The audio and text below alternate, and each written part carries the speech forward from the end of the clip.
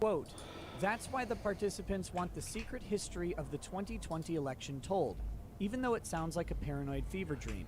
A well-funded cabal of powerful people, ranging across industries and ideologies, working together behind the scenes to influence perceptions, change rules and laws, steer media coverage, and control the flow of information. They were not rigging the election, they were fortifying it. And they believe the public needs to understand the system's fragility in order to ensure that democracy in America endures." That's a full quote from the article. If you didn't catch that, it involves literally changing the way we do elections on the fly in an organized effort to engineer the election in a particular way. Now, again, Time is framing this as a plan to control this to support and uphold democracy. You have to understand the major player in this, the guy, the architect, as he's called in the article, is the former head of the AFL-CIO. That's the largest union and one of the largest democratic organization machines in the country. This was not organized to protect democracy. This was organized to engineer victory for the left. And the scary part is they went ahead and convinced technically Republicans, all of this was legal. Trump-supporting Republicans, to go along with this plan to undermine their own candidate and to undermine their own party. Organizing is not only legal. that, but the United States Chamber of Commerce joined hand in hand with them. If you're wondering why businesses had a unified front against Trump and politicians who supported him following the Capitol riots, this is why. They had actually planned for these contingencies. They'd actually planned for these contingencies and organized a response even amongst traditionally right-leaning organizations. And they did this with the implicit threat of rioting in the streets that they demonstrated all throughout 2020. Now, they did not plan the George Floyd death and the riots that followed. What they did was saw an opportunity, co-opted the messaging of those riots, and used them as an implicit threat against businesses who refused to follow the line. If this sounds crazy, it should. If it sounds terrifying, it is. But here's the article, and this will be linked in the description below. This is a long read, and like I said, it deserves a full-on breakdown, piece by piece, and I may be doing that very, very soon. So keep your eyes open for that. Again, if you don't follow this channel, I'm Nick Rekieta of Rekieta Law, a small law firm in central Minnesota. I'm a lawyer and a legal and political commentator here on YouTube. Again, I can't stress enough the importance of this article. Now, no article should be taken at face value, and there's a lot that this article leaves unsaid about the 2020 election. Again, you'll have to read it. You'll have to understand the bias of Time magazine, of the person writing the article. You'll have to understand that this is engineered to be part of the very messaging campaign that they're talking about. Remember, if you're paranoid that all of it was a controlled messaging operation, that's because it actually was. And they're openly admitting it in this article. So you have to assume that this article is part of that controlled narrative, because it is. That being said, go ahead they and can publish read it and you can into do this nothing about it. article That's how and controlled it is. assimilate it into what you think about the 2020 election and figure out what messaging can be taken from it. And my big takeaway from this article is that the left had organized from bottom to top, side to side. They had a complete and total plan that started well before the 2020 election cycle had fully kicked off. They planned for all of this very early, and they went to everyone. They went to local lawmakers. They went to federal lawmakers. They had dinner with Zuckerberg. They had dinner with Jack Dorsey. Wasn't it a little bit weird how Zuckerberg and Dorsey started editorializing and quote-unquote fact-checking Donald Trump's tweets at the same time? All of this happened at the same time? That's because it all happened at the same time behind the scenes. They lobbied these people directly. They co-opted big tech. They co-opted big business. They co-opted small businesses.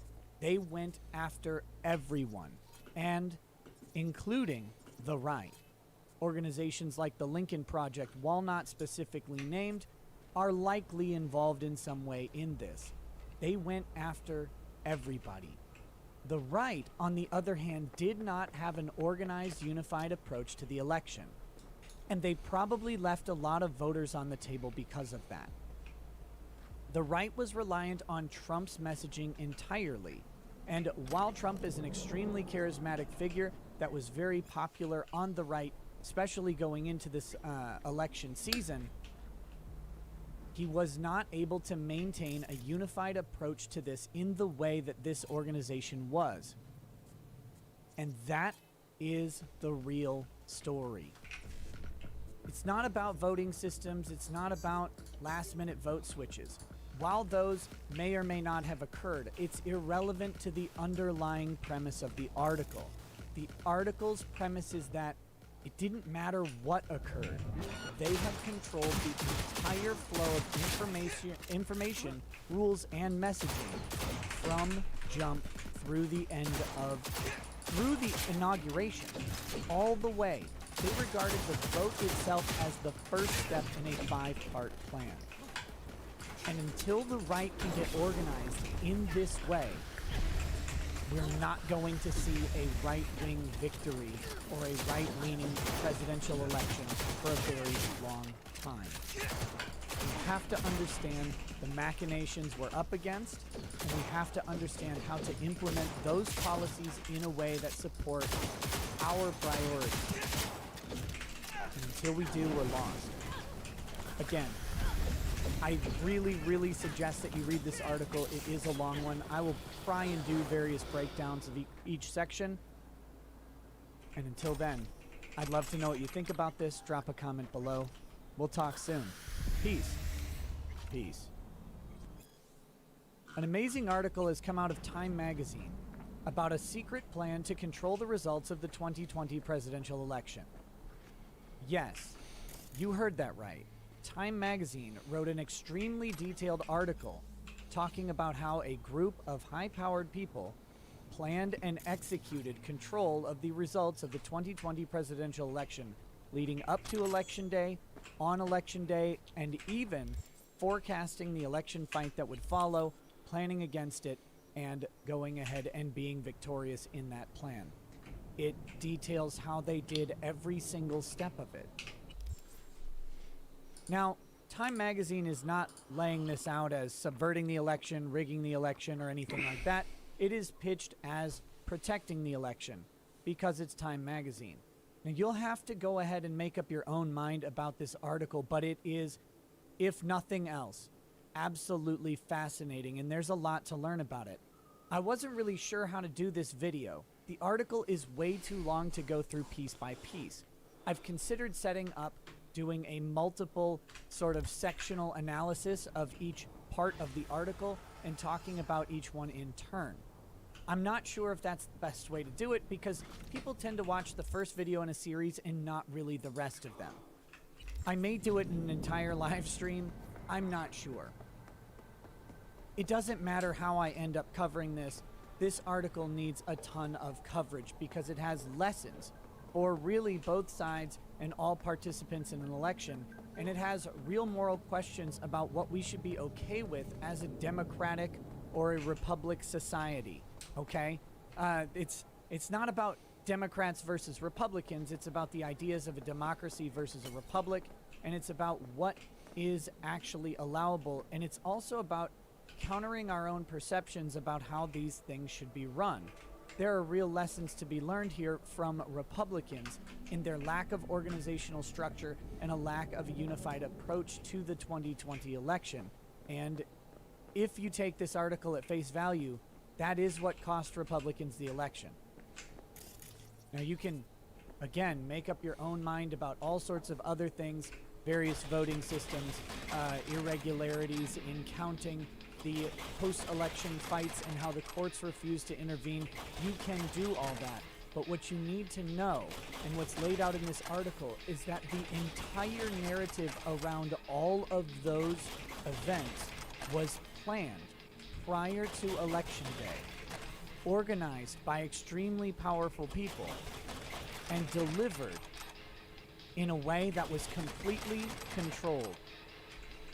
And that control is what determined the outcome of the 2020 election. I want to read from just a brief excerpt before I pull up the article. This is an actual paragraph from this article, and again, this is Time magazine.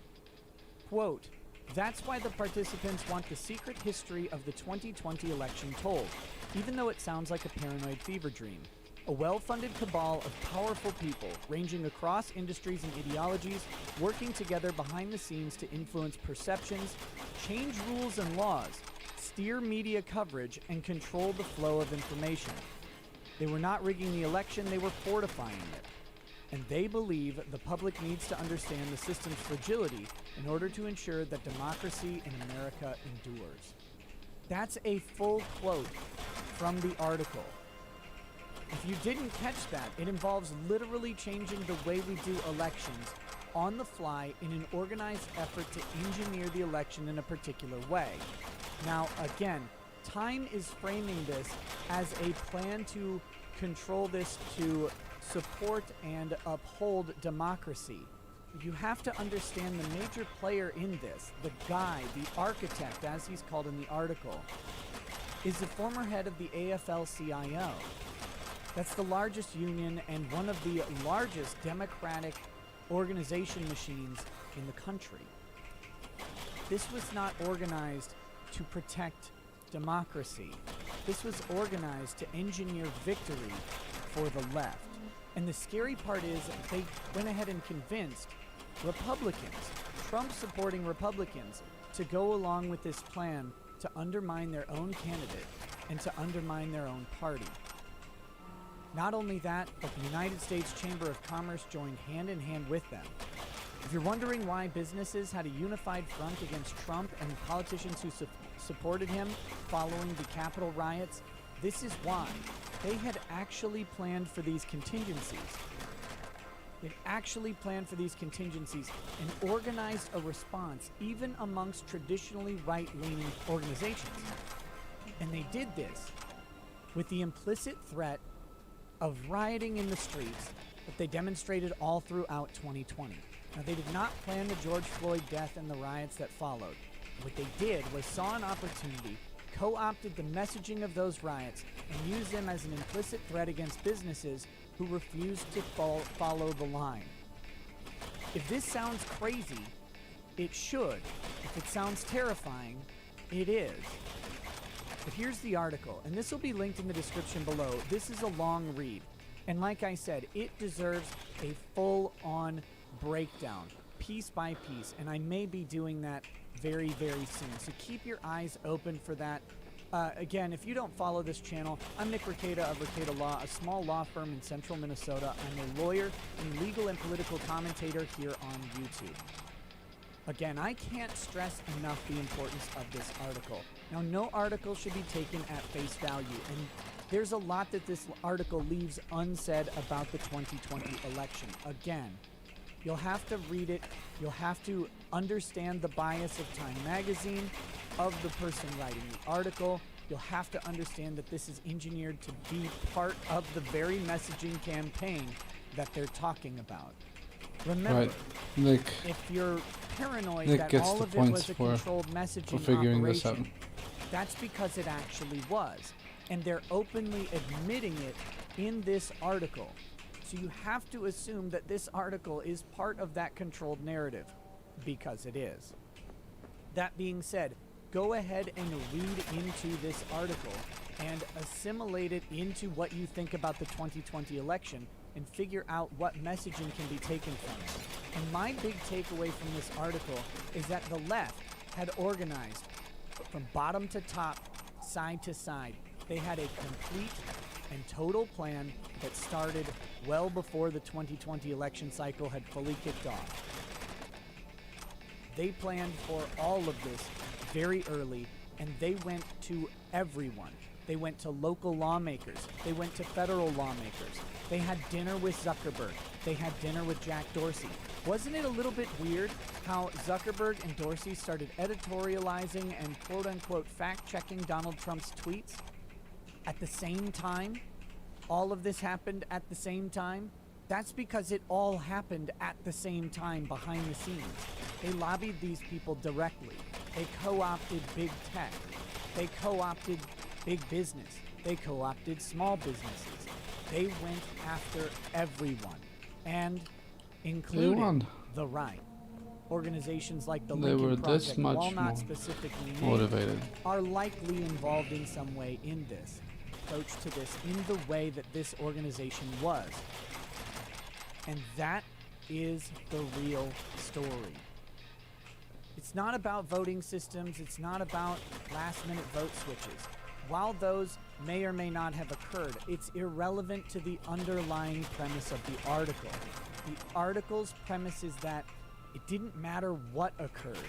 They had controlled the entire flow of information, rules, and messaging from jump through the inauguration, all the way. They regarded the vote itself as the first step in a 5-part plan. And until the right can get organized in this way, we're not going to see a right-wing victory or a right-leaning presidential election for a very long time. We have to understand the machinations we're up against, and we have to understand how to implement those policies in a way that support our priorities. And until we do, we're lost. Again, I really, really suggest that you read this article. It is a long one. I will try and do various breakdowns of each section. And until then, I'd love to know what you think about this. Drop a comment below. We can read the article in its entirety. There we go. Bam. Print. Save.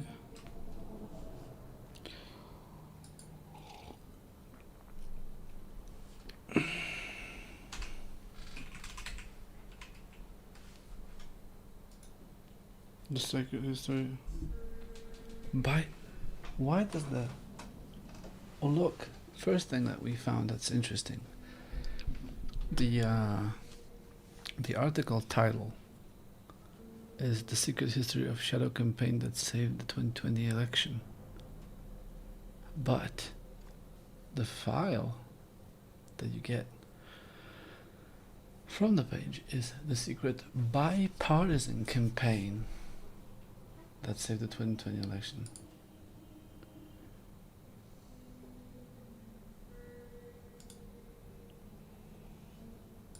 Secret bipartisan campaign.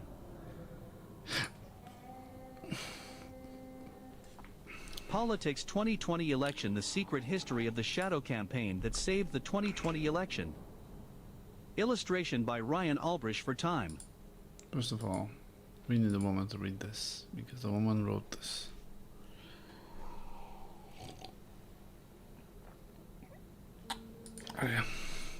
Okay, and now we make it.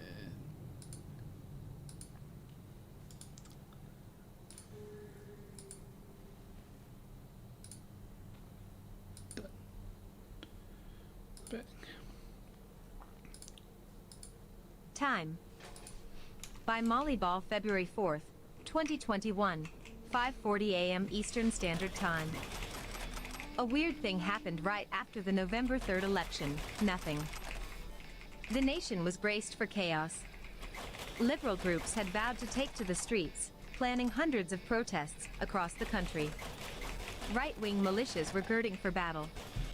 In a poll before Election Day, 75% of Americans voiced concern about violence.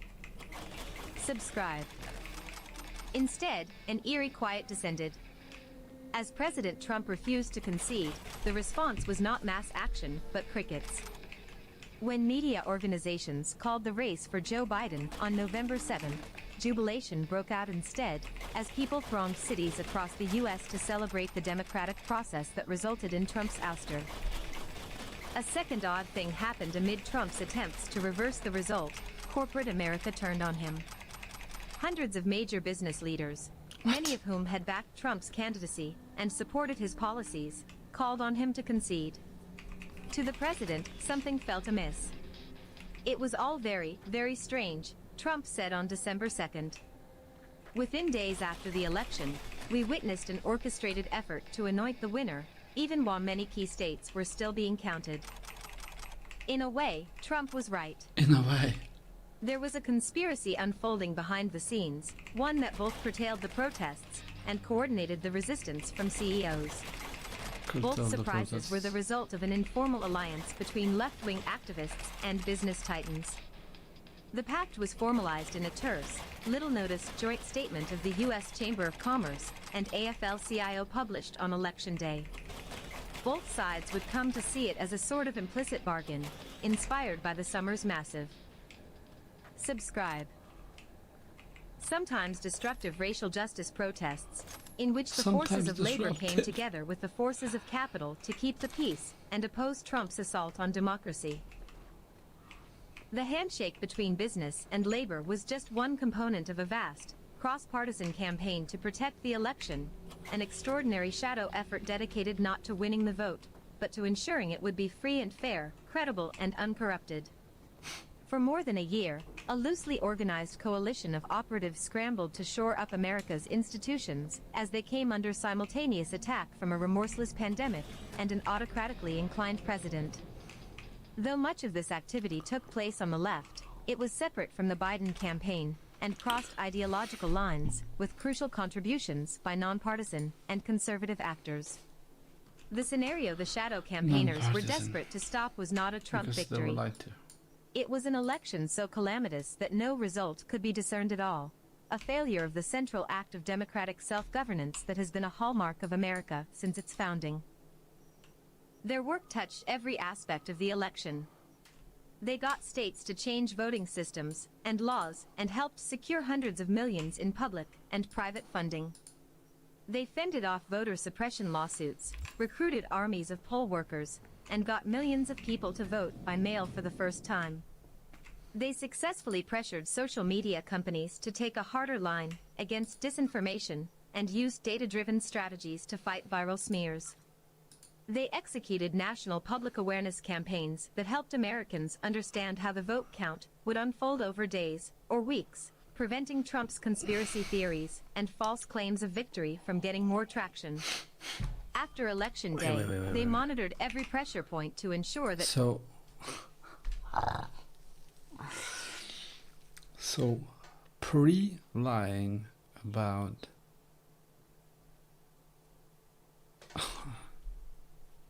They executed... that Trump could not overturn the result. Their work touched every aspect of the election. They got states to change voting systems and laws and helped secure hundreds of millions in public and private funding. They fended off voter suppression lawsuits, recruited armies of poll workers, and got millions of people to vote by mail for the first time. They successfully pressured social media companies to take a harder line against disinformation and used data-driven strategies to fight viral smears. They executed national public awareness campaigns that helped Americans understand how the vote count would unfold over days or weeks, preventing Trump's conspiracy theories and false claims of victory from getting more traction.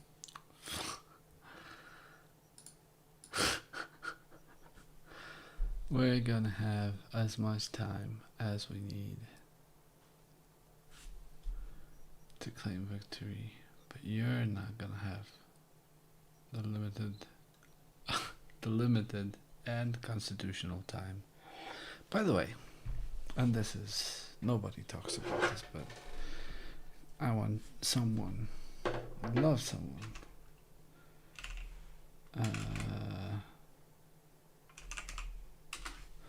to explain this to me.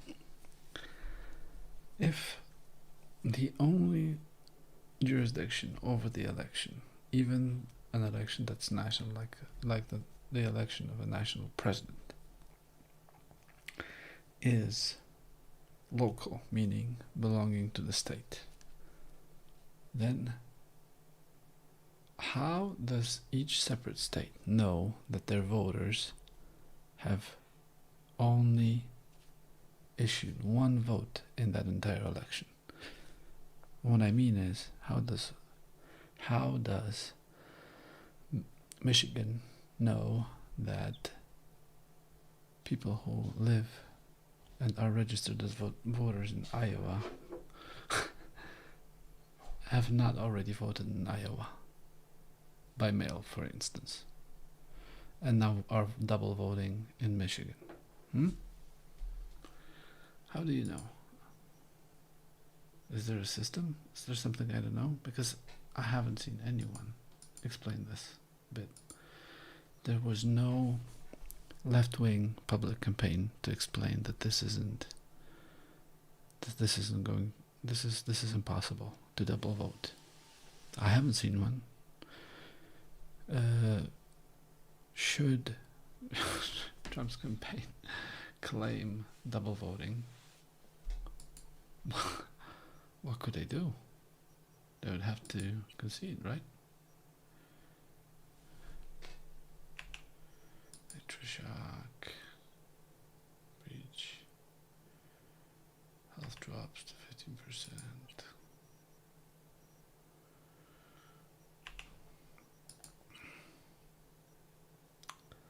San Vista.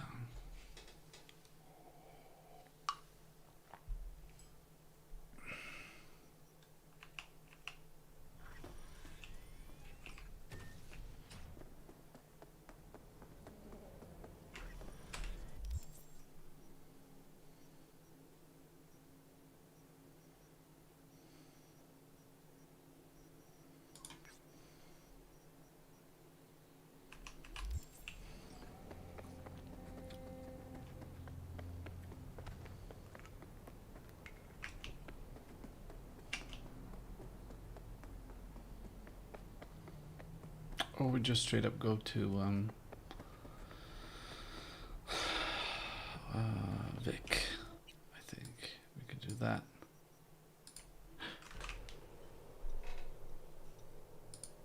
Traction. After Election Day, they monitored every pressure point to ensure that Trump could not overturn the result. Oh, what about the The pressure point I untold just story of mentioned? the election is the thousands of people of both parties who accomplished the triumph of American democracy at its very foundation, says Norm Eisen, a prominent lawyer and former Obama administration official who recruited Republicans and Democrats to the board of the Voter Protection Program. For Trump and his allies were running their own campaign to spoil the election. The president spent months insisting that mail ballots were a Democratic plot That's and a the election campaign? would be rigged. His henchmen at the state level Oh, sought to he block their overplayed use, his hand. while his lawyers brought dozens of spurious suits to make it more difficult to vote, He an overplayed his intensification of hand. the GOP's legacy of suppressive tactics. Before the election, Trump plotted to block a legitimate vote count. And he How spent the do they know months this? following November 3rd But trying if to he did, steal the election he'd lost, saying that with publicly lawsuits and and conspiracy displaying your only theories, strategy pressure on state would and be local officials, and complete- finally summoning his army of completely supporters stupid. to the January 6th rally that And ended in deadly if that violence at happened, the Trump Capitol. deserves the loss. Subscribe. The democracy campaigners watched with alarm. Every week, we felt like we were in a struggle to try to pull off this election without the country going through a real dangerous moment of unraveling, says former GOP Representative Zach Wamp, a Trump supporter who helped coordinate a bipartisan election protection council.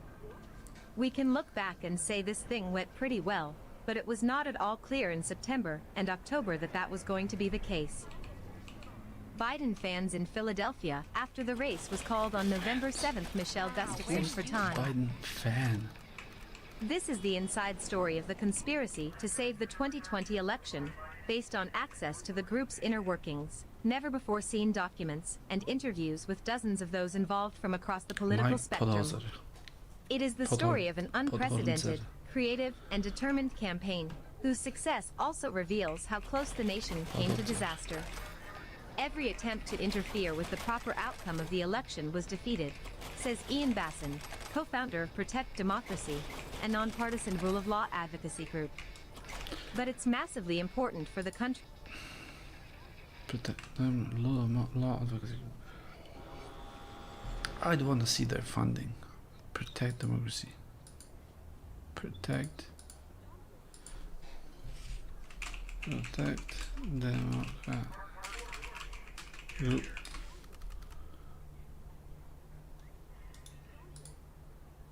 There they are. Our democracy is in danger. Non-partisan, non-profit organization dedicated to fighting efforts at home and abroad to undermine our right to free, fair and fully informed self-government.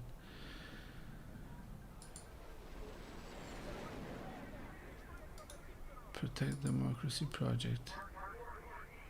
Influence Watch.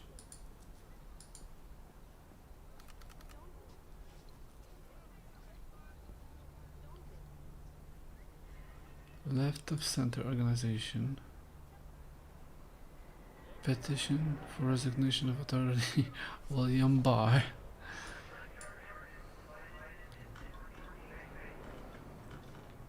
Funding. Received 1,000 general program from left-wing Hewlett Foundation. Okay. The grant made through Hewlett's medicine initiative. So they're bipartisan and non-profit and whatever, but they get money from left-wingers. Okay. Brennan Center of Justice. Other medicine grant recipients include Third Way Institute, Pew Charitable Trust, Brennan Center for Justice.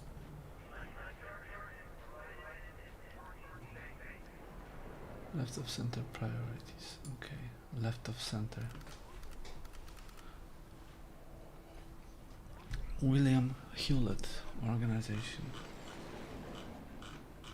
Funding. Get me to funding. Typically makes grants through various programs and initiatives, including cyber education, effective philanthropy,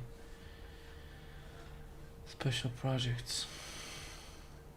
Grant description, Western. Okay, this is how much money they gave. What?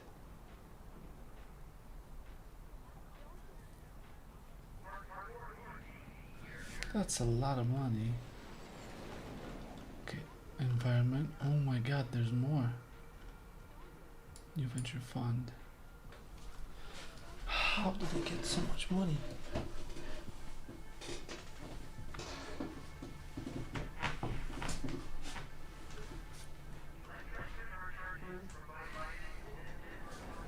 Controversies, fake news.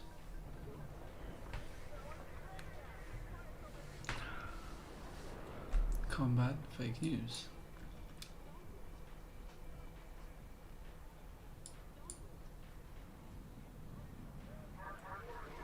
Supreme Court Justice William Brennan.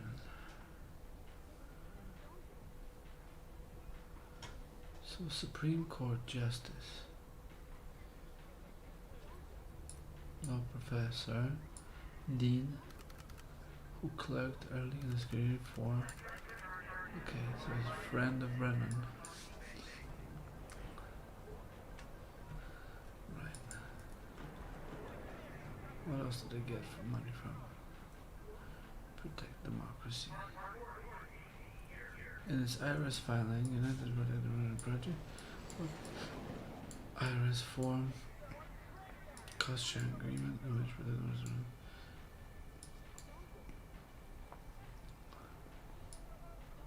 gross revenues 2 point. How did they get this money? They had a revenue of 2.6 million and spent 1.2 million and 3 million in assets. They only got 100,000 from Hewlett Foundation. Where does the rest come from? If they're non-profit,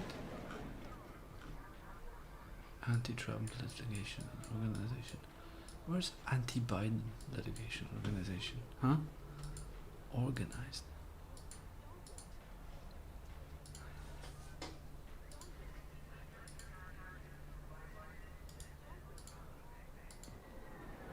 In a few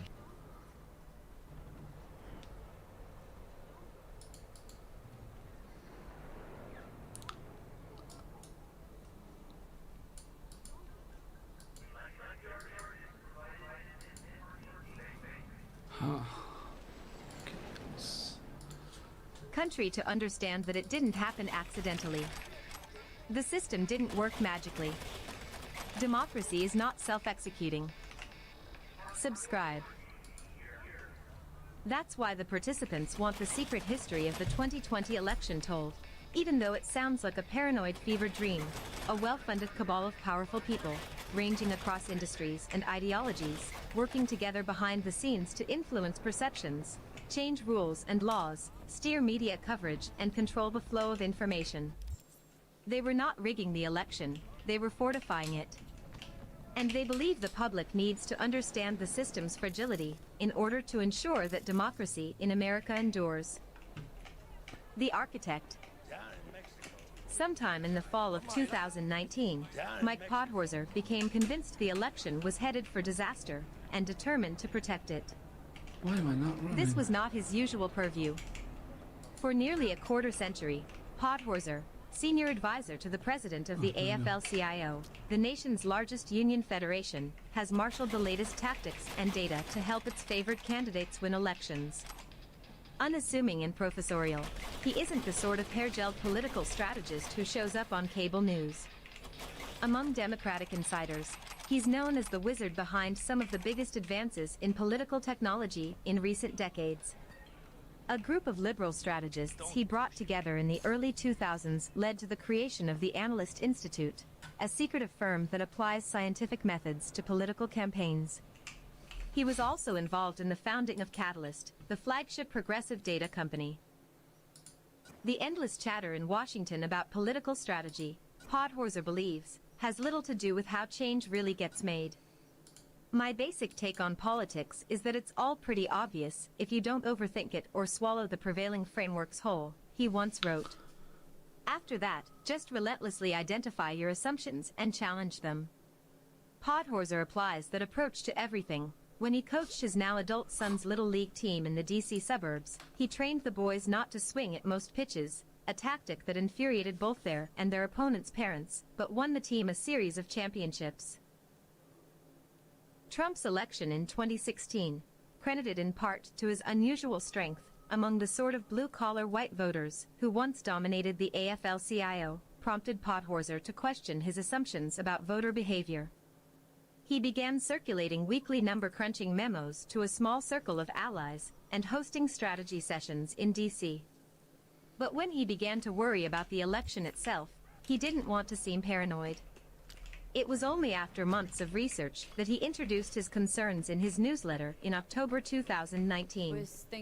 The usual tools of data, analytics, and polling would not be sufficient in a situation where the president himself was trying to disrupt the election, he wrote. Most of our planning takes us through Election Day, he noted. But we are not prepared. Subscribe.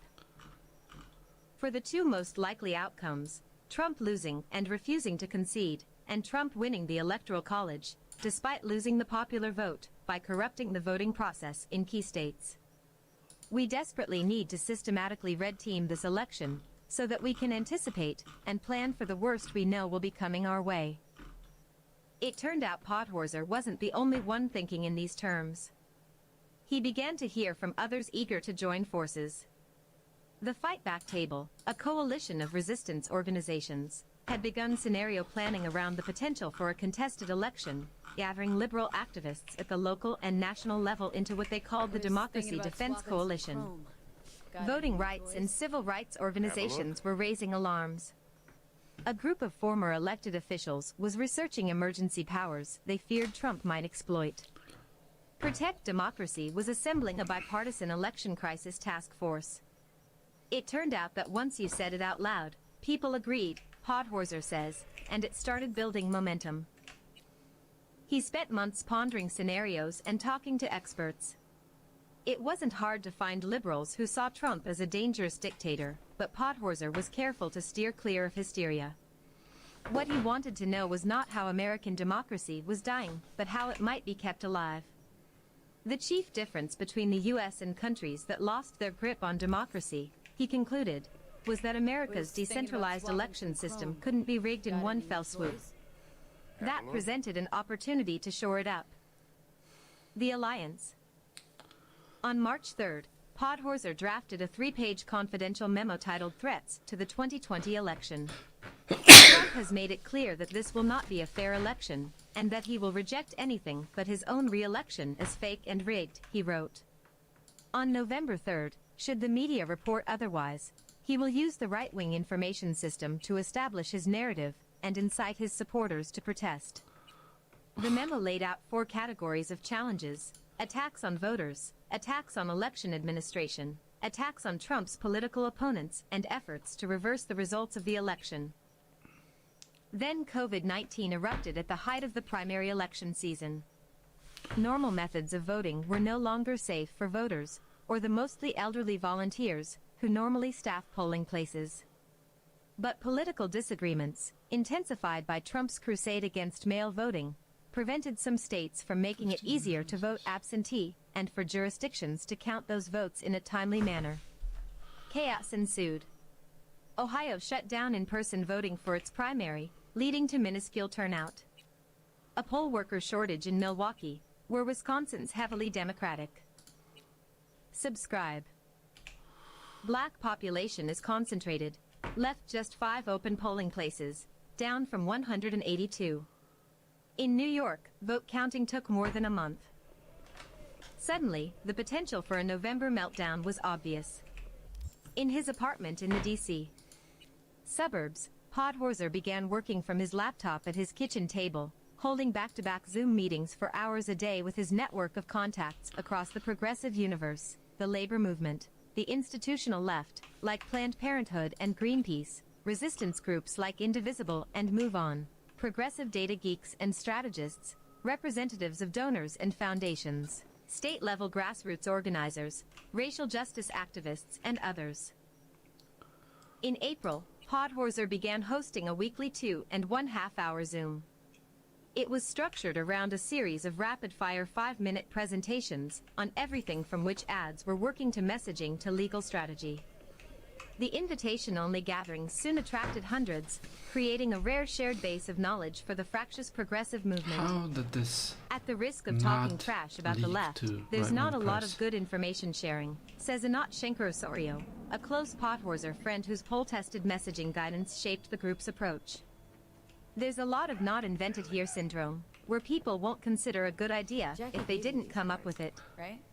Remember when he The asked me to meetings help him became the pick the Galactic LinkedIn? Center for a constellation of operatives Just across the the thing for left me, who too. shared overlapping I feel a goals, real but connection didn't to this usually deck. work in concert. We could lay out a spread The for you group had now, no if you name, like. no leaders, and no hierarchy, but it Yeah. kept the disparate actors in hell sync. not? Pod Focus on played the a critical reason, behind-the-scenes the goal. role in keeping That's different what pieces would of the be. movement infrastructure in Great. communication Thanks. and aligned, says Maurice Mitchell, Goal National symbolizes the Director of the beginning of Working a journey. Families Party. You brim with You have the enthusiasm, litigation yet remain space, unaware the of organizing both your space, the capabilities political and the people threats just you focused on the face. W, and their strategies aren't always aligned. The wheel of He fortune. allowed this ecosystem to The work danger together. is greater than you think. Protecting the election would require an effort of unprecedented scale. As 2020 progressed, it stretched to Congress, Silicon Valley, and the nation's state houses. It drew energy from the summer's racial justice protests, many of whose leaders were a key part of the Liberal Alliance. And eventually it reached across the aisle, into the world of Trump-skeptical Republicans appalled by his attacks on democracy. Securing the vote. The first task was overhauling America's bulky election infrastructure in the middle of a pandemic. For the thousands of local, mostly nonpartisan officials who administer elections, the subscribe. Most urgent need was money. They needed protective equipment like masks, gloves, and hand sanitizer. They needed to pay for postcards letting people know they could vote absentee or, in some states, to mail ballots to every voter. They needed additional staff and scanners to process ballots. In March, activists appealed to Congress to steer COVID relief money to election administration. Led by the Leadership Conference on Civil and Human Rights, more than 150 organizations signed a letter to every member of Congress seeking $2 billion in election funding. It was somewhat successful. The CARES Act, passed later that month, contained $400 million in grants to state election administrators. But the next tranche of relief funding didn't add to that number. It wasn't going to be enough. Private philanthropy stepped into the breach. An assortment of foundations contributed tens of millions in election administration funding. The Chan Zuckerberg Initiative chipped in $300 million. It was a failure at the federal level that 2,500 local election officials were forced to apply for philanthropic grants to fill their needs, says Amber McReynolds, a former Philanthropic Denver election my ass. official who heads the nonpartisan National Vote at Home Institute. McReynolds' 2-year-old organization became a clearinghouse for a nation struggling to adapt. The institute gave secretaries of state from both parties technical advice on everything from which vendors to use to how to locate drop boxes.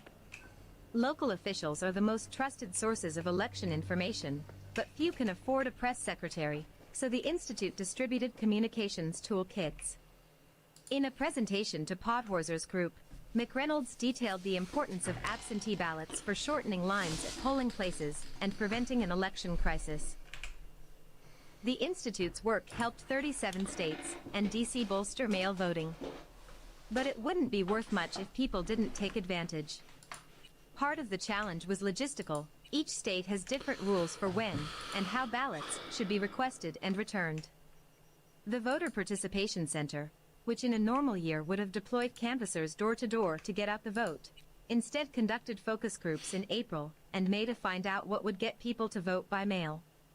In August and September, it sent ballot applications to 15 million people in key states, 4.6 million of whom returned them. In mailings and digital ads, the group urged people not to wait for Election Day. All the work we have done for 17 years was built for this moment of bringing democracy to people's doorsteps, says Tom Lopak, the center's CEO. Subscribe. The effort had to overcome heightened skepticism in some communities. Many black voters preferred to exercise their franchise in person or didn't trust the mail. National civil rights groups worked with local organizations to get the word out that this was the best way to ensure one's vote was counted. In Philadelphia, for example, advocates distributed voting safety kits containing masks, hand sanitizer, and informational brochures. We had to get the message out that this is safe, reliable, and you can trust it, says Hannah Fried of All Voting is Local. The lowest corporate At the shit. same time, Democratic lawyers battled a historic tide of pre-election litigation. The pandemic intensified the party's usual tangling in the courts. But the lawyers noticed something else as well. The litigation brought by the Trump campaign, of a piece with the broader campaign to sow Some doubt about people mail received voting, this shit was and they making thought, novel "I claims have to go and using vote for theories no Trump." court has And ever that's why. accepted, says Wendy That's Weiser, why a they voting had to rights cheat. expert at the Brennan They did Center so for much Justice at NYU.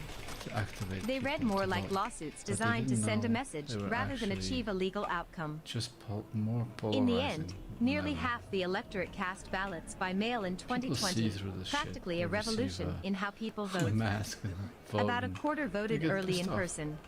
And they Only a quarter think, of "Yeah, I voters must go to cast their vote, but ballots the traditional not for way, Biden." in person on Election Day. The disinformation defense. And in any Bad case, actors spreading bipartisan false means information is nothing new. For decades, campaigns have grappled with everything from anonymous calls claiming the election has been rescheduled to flyers spreading nasty smears about candidates' families. But Trump's lies and conspiracy theories, the viral force of social media, and the involvement of foreign meddlers made disinformation a broader, deeper threat to the 2020 vote. Laura Quinn, a veteran progressive operative who co-founded Catalyst, began studying this problem a few years ago. She piloted a nameless, secret project, which she has never before publicly discussed, that tracked disinformation online and tried to figure out how to combat it. One component was tracking dangerous lies that might otherwise spread unnoticed. Researchers then provided information to campaigners or the media to track down the sources and expose them. The most important takeaway from Quinn's research, however, was that engaging with toxic content only made it worse. When you get attacked, the instinct is to push back, call it out, say, subscribe. This isn't true, Quinn says. But the more engagement something gets, the more the platforms boost it. The algorithm reads that as, oh, this is popular, people want more of it. The solution, she concluded, was to pressure platforms to enforce their rules, both by removing content or accounts that spread disinformation, and by more aggressively policing it in the first place. The platforms have policies against certain types of malign behavior, but they haven't been enforcing them, she says. Quinn's research gave ammunition to advocates pushing social media platforms to take a harder line.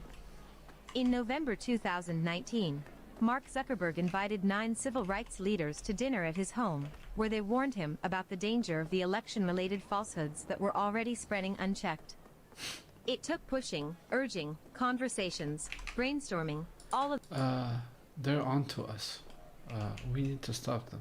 That's the right-wing media is spreading information about what we're trying to do. So we have to stop them. All of that to get to a place where we ended up with more rigorous rules and enforcement, says Vinita Gupta, President and CEO of the Leadership Conference on Civil and Human Rights, who attended the dinner and also met with Twitter CEO Jack Dorsey and others. Gupta has been nominated for Associate Attorney General by President Biden. It was a struggle, but we got to the point where they understood the problem. Was it enough? Probably not. Was it later than we wanted? Yes. But it was really important, given the level of official disinformation, that they had those rules in place, and were tagging things and taking them down. Spreading the word. Beyond battling bad information, there was a need to explain a rapidly changing election process. It was crucial for voters to understand that despite what Trump was saying, mail-in votes weren't susceptible to fraud, and that it would be normal if some states weren't finished counting votes on election night. Dick Gephardt, the Democratic former House leader turned high-powered lobbyist, spearheaded one coalition. We wanted to get a really bipartisan group of former elected officials, cabinet secretaries, military leaders, and so on, aimed mainly at messaging to the public, but also speaking to local officials, the secretaries of state, attorneys general, governors who would be in the eye of the storm, to let them know we wanted to help, says Gephardt, who worked his contacts in the private sector to put $20 million behind the effort. Womp, the former GOP congressman, worked through the nonpartisan reform group Issue 1 to rally Republicans. We thought we should bring some bipartisan element of unity around what constitutes a free and fair election, Womp says. The 22 Democrats and 22 Republicans on the Subscribe. National Council on Election Integrity met on Zoom at least once a week. Absolutely. They ran ads in 6 states, made statements, wrote articles, and alerted local officials to potential problems. We had rabid Trump supporters who agreed to serve on the council based on the idea that this is honest, Womp says. This is going to be just as important, he told them, to convince the liberals when Trump wins. It wasn't honest. Whichever way it cuts, we're going to stick together. The Voting Rights Lab and Into Action created state-specific memes and graphics, spread by email, text, Twitter, Facebook, So Instagram, and they did TikTok, everything urging that they every vote be accused Russians counted. of doing. Together, they were viewed more than 1 billion times. Protect Democracy's election task force issued reports and held media briefings with high-profile experts across the political spectrum, resulting in widespread coverage of potential election issues and fact-checking of Trump's false claims. The organization's tracking polls found the message was being heard. The percentage of the public that didn't expect to know the winner on election night gradually rose until by late October, it was over 70%. A majority also believed that a prolonged count wasn't a sign of problems. We knew exactly what Trump was going to do. He was going to try to use the fact that Democrats voted by mail and Republicans voted in person to make it look like he was ahead. Claim victory, say the mail-in votes were fraudulent, and try to get them thrown out, says Protect. Jesus, they Democracy's knew everything Bassin. that's gonna happen. Setting public expectations ahead of time helped undercut those lies. Subscribe. Amber McReynolds, Zach Womp and Maurice Mitchell, Rachel Wolf for Time, Eric Skelzig, AP/Shutterstock, Holly Pickett, The New York Times/Redux. The Alliance took a common set of themes from the research Shankar Osorio presented at Pothorser's Zooms. Studies have shown that when people don't think their vote will count or fear casting it will be a hassle, they're far less likely to participate. Throughout election season, members of Pothorser's group minimized incidents of voter intimidation and tamped down rising liberal hysteria about Trump's expected refusal to concede. They didn't want to amplify false claims by engaging them, or put people off voting by suggesting a rigged game. When you say these claims of fraud are spurious, what people hear is fraud, Shankar Osorio says. What we saw in our pre-election research was that anything that reaffirmed Trump's power or cast him as an authoritarian diminished people's desire to vote. Pothorser, meanwhile, was warning everyone he knew that polls were underestimating Trump's support. The data he shared with media organizations who would be calling the election was tremendously useful to understand what was happening as the votes rolled in, according to a member of a major network's political unit who spoke with Pothorser before Election Day. Most analysts had recognized there would be a blue shift in key battlegrounds, the surge of votes breaking toward Democrats, driven by tallies of mail-in ballots, but they hadn't comprehended how much better Trump was likely to do on Election Day. Being able to document how big the absentee wave would be, and the variance by state was essential, the analyst says. People power. The racial justice uprising sparked by George Floyd's killing in May was not primarily a political movement. The organizers who helped lead it wanted to harness its momentum for the election without allowing it to be co-opted by politicians. Many of those organizers were part of Pothorser's network, from the activists in battleground states who partnered with the Democracy Defense Coalition to organizations with leading roles in the movement for Black Lives. The best way to ensure people's voices were heard, they decided, was to protect their ability to vote. We started thinking about a program that would complement the traditional election protection area, but also didn't rely on calling the police, says Nalini Stam, the Working Families Party's national organizing director. They created a force of election defenders who, unlike traditional poll watchers, were trained in de-escalation techniques. During early voting and on Election Day, they surrounded lines of voters in urban areas with a joy to the polls. Subscribe. Effort that turned the act of casting a ballot into a street party. Black organizers also recruited thousands of poll workers to ensure polling places would stay open in their communities. The summer uprising had shown that people power could have a massive impact. Activists began preparing to reprise the demonstrations if Trump tried to steal the election. Americans plan widespread protests if Trump interferes with election, Reuters reported in October, one of many such stories. More than 150 liberal groups, from the Women's March to the Sierra Club to Color of Change, from Democrats.com to the Democratic Socialists of America, joined the Protect the Results Coalition. The group's now defunct website had a map listing 400 planned post-election demonstrations, to be activated via text message as soon as November 4th. To stop the coup they feared, the left was ready to flood the streets. Strange bedfellows. About a week before Election Day, Pothorser received an unexpected message. The U.S. Chamber of Commerce wanted to talk. The AFL-CIO and the Chamber have a long history of antagonism. Though neither organization is explicitly partisan, the influential business lobby has poured hundreds of millions of dollars into Republican campaigns, just as the nation's unions funnel hundreds of millions to Democrats. On one side is labor, on the other management, locked in an eternal struggle for power and resources. But behind the scenes, the business community was engaged in its own anxious discussions about how the election and its aftermath might unfold. The summer's racial justice protests had sent a signal to business owners too, the potential for economy-disrupting civil disorder. With tensions running high, there was a lot of concern about unrest around the election, or a breakdown in our normal way we handle contentious elections, says Neil Bradley, the Chamber's executive vice president and chief policy officer. These worries had led the Chamber to release a pre-election statement with the Business Roundtable, a Washington-based CEOs group, as well as associations of manufacturers, wholesalers and retailers, calling for patience and confidence as votes were counted. But Bradley wanted to send a broader, more bipartisan message. He reached out to Pothorser, through an intermediary both men declined to name. Agreeing that their unlikely alliance would be powerful, they began to discuss a joint statement pledging their organization's shared commitment to a fair and peaceful election. They chose their words carefully and scheduled the subscribe statement's release for maximum impact. As it was being finalized, Christian leaders signaled their interest in joining, further broadening its reach.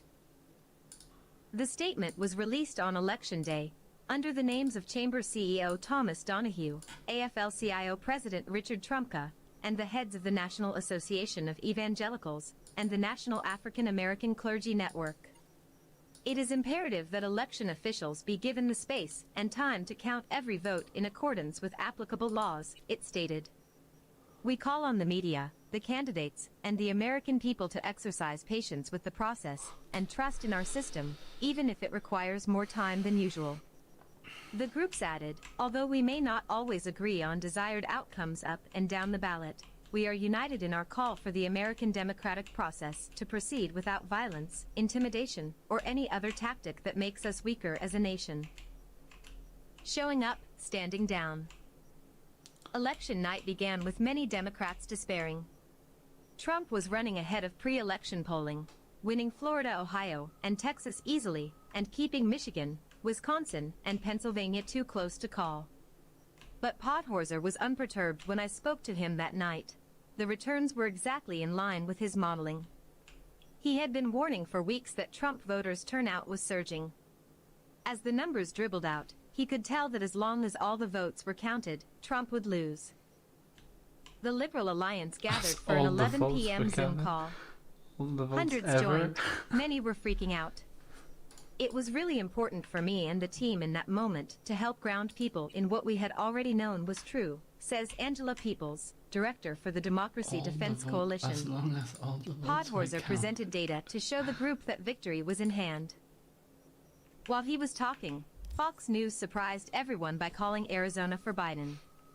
The public awareness campaign had worked. TV anchors were bending over backward to counsel caution and frame the vote count accurately. The question then became what to do next. The conversation that followed was a difficult one, led by the activists charged with the protest strategy. Anchors are reading this article. We wanted to be mindful of when was the right time to call for moving masses of people into the street, People says. As much as they were eager to mount a show of strength, mobilizing immediately could backfire and put people at risk. Protests that devolved into violent clashes would give Trump a pretext to send in federal agents or troops as he head over the subscribe summer. And rather than elevate Trump's complaints by continuing to fight him, the alliance wanted to send the message that the people had spoken. So the word went out, stand down. Protect the Results announced that it would not be activating the entire national mobilization network today, but remains ready to activate if necessary. On Twitter, outraged progressives wondered what was going on. Why wasn't anyone trying to stop Trump's coup? Where were all the protests? Podhorzer credits the activists for their restraint.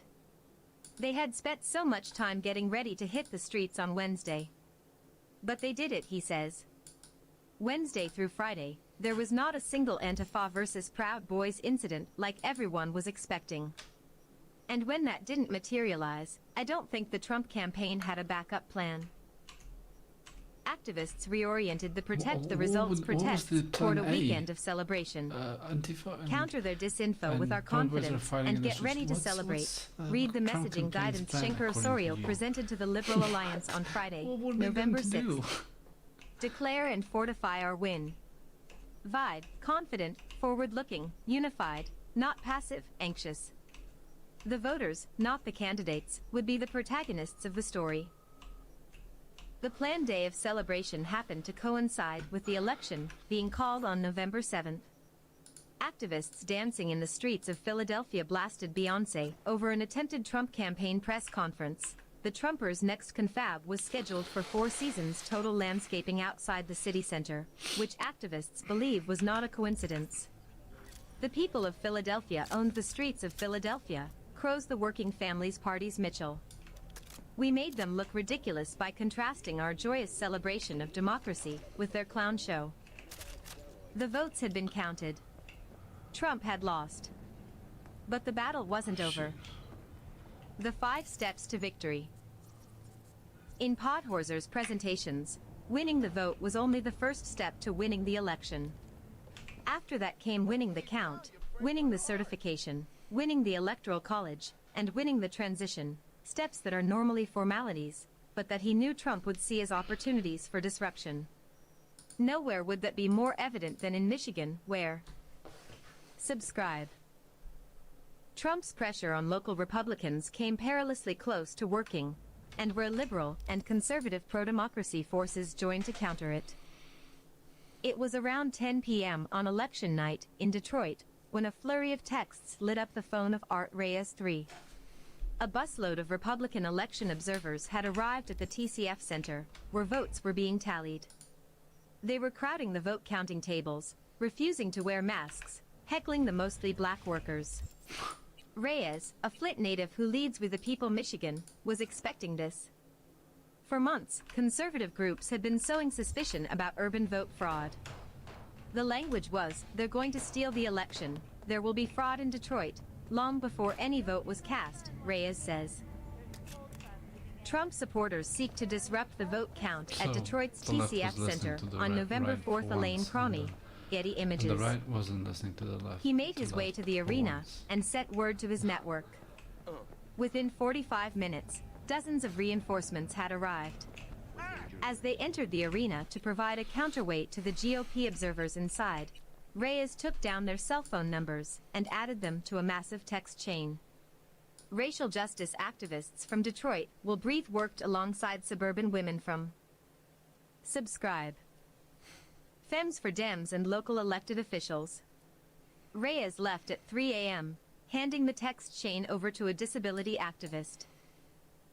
As they mapped out the steps in the election certification process, activists settled on a strategy of foregrounding the people's right to decide, demanding their voices be heard, and calling attention to the racial implications of disenfranchising black Detroiters. They flooded the Wayne County Canvassing Board's November 17th certification meeting with on-message testimony. Despite a Trump tweet, the Republican board members certified Detroit's votes. Election boards were one pressure point. Another was GOP-controlled legislatures, who Trump believed could declare the election void and appoint their own electors. And so the president invited the GOP leaders of the Michigan legislature, House Speaker Lee Chatfield, and Senate Majority Leader Mike Shirkey, to Washington on November 20th. Of Trump. It was a perilous moment. If Chatfield and Shirkey agreed to do Trump's bidding, Republicans in other states might be similarly bullied. I was concerned things were going to get weird, says Jeff Timmer, a former Michigan GOP chair turned anti-Trump activist. Norm Eisen describes it as the scariest moment of the entire election. The Democracy Defenders launched a full-court press. Protect Democracy's local contacts researched the lawmakers' personal and political motives.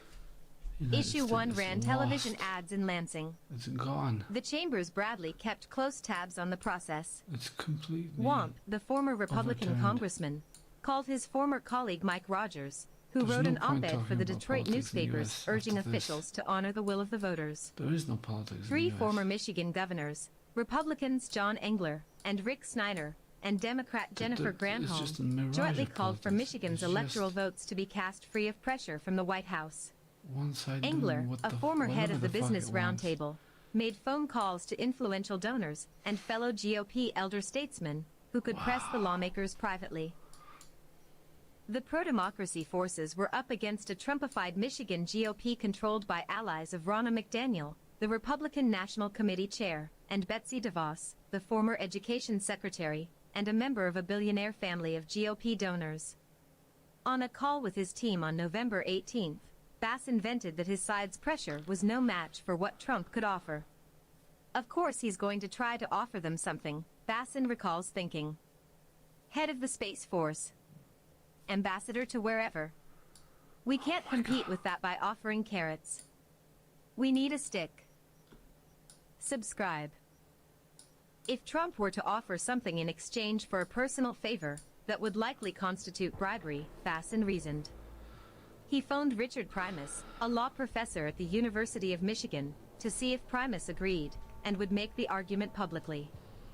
Primus said he thought the meeting itself was inappropriate and got to work on an op-ed for Politico warning that the state attorney general, a Democrat, would have no choice but to investigate. When the piece posted on November 19th, the Attorney General's communications director tweeted it. Protect Democracy soon got word that the lawmakers planned to bring lawyers to the meeting with Trump the next day. Reyes activists scanned flight schedules and flocked to the airports on both ends of Shirky's journey to D.C. to underscore that the lawmakers were being scrutinized. After the meeting, the pair announced they pressed the president to deliver COVID relief for their constituents and informed him they saw no role in the election process. Then they went for a drink at the Trump Hotel on Pennsylvania Avenue. A street artist projected their images onto the outside of the building along with the words "The world is watching." That left one last step, the state canvassing board, made up of 2 Democrats and 2 Republicans. One Republican, a Trumper employed by the DeVos family's political nonprofit, was not expected to vote for certification. The other Republican on the board was a little-known lawyer named Aaron Van Langvelde. He sent no signals about what he planned to do, leaving everyone on edge. When the meeting began, Reyes's activists flooded the live stream and filled Twitter with their hashtag #AliasOmni. A board accustomed to attendance in the single digits suddenly faced an audience of thousands. In hours of testimony, the activists emphasized their message of respecting voters' wishes and affirming democracy rather than scolding the officials. Van Langvelde quickly signaled he would follow precedent. The vote was 3-0 to certify, the other Republican abstained. After that, the dominoes fell. Pennsylvania, Wisconsin, and the rest of the states certified their electors. Republican officials in Arizona and Georgia stood up to Trump's bullying. And the Electoral College voted on schedule on December 14th.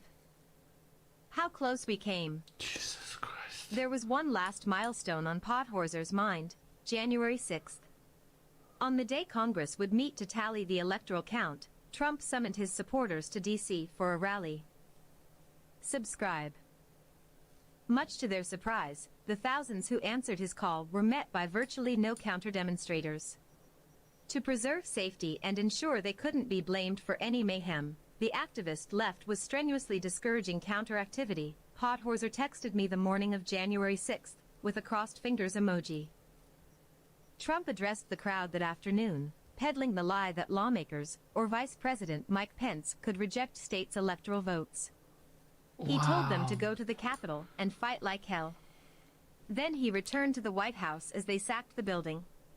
As lawmakers fled for their lives and his own supporters were shot and trampled, Trump praised the rioters as very special.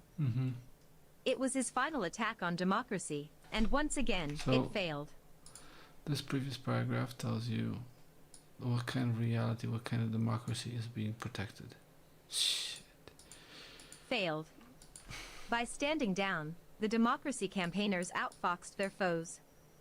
We won by the skin of our teeth, honestly, and that's an important point for folks to sit with, says the Democracy Defense Coalition's Peoples.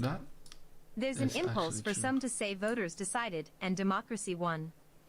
But it's a mistake to think that this election cycle was a show of strength for democracy. It shows how vulnerable democracy is. The members of the Alliance to Protect the Election have gone their separate ways. The Democracy Defense Coalition has been disbanded, though the fight back table lives on. Protect Democracy and the Good Government advocates have turned their attention to pressing reforms in Congress. Left-wing activists are pressuring the newly empowered Democrats to remember the voters who put them there, while civil rights groups are on guard against further attacks on voting. Business leaders denounced the January 6th attack, and some say they will no longer donate to lawmakers who refuse to certify Biden's victory.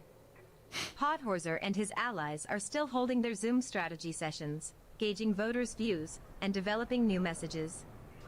And Trump is in Florida, facing his second impeachment, deprived of the Twitter and Facebook accounts he used to push the nation to its breaking point. There isn't As I was developing new message. There isn't one guy who has intuition and information so vast that he can compete with like organized, data supported, and by data supported I don't mean true, but data supported counter campaign. They sit and they craft messages for the society, for the Democrats. What can you do against that? Infiltrate and break it? I guess you could do that. You could have written pieces about this shit when it was happening. So, you ready?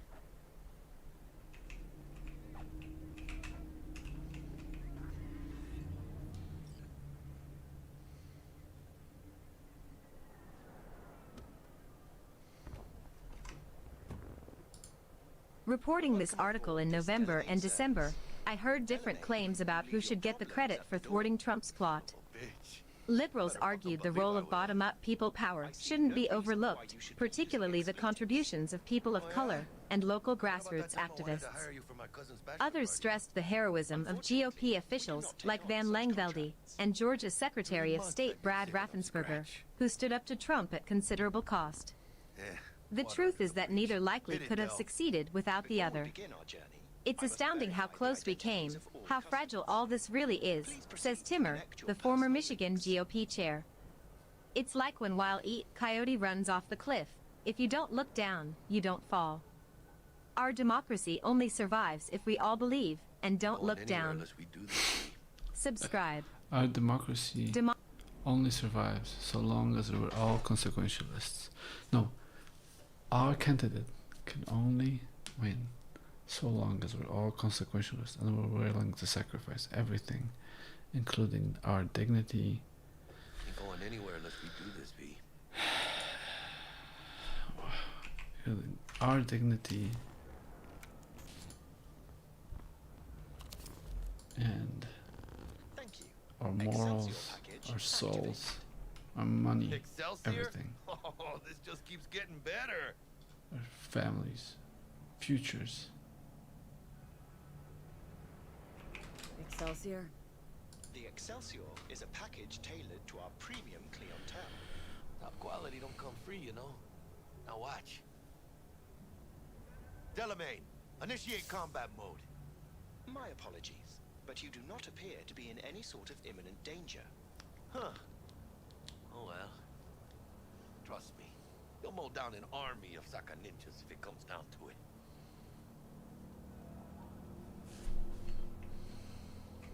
Is combat mode even legal? Of course it is. The Second Amendment says so. While on board, you are entirely within your rights to bear and use me. Excelsior, what else is included? Comprehensive health coverage, including the handling and disposal of a client's remains should death occur on board. Damn. Shit got dark pretty quick. Dex ain't skimping, is he? At least we got some clue where his 65%'s going, huh? Excelsior. This is how you want to cruise into the major leagues. Wouldn't get overly excited. Hmm? Haven't gotten there. Not yet. Dunno, Jack. Kinda feels like you're losing that steel grip of yours. Huh. Seems to me like it's you who's got some kind of problem.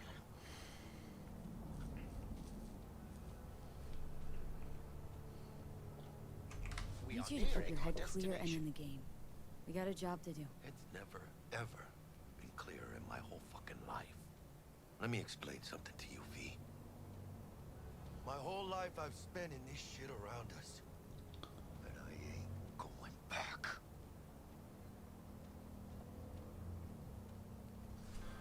I mean, you're not. How's things? Smooth as fucking sandpaper. We'll be, pulling up to the hotel soon. Listen, set up a direct encrypted line to guide you through Konpeki. V, ring Jackie now, see if we're in sync. Can't be too careful. And? Got static. Say something, Bug. The greatest crimes issue from a desire for excess and not from necessity. Say what now? Aristotle. Guess you read me then. Yeah, I read you. Not so much your Greek friend, though it was kind of exciting. Could give it some thought. Try to understand. How about you, V? I want more Aristotle. Fuck off, Bo. Yeah. Okay, tech checks out, looks like. Será mejor que sí. Stay in touch. Thank you for choosing the Delamain service, and best of luck. I shall await here for your return. Shit's finally happening. Almost forgot, no iron, huh? All right, Hannah. Let's go.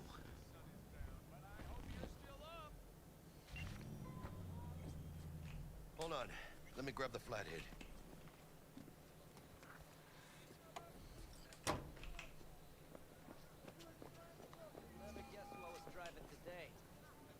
We're out front, Bug.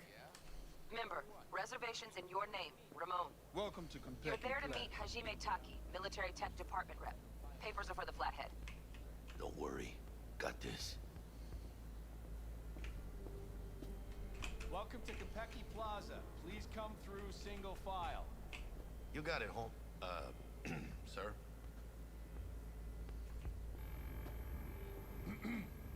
Hold on. Got something. Care to explain why you're bringing military equipment onto the premises into Kentucky Plaza?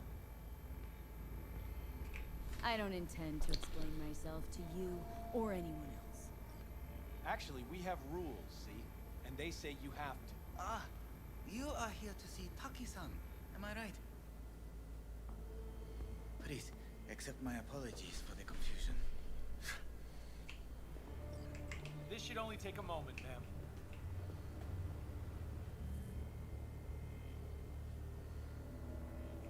Go ahead. ようこそ Greetings and welcome to Konpeki Plaza. We'd like to check in. Of course. Just a moment, please. The name on the reservation is? Victorino. Double. 2 adults, 1 night, correct? That's the one.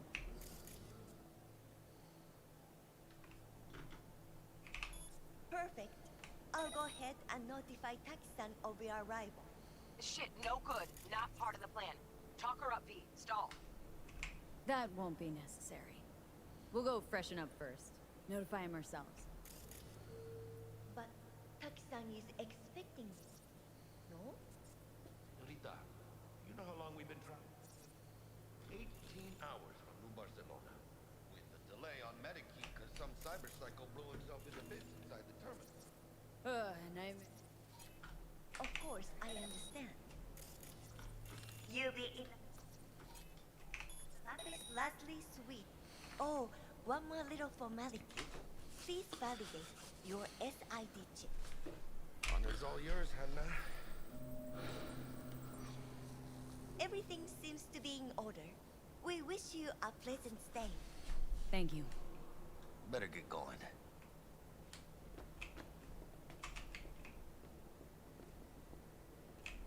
New Barcelona, really? It's called improvising. You should try it.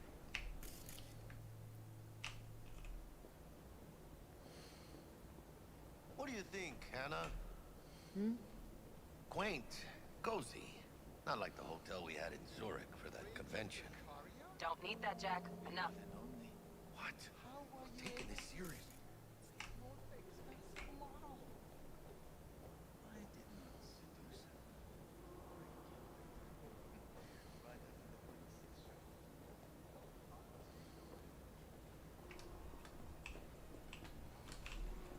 Those girls?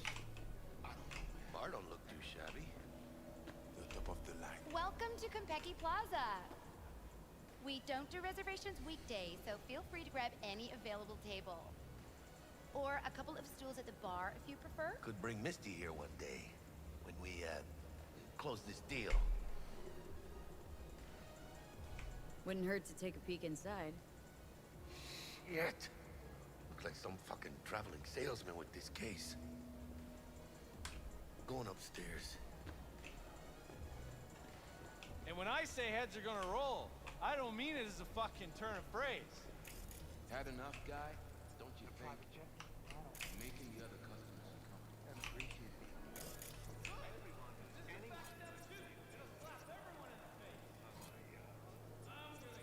Your ex confirmed.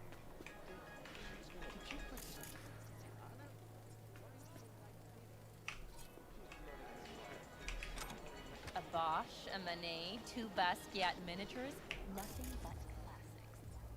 All sucked out into the empty void of space through a hole in the station's body. I don't know you, so let's keep it that way. Become of the gallery. Evening. Evening. What can I get you, baby? Let's see what you got. Of course.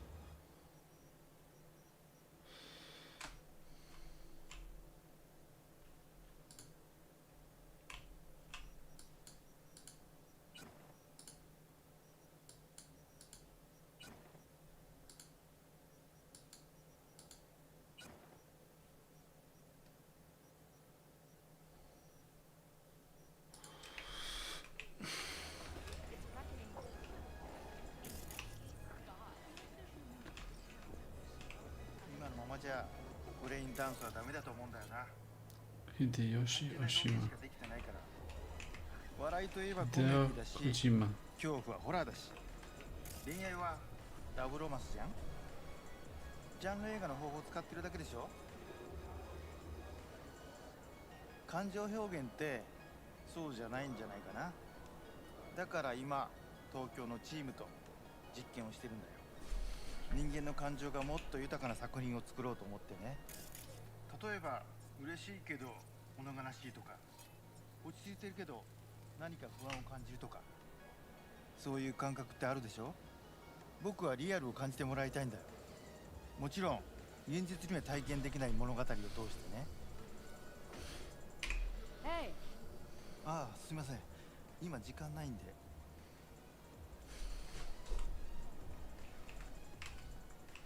No, no, no, no. You listen. I can let the Cuba thing slide, but not Nairobi. Farida, I didn't have anything to do with... You did. You're turning the city into a goddamn neurovirus test tube. That's hurting my investments. And when my bottom lines hit, I hit the market. Maybe toss a few bombs here and there. Shake it up. Is that what you want?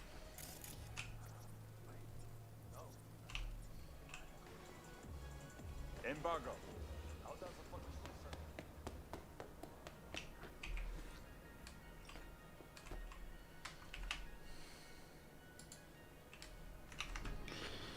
Oh, what do we got? What do we got? What do we got? What do we got here?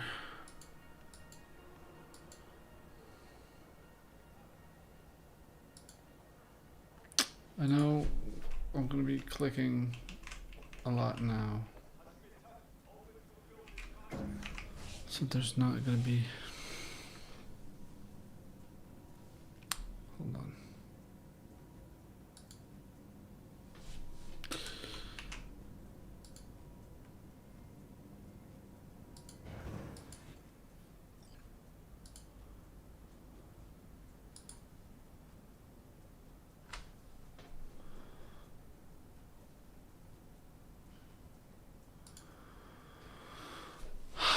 Should I listen to the fat fuck again?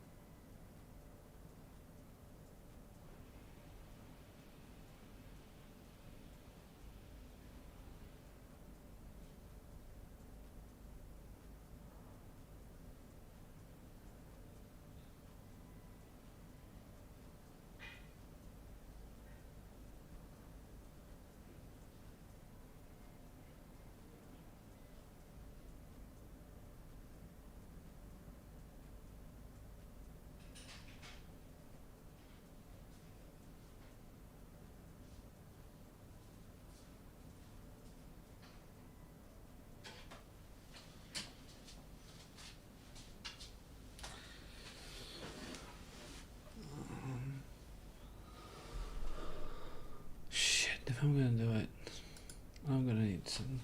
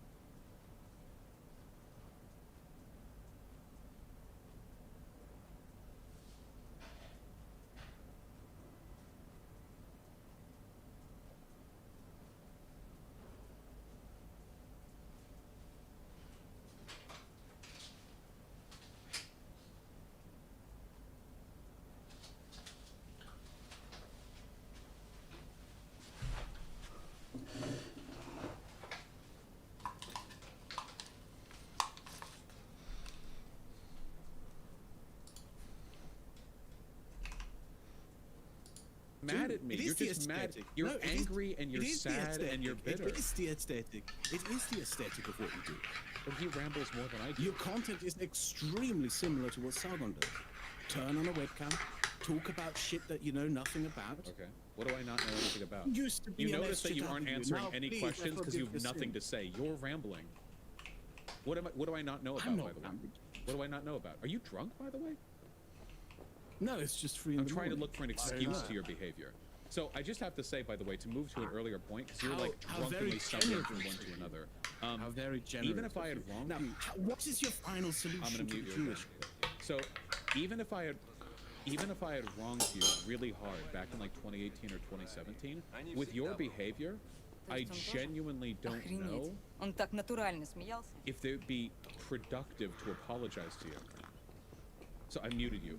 Did you hear what I said? Oh my god. Okay, wait, that's cool. Here, I'll repeat it. Okay. So, We're in our room. even if I had like fucked you over really hard in the past, I have a feeling that it wouldn't really be productive to try to talk with you about it. Because your Offers quickest behavior access to the in Dweller and Twitter, like servers.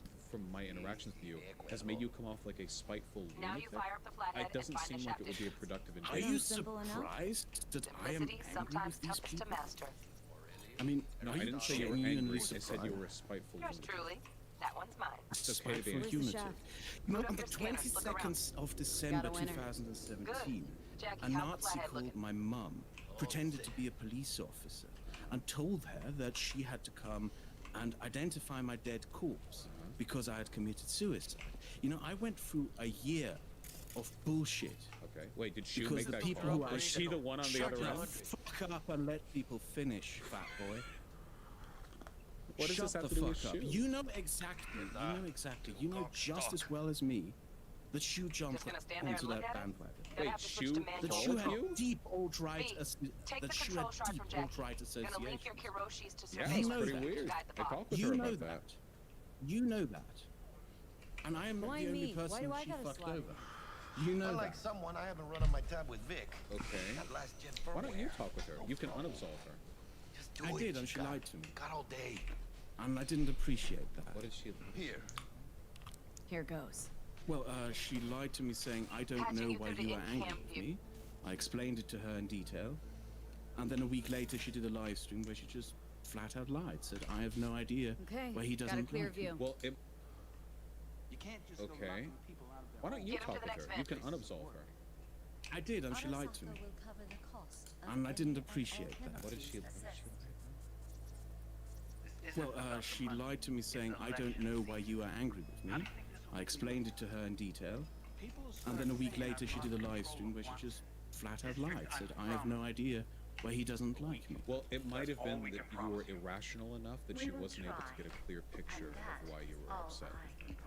I was very calm in that conversation. Are you sure that you're capable of assessing Yeah. that? What was the voice?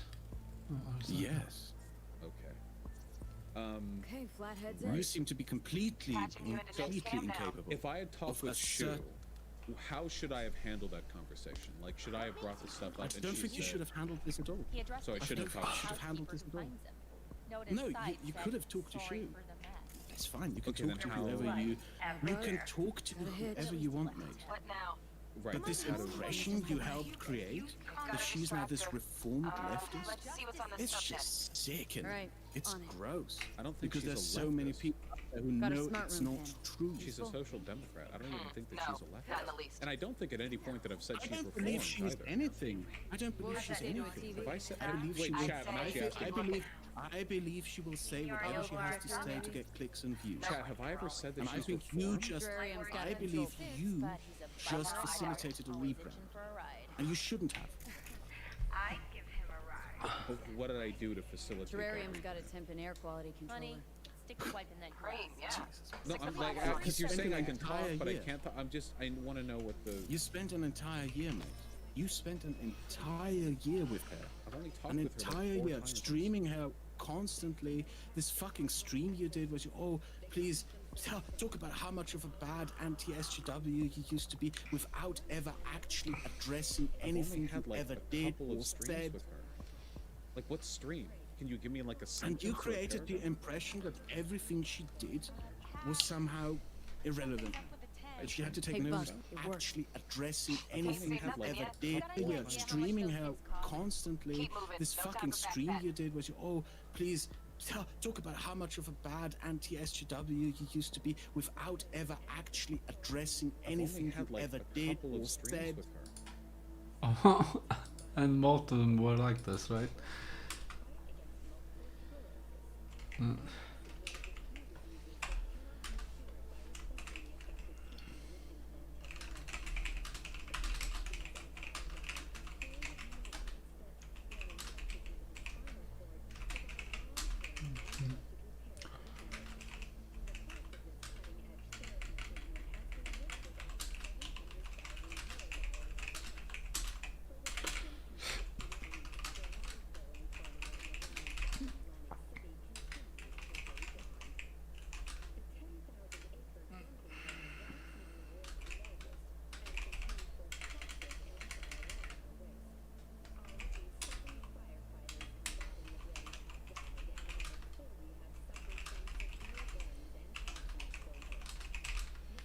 Even the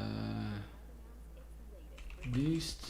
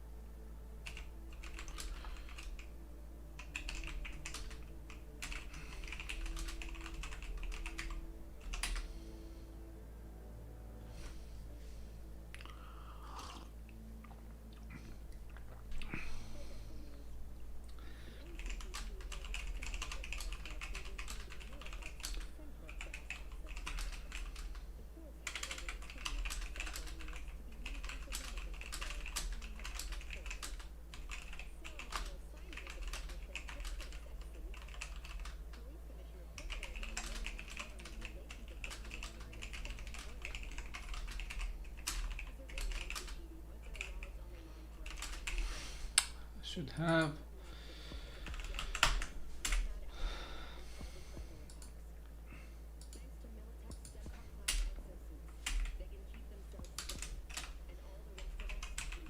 to Vaush show streams.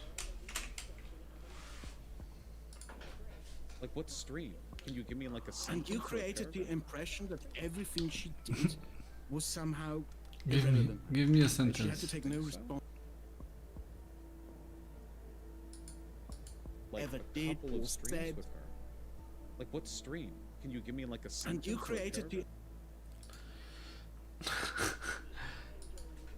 21, 22. Give. Can you give me like a sentence?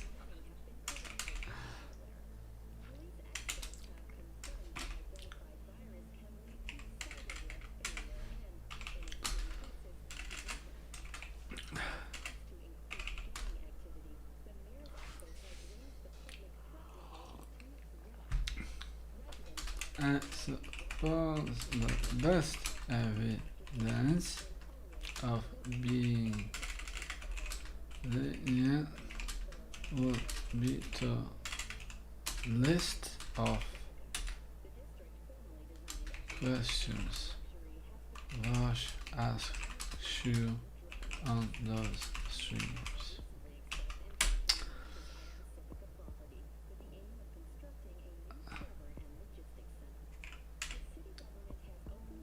Then with a large volume you'd find he never pushed back. Use YouTube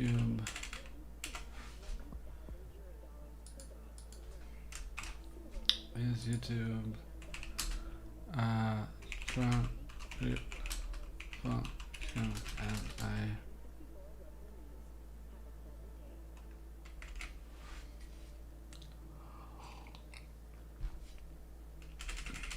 don't get the steps.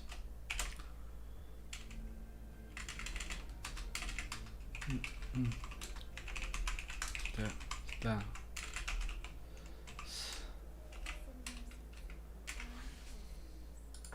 The impression that everything she did was somehow irrelevant now. That she had to take no responsibility for anything anymore. I don't. You did think that. so. You did that. You did that. Okay. You did that. Okay. You know that people think you did that. People think you And did if that don't is want stupid. That impression out there, you should have counteracted it. What but you impression? chose not to. I think I'll say this because we're going in circles, and I have a feeling that I'm enabling some really bad mental health practices on your part. But I will say that for the most part, I think Mental that she health. was actually. Just Are called you you a crazy. licensed therapist or something? I Like think you that always Chu- make these kind of statements of authority Good. on things that I doubt you actually have any authority to speak from. If I was a Are you licensed therapist, then this might be a productive conversation. But unfortunately, I am. Are you licensed in anything, for that matter of fact? What would I I mean, be you licensed? always speak from this position of, well, you always speak from this position of authority, that you know everything. That's should- stupid, what Kraut. authority- Wait, on a what certain authority do I lay claim to? Do you know my Stupid degree? Kraut. Like, of authority that you know everything that should What be authority? known Wait, on a what certain authority do I? thing, for that matter of fact. What would I have? What would I I mean, be you licensed always speak from this position, any authority to speak from. If I was a Are you licensed therapist, then this might be a productive conversation. I Like think you that always Chu. make these kind of statements of authority on things that I doubt you actually have did that. Okay. You did that. You know that people think you did that. No. And if you don't want that impression out there, you should have counteracted it. What but you impression? chose not to. I think I'll say this because we're going in circles, and I have a feeling that I'm enabling some really bad mental health practices on your part. But I will say that for the most part, I think that Chu is actually. Are one you a of the most... licensed therapist or something?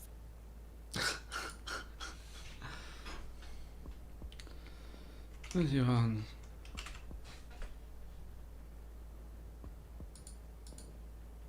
And if you don't want that impression out there, you should have counteracted it. What but you impression? chose not to. Look at Vaush. He's just being scolded. He's acting like a child in principal's office. He's asking questions, but they're becoming weaker and weaker. I think I'll say this because we're going in circles, and I have a feeling that I'm enabling some really bad mental health practices on your part. Enabling bad mental health practices on your part. What kind of a sentence is that?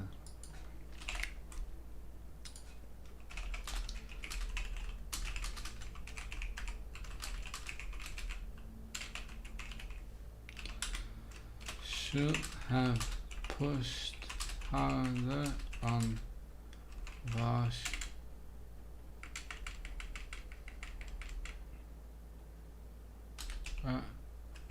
Is calling you crazy with then I see. However, if you press this hard and it's the time to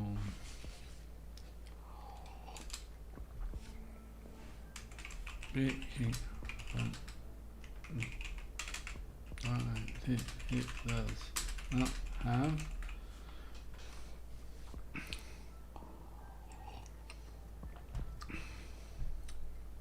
and then of moving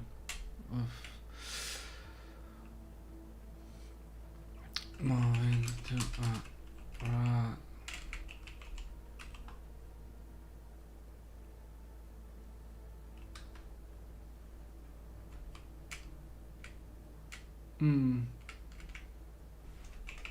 You score more points in the way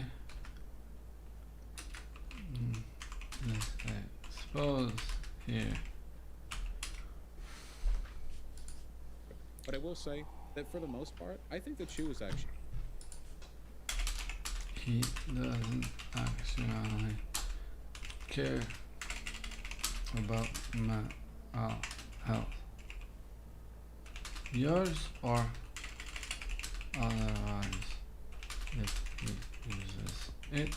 So let me insult.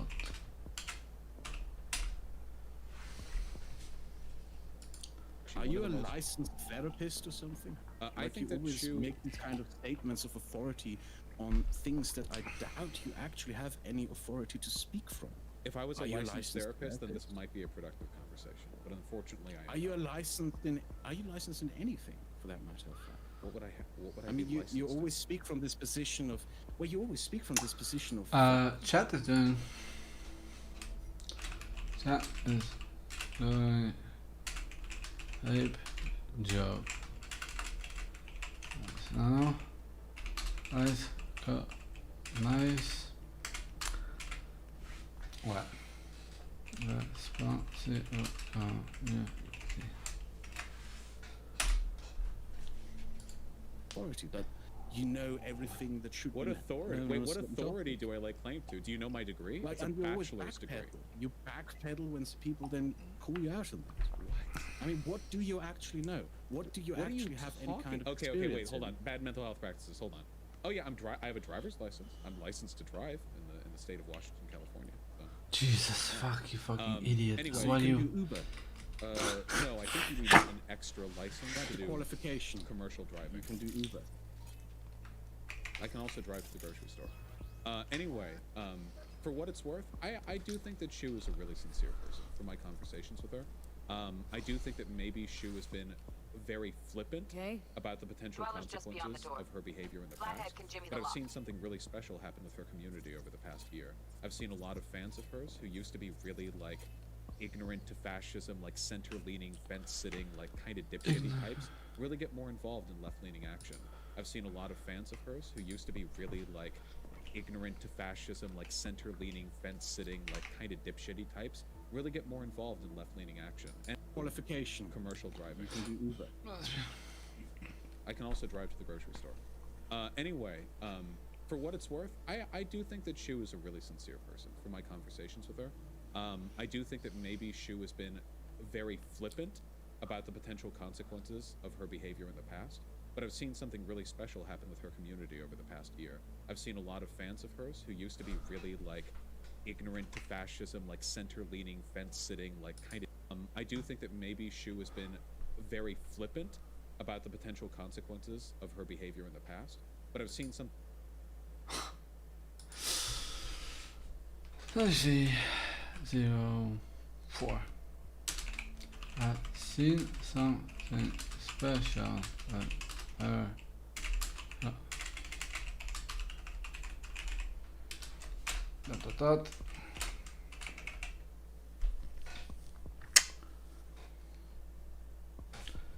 Who are those converts to Vaush's left? Are those the same boys who targeted people who also don't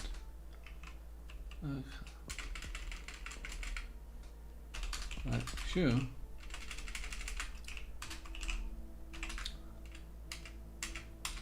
Do not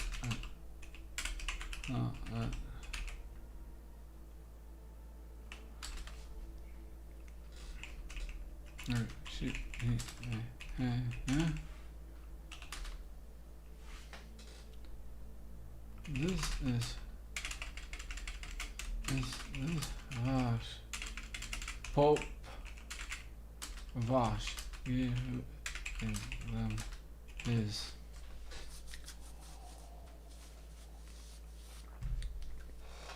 what?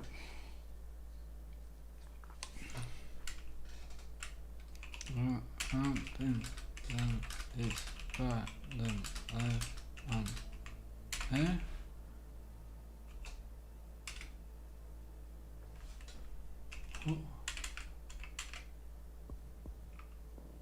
Can he show everyone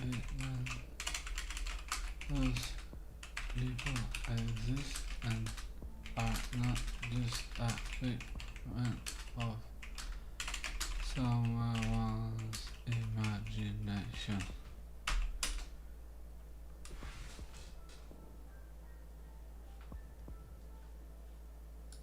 Something really special happened with her community over the past year.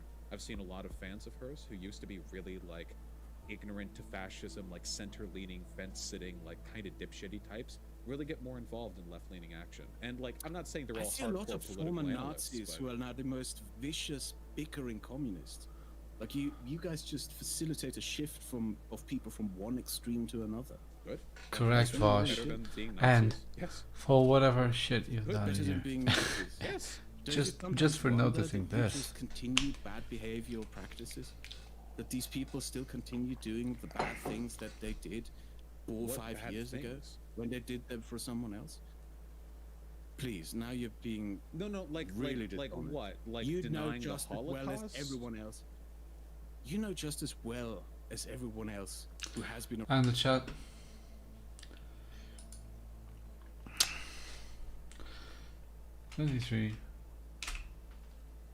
$23.56. Chat goes.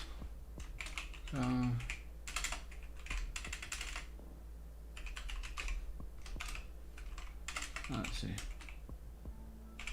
Should speak to Kraut claims. This speaks to Kraut claims. This is the community Vaush posted. Around, or at least knows about what happened here 2 years ago, that Nazi YouTube was a fucking vicious place. Yeah, of course. And by the way, That the it online blocked left today people, is also that it fairly- harassed people, that it swatted people, that it called bomb threats in on people, that it harassed people's Are families. you asking me if They I really have made people who people's make lives bomb miserable. threats in my community? I do wonder if these people never actually came to the conclusion. Do you that wonder, it or do you wasn't, have evidence that they it wasn't in the name of what they did these things that was wrong, that it was what they did that was wrong, that this kind of practice, this kind of way of engaging on the internet is wrong. Okay. Shouldn't be done. So you have a problem be another with way. moving Let me Nazis think. to the left if it's done in a another way cam that other doesn't side of force the them door, to but it's come to disabled. front with the bad Want me to behavior they used enable? to engage in. Yeah. I look said around for a exactly what I CCTV said, port. man. Don't try to rephrase it. Wait, I thought that was a charitable framing of your argument. Was that uncharitable? Did I miss something? I said, if you Okay. he's at Charitable it. framing of your Now with the toggle bad over behavior to they the used other to. cam. they did that was wrong, that this kind of Dwellers inside. Just as planned. Still weird the hotel's only got one runner. Decent dwellers as good as a dozen rank and file. Flathead ought to be able to neutralize it. Good thinking. Let me graft a demonoid onto your link. And you know you gotta jack the flathead directly into his chair, right? Make it sound like I'm new at this. Okay, sent. He's all yours. You'll have to get the flathead in there first, though.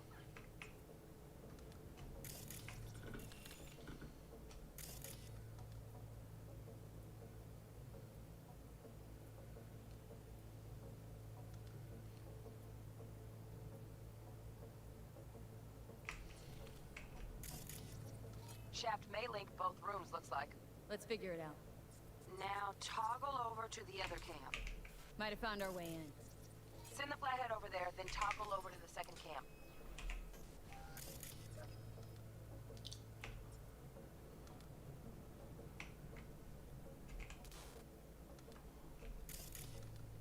Now toggle over to the other cam. Flathead into the chair, V. Jack in.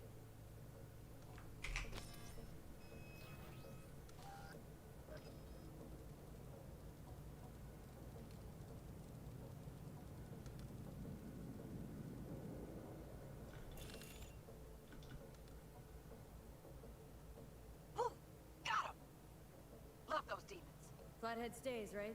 To keep an eye on the Dweller, yeah. Punching into Konpeki's main net. You go ahead and log out.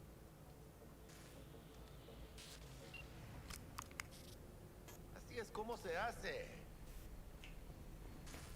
How you feeling? Fine. Little dizzy, that's all. Bug, how you doing on time? You there, Bug? Yeah, I'm here. So, listen, ice is thicker than I thought. Piercing it'll take a couple hours. Couple hours? Can't do it any faster. Want my brain to burst into flames? Just sit down and enjoy your snazzy sweet. Thanks. I will. V, you take it easy, okay? Rest up a bit.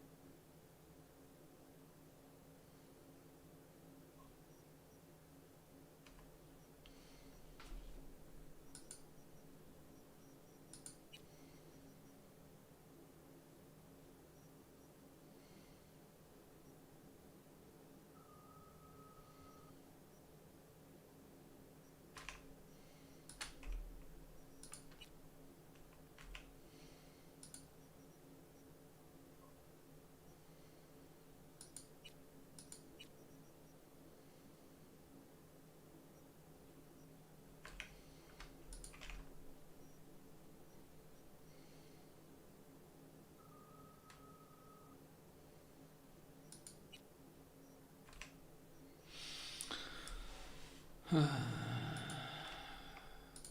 let's do something blades. Here's this bit. How about stamina?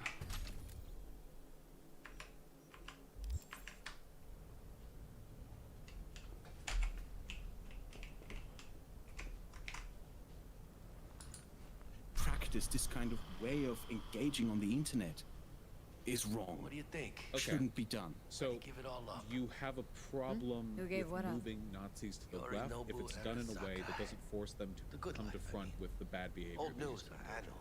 Just got to thinking's all. It's like, think. You got everything, right? Eddie's, education. Your pops can snap his fingers and turn half the fucking planet into a nuclear wasteland. But instead, you're like, nah, fuck it. And what do you go do? Start a fucking Be gang. done. So, Steal dragons or some shit. You ghost from your fam, chip some real skin, and play gang leader for a few years. For what? you have a problem with moving Nazis to the left if it's... Hello? Ah, fuck him. Why do I need to care about some bougie prick and his street kid fantasies? Must have been a who, huh? I'm Yorinobu Arasaka. Would you folks like to join my gang? Poser with court protection. And that name, too. Steel fucking dragons? Oh, man. A wannabe Gangoon's wet dream. Got bored of being rich, then got bored of playing tough. Fucking tourist. Tourist or not, he just walked into the lobby. And we are back in biz. Penthouse security is neutralized. Perfecto. Let's start the show. Hey, Bug. Were you on comms that whole time? 3.5 hours. About that stick up the ass. Mean the one up mine? Slip of the tongue, you know? I know. Now's your chance to make up to me.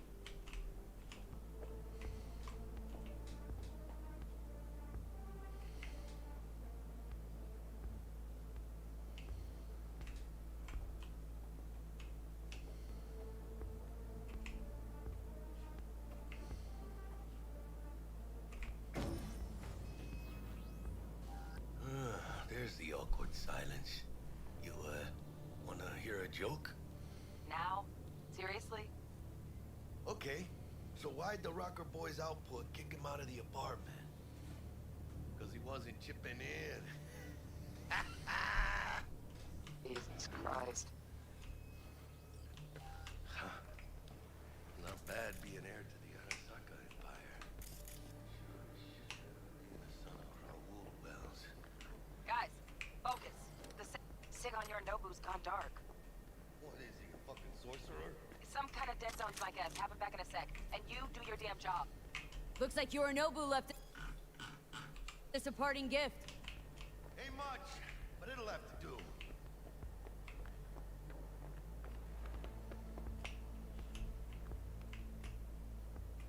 Check out that weird-ass lizard. That ain't no lizard. It's an iguana, you twit. Oh my god, it's the iguana. The nomad smuggles.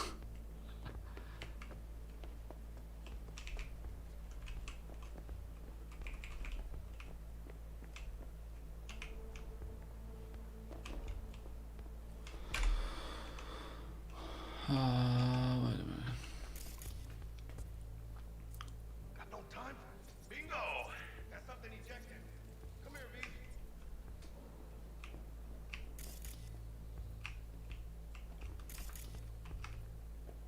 Got no time for this.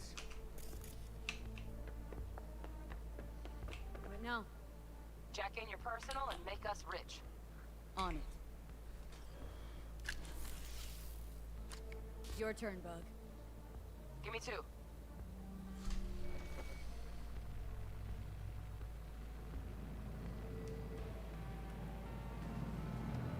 They got winged visitors. Bug.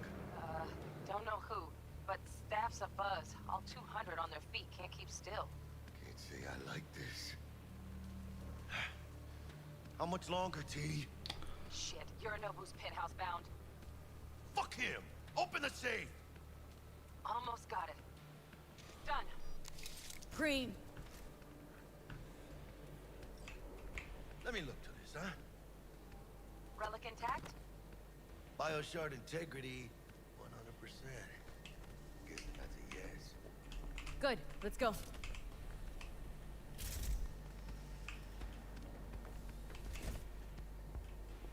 Fuck, too late. Yorinobu's about to walk in. Find cover. Where? That pillar, try that. You fucking kidding? No! Inside it, now!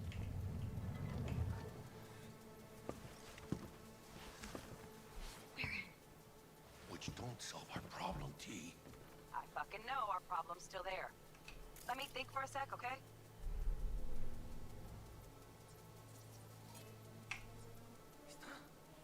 I thought Adam Smasher. Bodyguard. Vaush. Night City legend. Blink motherfucking one too. What's the play? We wait. Are they here yet? They approach from the landing pad. Fuck are they talking about? Bunker, we got incoming. Nuh-uh. No fucking way. This isn't happening. Saburo Arasaka?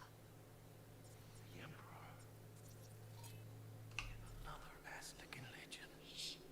Now this copy's soundproof.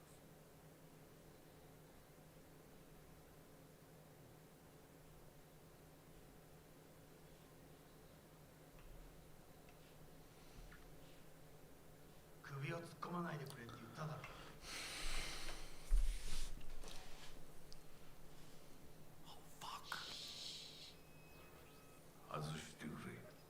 荒坂様、まだボディチェックが終わっていません。私の息子だ。例のものを回収しましょうか。私がやる。言ってくれ。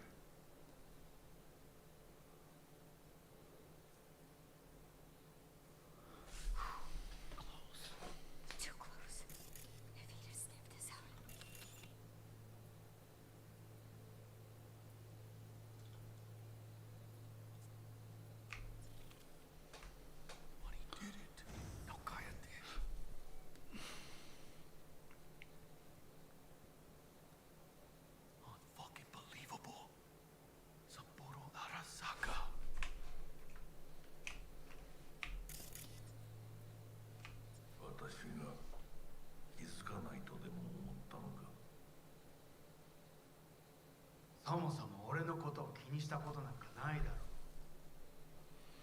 あんたの問題点はそこだ。世界は自分中心に回ってると思ってる。傲慢だよ。頼信、どうしてここへ？直々に俺に屈辱を合わせ、立場を思い知らせるためにか。出る杭は打たれるとよく言うだろう。自分の言葉じゃ何も言えないのか。貴様こそ自分が何をしようとしたか分かっているのか。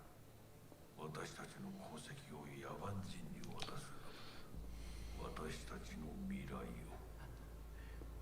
俺たちの未来。俺たち。なんかの間違いだ。あんたは自分のことしか考えてない。そしてこの会社のことしか。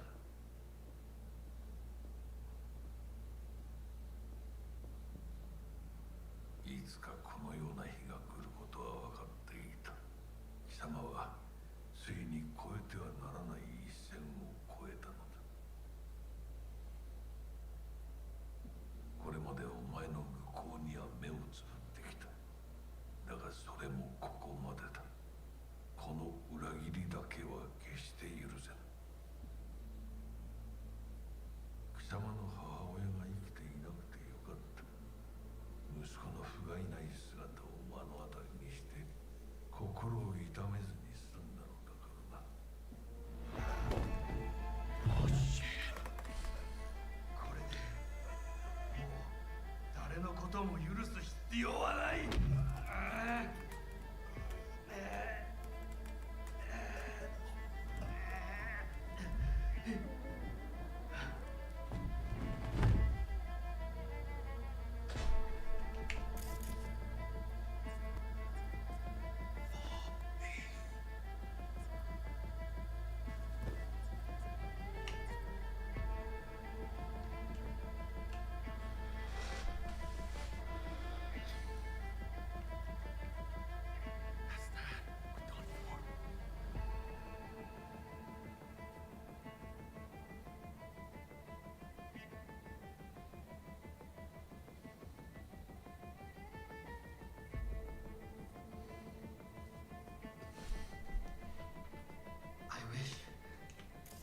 I wish to put the hotel on lockdown. May I ask why? Saburo Arasaka has been murdered. Code Red initiated. Attention. Code Red has been initiated throughout Kenpeki Plaza. Please remain in your rooms and follow all instructions given by staff.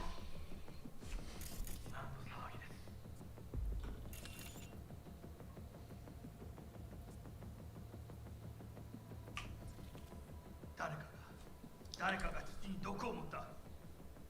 毒を？そうだ。頼信さん、しかし。竹村、お前の仕事は何だ？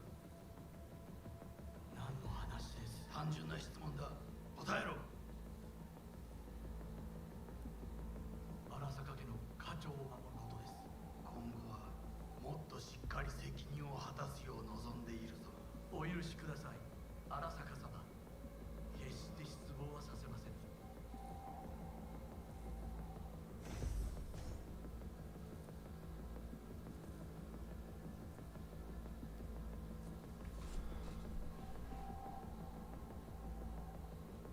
What the fuck just happened in there? Yorinobu just offed Sapporo. What? Know what this means? Security's gonna swarm the place any second. Oh my god, we're so fucked. Bug, I need you to get us out of here, now! Give me a sec! We don't have a sec! Fuck! Okay, got something. Window, now!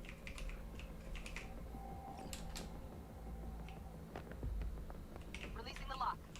Should see a ladder. Ladder... Oh, fuck.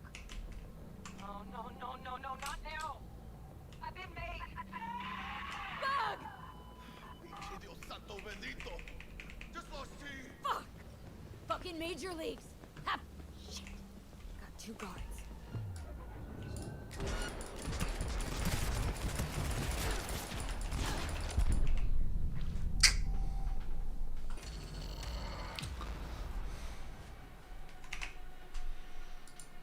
done in a way that doesn't force them to come to front with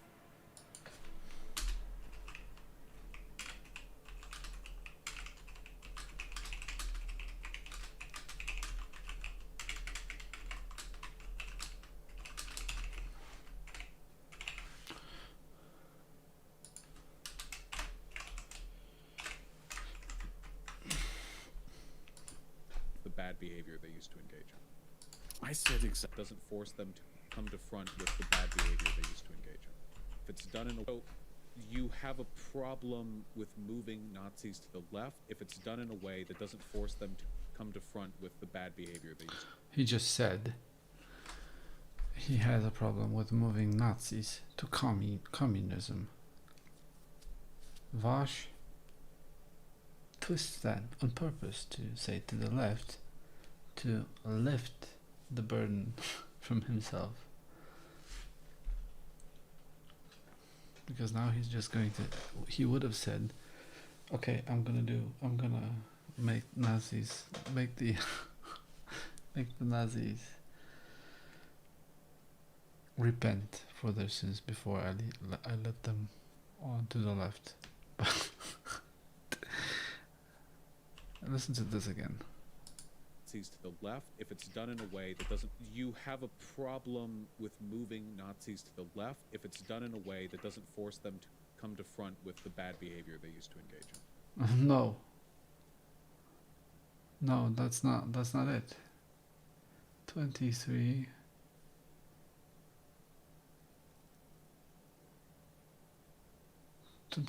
$340. They did 4 or 5 years ago when they did them for someone else. Please, now you're being like really like what? Like you know denying just the as well as Holocaust? everyone else. You know just as well as everyone else who has been around or at least knows about what happened here 2 years ago that Nazi YouTube was a fucking vicious place. Yeah, of course. And by the way, That the it online blocks left today people, is also that it fairly- harassed people, that it swatted people, that it called bomb threats in on people, that it harassed people's Are families. you asking me if They I really have made people who people's make lives bomb miserable. threats in my community? I do wonder if these people never actually came to the conclusion. Do you that wonder, it or do you wasn't, have evidence that they it wasn't in the name of what they did these things that was wrong, that it was what they did that was wrong. That this kind of practice, this kind of way of engaging on the internet is wrong. It Okay. shouldn't be done. So, you have a problem with moving Nazis to the left if it's done in a way that doesn't force them to come to front with the bad behavior they used to engage in. Wait a minute, where's the communist shit? Should be around 23.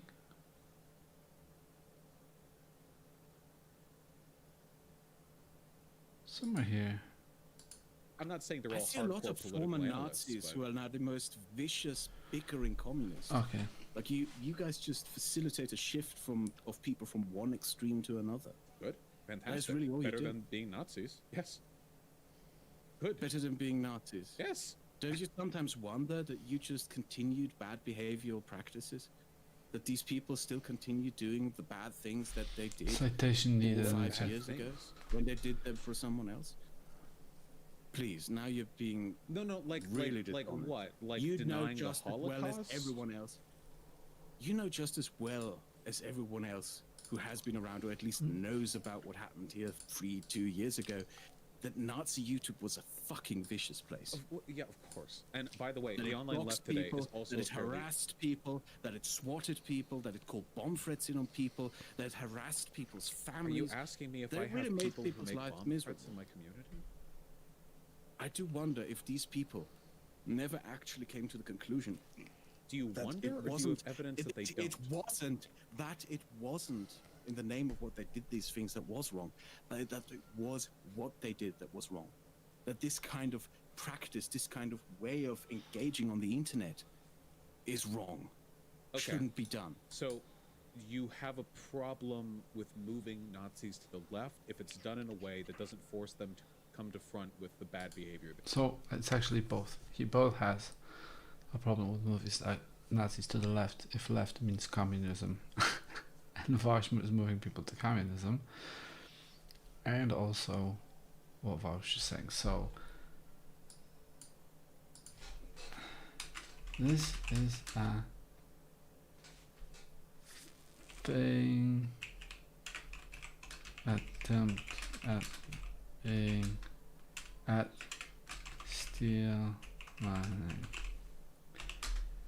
On one hand, Vaush intentionally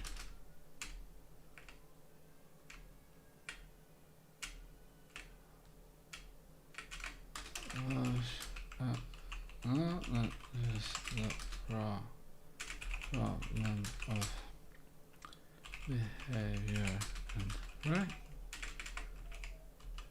it says, but avoids taking responsibility for people too far to the left. To the left if it's done in a way. Not Vaush. Don't make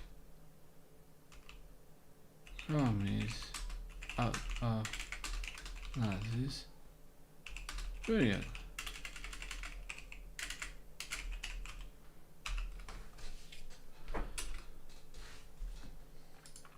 They used to engage. I said exactly what I said, man. Don't try to rephrase it. Wait, I thought that was a charitable framing of your argument. Was that uncharitable? Did I miss something? I said...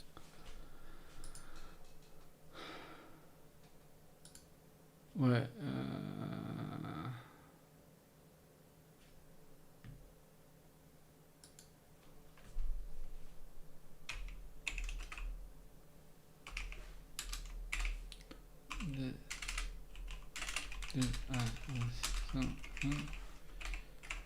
it is so far from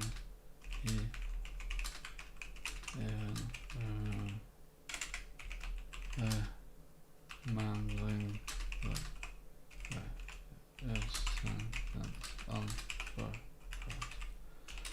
either that or like the hall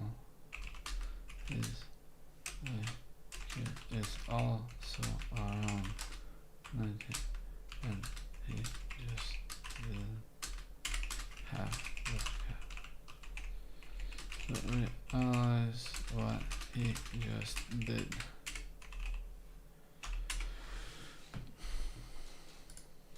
If you just rebrand these people into being left-wing, but they continue being nasty people.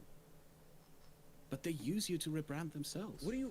They join your community. They go into your Discord, they watch your streams, people who used to be some of the most vicious Nazis out there, and suddenly they're just left-wing. I don't know what you mean by rebrand. If there are people who enjoy my content... Well, that is what you do. You rebrand people. If there are people who like my content, and they're Nazis, they like my content. There are some Nazis who like my content, or former Nazis, and they move to the left, that's a good thing. And I would hope that I could facilitate that move in a healthy way, because I don't want people in my community who are even if it is to a violent extreme and to a really nasty position.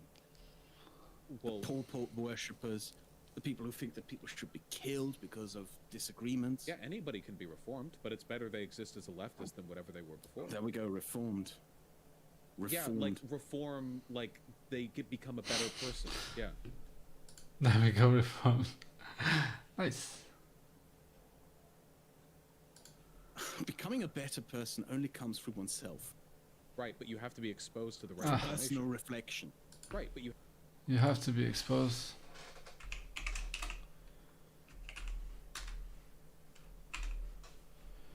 You have to be exposed to the right information.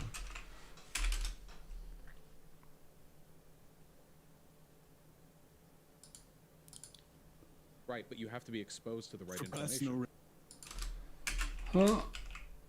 us that my sister said this.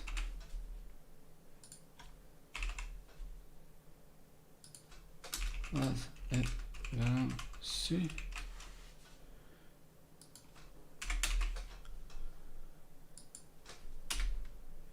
That if only people are exposed to that right now, they will see that from us.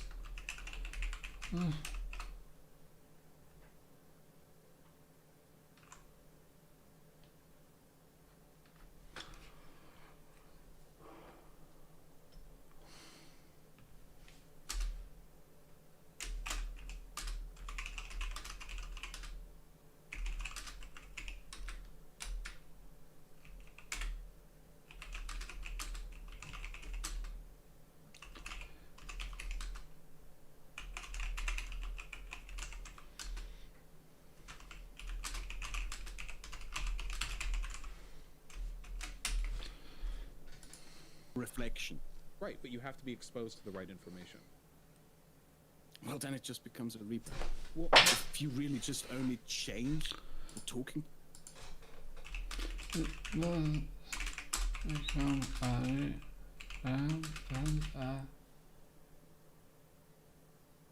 brainwash. You still have a viola person. Just brain with your targets. Points, but not who you are. There's no value. I don't know what you mean by There's who no you are. worth to it. Wait, Well, you so- can look at Schuanhead and you see a perfect example. Her content is the same style as she made back in the Gamergate days. Yeah, It because the is style isn't what bitchy, matters to me. The dipshit. content. The content.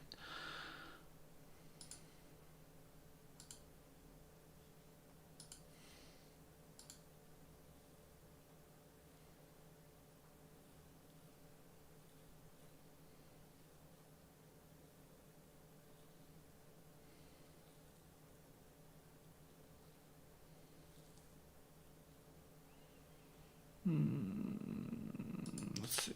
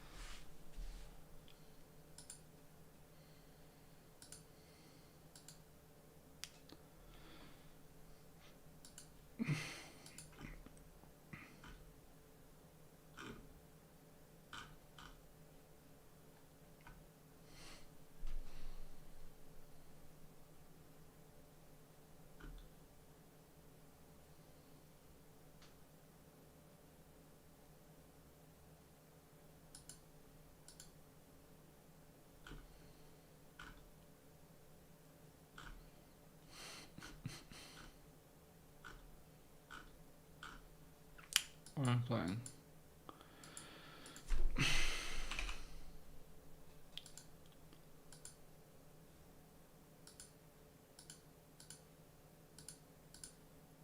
We're taking a pause from this.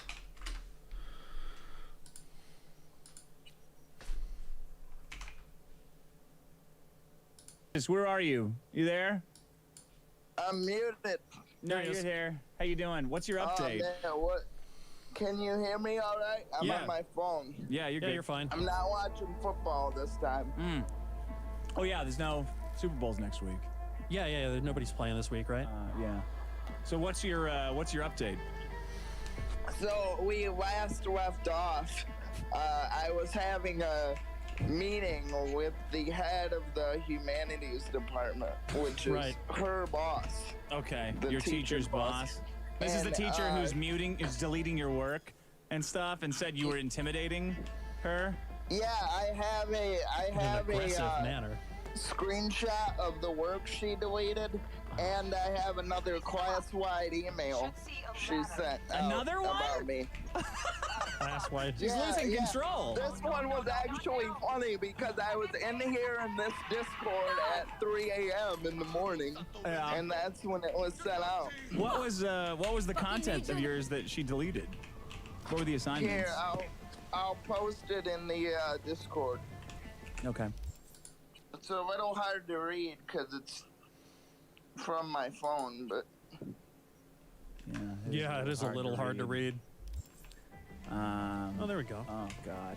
Okay. Got 2 guards. So this is what you posted that got deleted? I'm 3 for 3. I have 100% completion average when it comes to deleting. Fuck. That's better than me. Yeah, you gotta up your game, Sean. Yeah. I'm winning. Although I believe McKinnon is mostly correct in her theory, there is a part of the theory that I disagree with. When a woman is presenting herself as a sex object, I believe it is not always at the will of a man. There are plenty of cases where the woman presents sexually subservient to the man for her own personal gain. Oh, you think? The best real-life example I know of is a case of a poker dealer. You're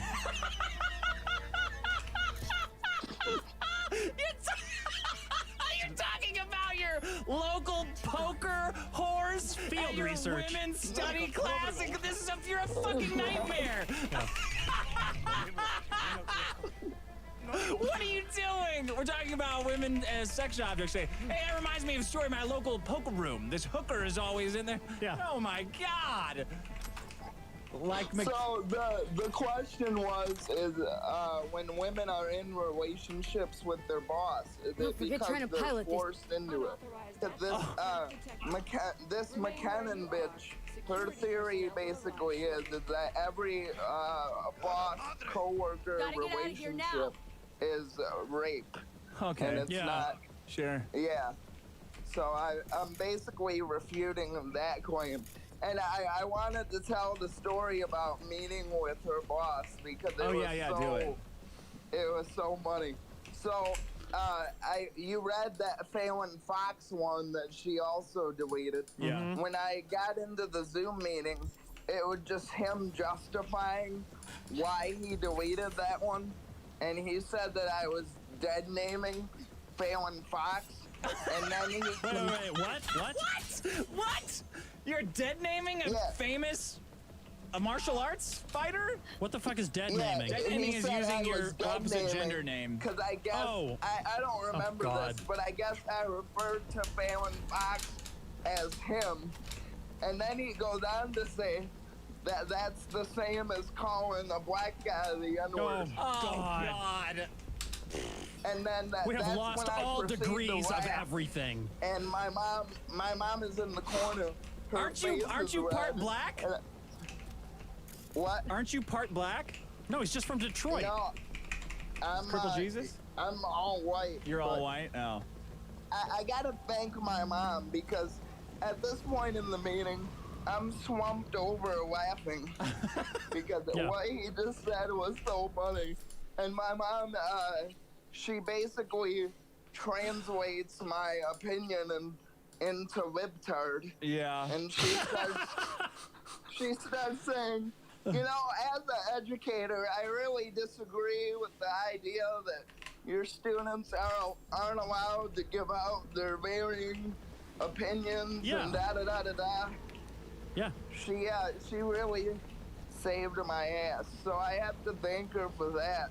Yeah. And when I showed her I have the text message too. When I showed her that she deleted my work, this is what she said. Why does she delete your work? Like she doesn't want anyone else to read it, or doesn't want it to exist? Right. Not in my She said it's disruptive to the class.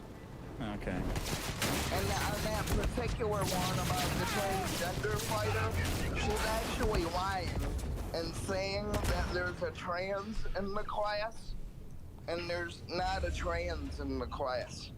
How do you know for sure? Yeah. Well, it's impossible I know, to tell. Because the people in the discussion board are generally, they don't always agree with what I'm saying, but they're generally being respectful about it. And I think that she is just mad at me, and because of the student privacy laws and all of that, she's just pretending that other people are mad at me too. But I really get the sense. I'm sure that's true to it. Yeah. That's funny. Yeah, you can't prove that she's not doing that, or that, you know. All kinds of people were upset by this thing that Crippled Jesus posted. Of course, yeah. So we gotta get him out of there. Well, what's the next step? What's going on there? What are they gonna do to you now? Well, Cryo case. Are they gonna remove the wraps? Take it to the head of the university. And 86% and I wanted to sue, but my mom said, no, I'm going to request a meeting. Yeah. And we're going to talk it out. And then after that, you can sue if you want to. After that, you can sue? You going to raise money? The longer you wait, the greater the for a risk. I'm trying to find the text message. Oh, here it is. Here it is. So this is what my mom, I told my mom. Did the feminazi delete your post? Oh my God. What are you going to school for, by the way? That you're encountering all these. I'm going for marketing. I basically want to be crippled Don Draper. That's my goal in life. Okay. Yeah. Yeah, good. You really want to work in advertising? Yeah, I love the idea of lying creatively and, We're working on it. and getting paid for it. Yeah. So what is your status in the class right now? I mean, are you the bad boy? Are things on hold, you know, until they sort this out? Are you allowed to comment? Are you... Yeah. What's the deal? Well, I did, and I'm going to play this I have clips of it for Carl, but I was allowed to say something last week, and she asked the question, if you were a different gender, would you be a different person? And she called on me. She called on me, and I said, my personality would be the same, but my life would be a lot easier. God, he's always got something. And then she pauses and she goes, really? How so? And I said, you know, there's more scholarship opportunity. There's a lot of free dinners, free houses, and at that point, her face just turns red. Oh, she should be mad at no one but herself. Why would she call on you? And then just asking a setup over and over. The follow-up was her big mistake. Why do you think it would be easier? Oh, really? Yeah. Well, and that's the thing with these class-wide emails, too, is she's doing the thing where she calls me out, but she doesn't say my name directly. Oh, I hate that shit. She probably thinks that I'm intimidated by that, and I'll step down, but she doesn't realize that you ain't stepping anywhere.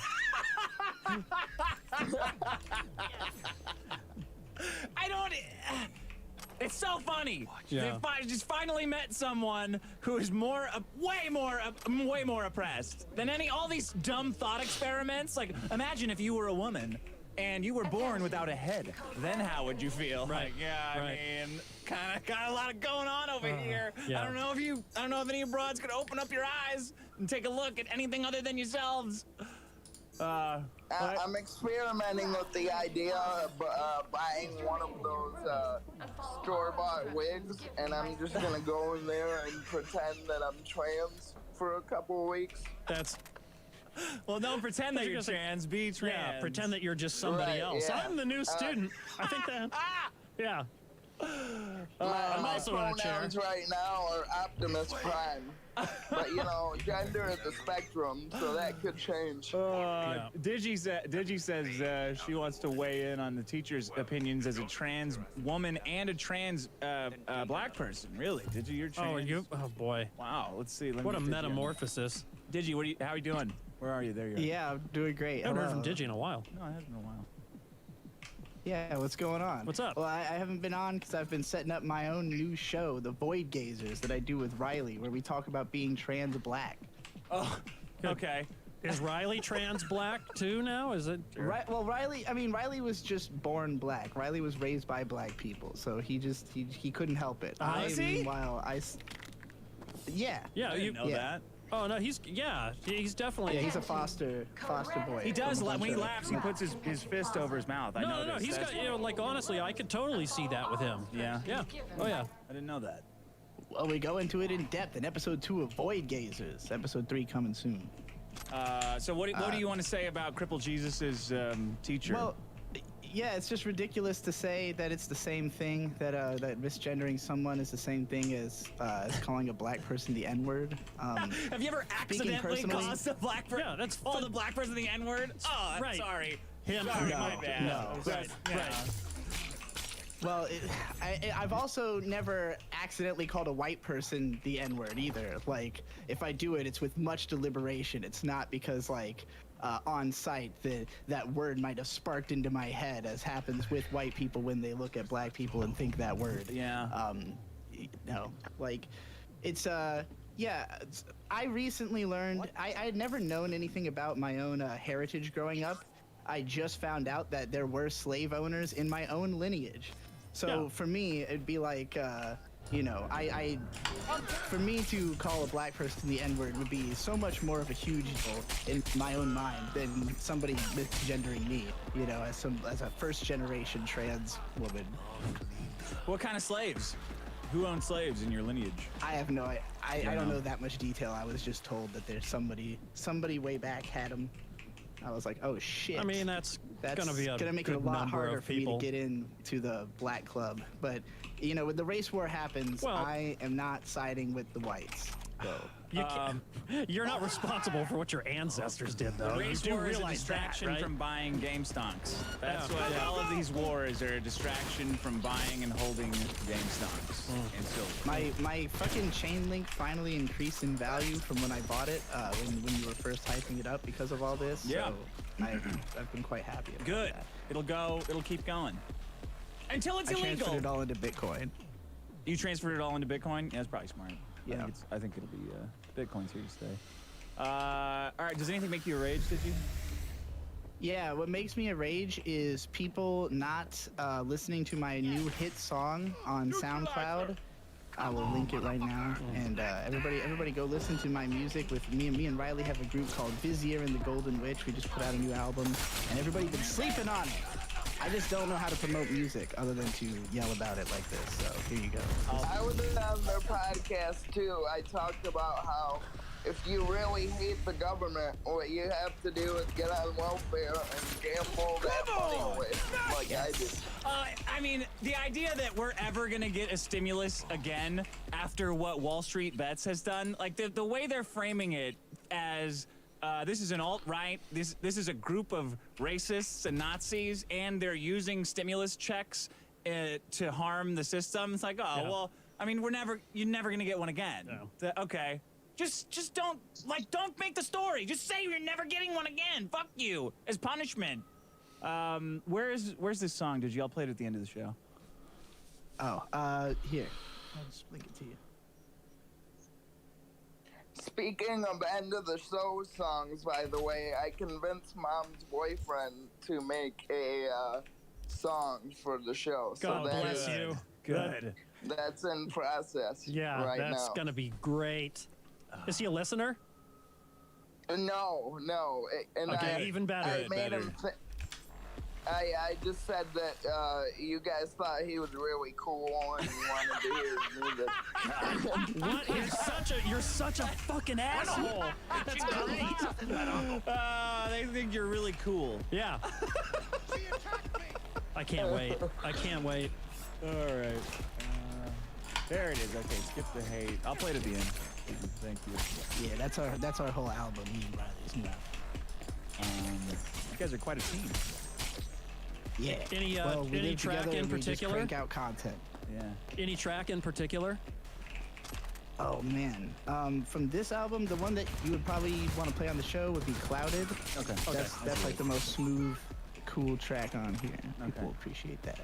All right, boys and girl. All right, people. Thank you. Peace out. Humans, See ya. Homo sapiens. All right, everybody. Goodbye. See ya. Good God. Oh, crippled Jesus. They're gonna get him. They're gonna run him out of school. If you were in a chair, how could you not be like that? Like, I mean, you just gotta. Like, I'm you taking just a have lot to of create shit here. your own Fuck entertainment everywhere.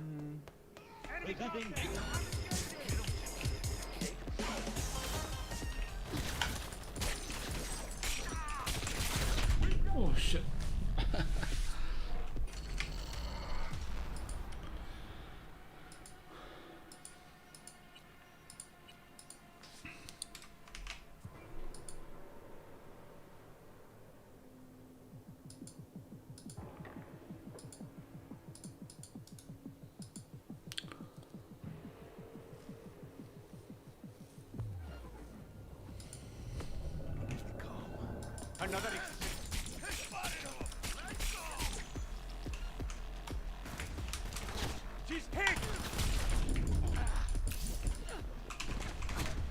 Oh my God.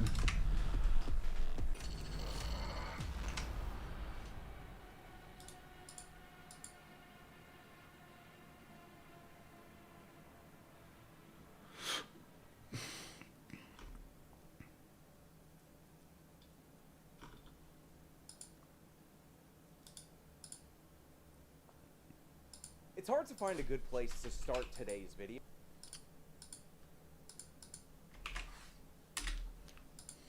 It's hard to find a good place to start today's video because so many things are developing in the story that I'm talking about that literally the video I was going to make about this before is actually completely out of date because so many new things have happened. However, I think an excellent place to start this video is to talk about why I foresaw the future with the most important question related to the events of Capitol Hill. And that was, of course, me going with the joke repeatedly, where were you on the day of Capitol Hill I was buying a used car or looking at a used car and somebody tried to sell me that car with brain damage in it. Instead it came from parallel parking. Where were you January 6th? Where were you? Now at the time I was making fun of a bunch of idiot perks on Twitter who were angry at me and thought I was covering something up or dodging the story, because I didn't tweet for a couple of hours while this was going on because I was out looking for cars, and I don't pay attention to Twitter every single day, every single second of my life. And I was also making fun of the dramatic coverage of the events of Capitol Hill because we just spent the entire 2020 almost dealing with unparalleled acts of left-wing violence and riots in our country, but of course the news media is focusing on this very narrow riot, which was bad. It did lead to the death of a police officer and of a Trump protester and some other people who died that were on the Trump side. And thus, I understand some of the coverage, but we were pretending like the left wing hadn't been violent and causing deaths and billions of dollars in damage over the past year.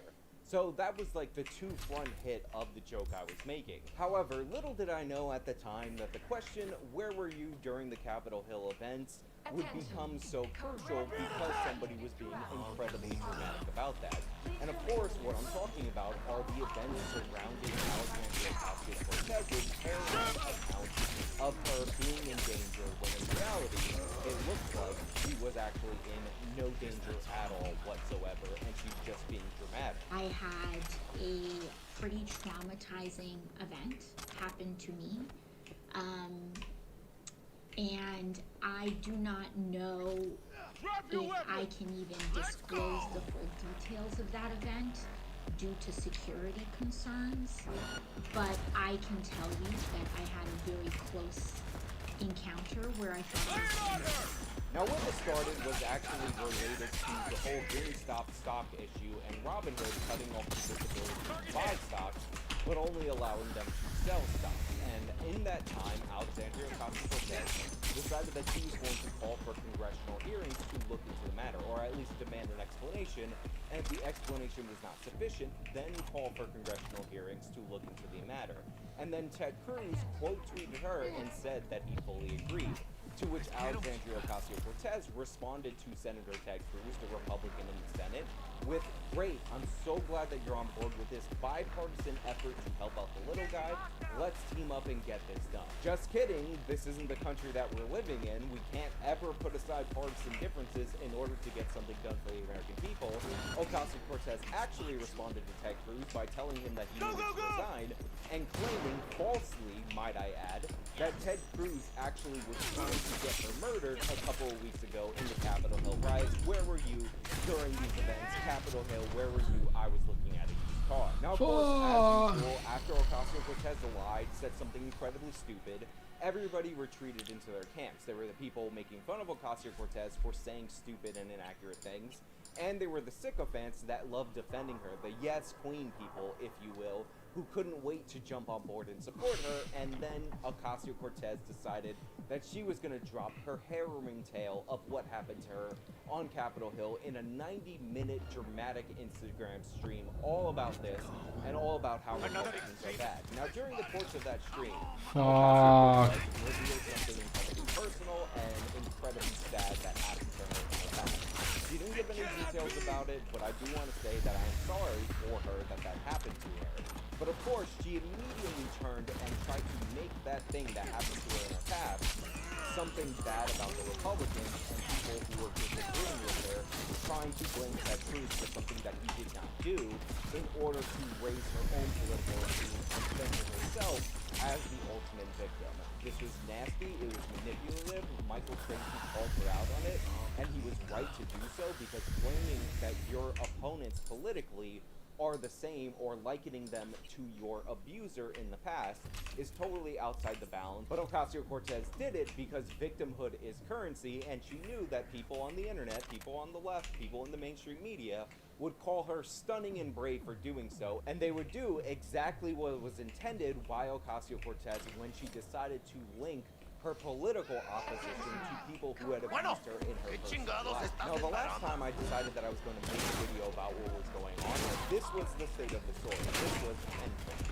However, Jack Zodiac over at OAN actually did some digging into Alexandria Ocasio-Cortez's dramatic account of what happened on Capitol Hill, which brings us back to our original question, my original troll: where were you on the day, January 6th, during the Capitol Hill riots?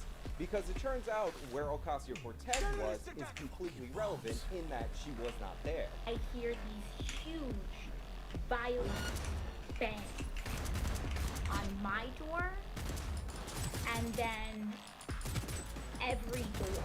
Soup! Steady now! We got this, B! Like someone was trying to break the door down. I jump into the bathroom, and I immediately realized that I shouldn't have gone into the bathroom. I should have jumped in the closet. And so I opened the door when all of a sudden I hear that whoever was trying to get inside got into my office. So all that dramatic talk about right-wingers breaching the Capitol on Ted Cruz's orders in order to take her out because she's a woman of color that stands up for progressive values was complete and total nonsense. In fact, other Congresspeople have come forward to point out that the insurrectionists that Ocasio-Cortez is talking about never breached the Capitol. Now, by the way, these people were rioters. They weren't insurrectionists. This wasn't a coup. Stop being dramatic. But they call them insurrectionists, so that's why I'm going to use that term, because I'm trying to quote from the person who says Ocasio-Cortez is being incredibly dramatic. And on top of that, the person that Ocasio-Cortez was hiding from was a Capitol police officer trying to get her out because they were doing an evacuation of the building. And then I just start to hear these yells of, "Where is she? Where is she?" And I just thought to myself again, and this was the moment where I thought everything was over. I thought I was going to die. And then all of a sudden I hear my staffer G yell out. And he's like, hey, it's okay, come out. And I come out, and this man is a Capitol police officer. Now you can see on the maps provided that Ocasio-Cortez's location was nowhere near the place where violent protesters were storming on January 6th. On top of that, if you don't believe this map, there was actually a map put out of where all the protesters were, and once again, Ocasio-Cortez's location was nowhere near there. Now, Ocasio-Cortez has become incredibly dodgy and incredibly easily once it came out that he was being over-dramatic about the situation. She actually started talking about the Capitol Hill attack as if it was an attack on the entire complex to obfuscate the fact that she was not in Capitol Hill and not in the place that was attacked, and deflect from the idea that she was misrepresenting her story. Which is a really strange tactic when you think about it, because I watched the entire Instagram live stream, and while it was dramatic, while it was incredibly racist in that Ocasio-Cortez said that because the Capitol Hill police officer was white, she was afraid of him because white cops kill people of color. But then it didn't feel right. Because he was looking at me with a tremendous amount of anger and hostility. And things weren't adding up. Like, there was no partner there. I talked to G, my legislative director, after the fact, and he said, no, I didn't know if he was there to help us or hurt us either. Like so many other communities in this country, like just that presence doesn't necessarily give you a clear signal if you're safe or not. Even though this person was clearly there to help her evacuate, for her safety, incredibly disrespectful, especially for somebody who's trying to leverage post-event suicides as adding to the death toll. Completely nasty thing to do. But she didn't actually say that she was in the Capitol building when it was being stormed during that Instagram live. It was reported that she was in the building and that insurrectionists were at her door because Ocasio-Cortez was incredibly dramatic, but she didn't actually say that, so she could say that she didn't actually lie. All of the Instagram live really came off as is Ocasio-Cortez being an incredibly panicked, not very stable, under pressure kind of person. And this is confirmed by the congressperson's office that Ocasio-Cortez was hiding. Do you know just how deep Congresswoman Ocasio-Cortez's fears were at that time? Well, at first she saw me, and we waved and went into my office, and a couple seconds later she knocked and she said, could we come in? And I said, of course. And she began to, her staffer was trying to describe what had happened. And Alex is really usually like unfailingly polite and very personable. And she wasn't even really talking to me. She was opening up doors. And I was like, can I help you? Like, what are you looking for? And she said, I'm looking for where I'm going to hide. And the thing that will always stay with me, the two memories that really, especially as a mom, I think were just really powerful for me was when she said, I was saying, well, don't worry, I'm a mom, I'm calm, I've got everything here we need, you could live for like a month in this office. And she said, I just hope I get to be a mom. I hope I don't die today. Now, as you can see from Representative Porter's tone and her description of events, Ocasio-Cortez was panicked when not many other people were panicking in that situation. She was just sipping her coffee in her office, and Ocasio-Cortez asked to hide in there, and then she was looking around for a place to hide. She was trying to calm the young congresswoman who thought she was going to die and was sad because she wasn't ever a mother in her life, and she hoped that she could be a mother sometime in the future. Now, this is really sad and gut-wrenching stuff. I know a lot of people don't like Alexandria Ocasio-Cortez. I don't like Alexandria Ocasio-Cortez. I don't like the way that she's using the events of Capitol Hill. But if we're asking whether or not Ocasio-Cortez was feeling the feelings that she was feeling at the time, I don't think that's really in dispute. She's clearly panicked. So much so that she actually borrowed shoes from a staffer of Katie Porter's in case she needed to run for her life. And the second thing is she was wearing heels. And I remember her saying to me, I was wearing flats. And I remember her saying to me, I knew I shouldn't have worn heels. How am I going to run? And we went and we found her a pair of sneakers to wear from one of my staffers so that she could run if she needed to literally run for her life. And while this is absolutely hilarious, because what is that staffer going to do if they're in a life or death situation? Because Ocasio-Cortez took her running sneakers. But regardless, it shows you the level of panic that Ocasio-Cortez was under. And if she talked about this panic, just the panic, and how she was freaked out, even when she heard the voice of a police officer, that would be one thing.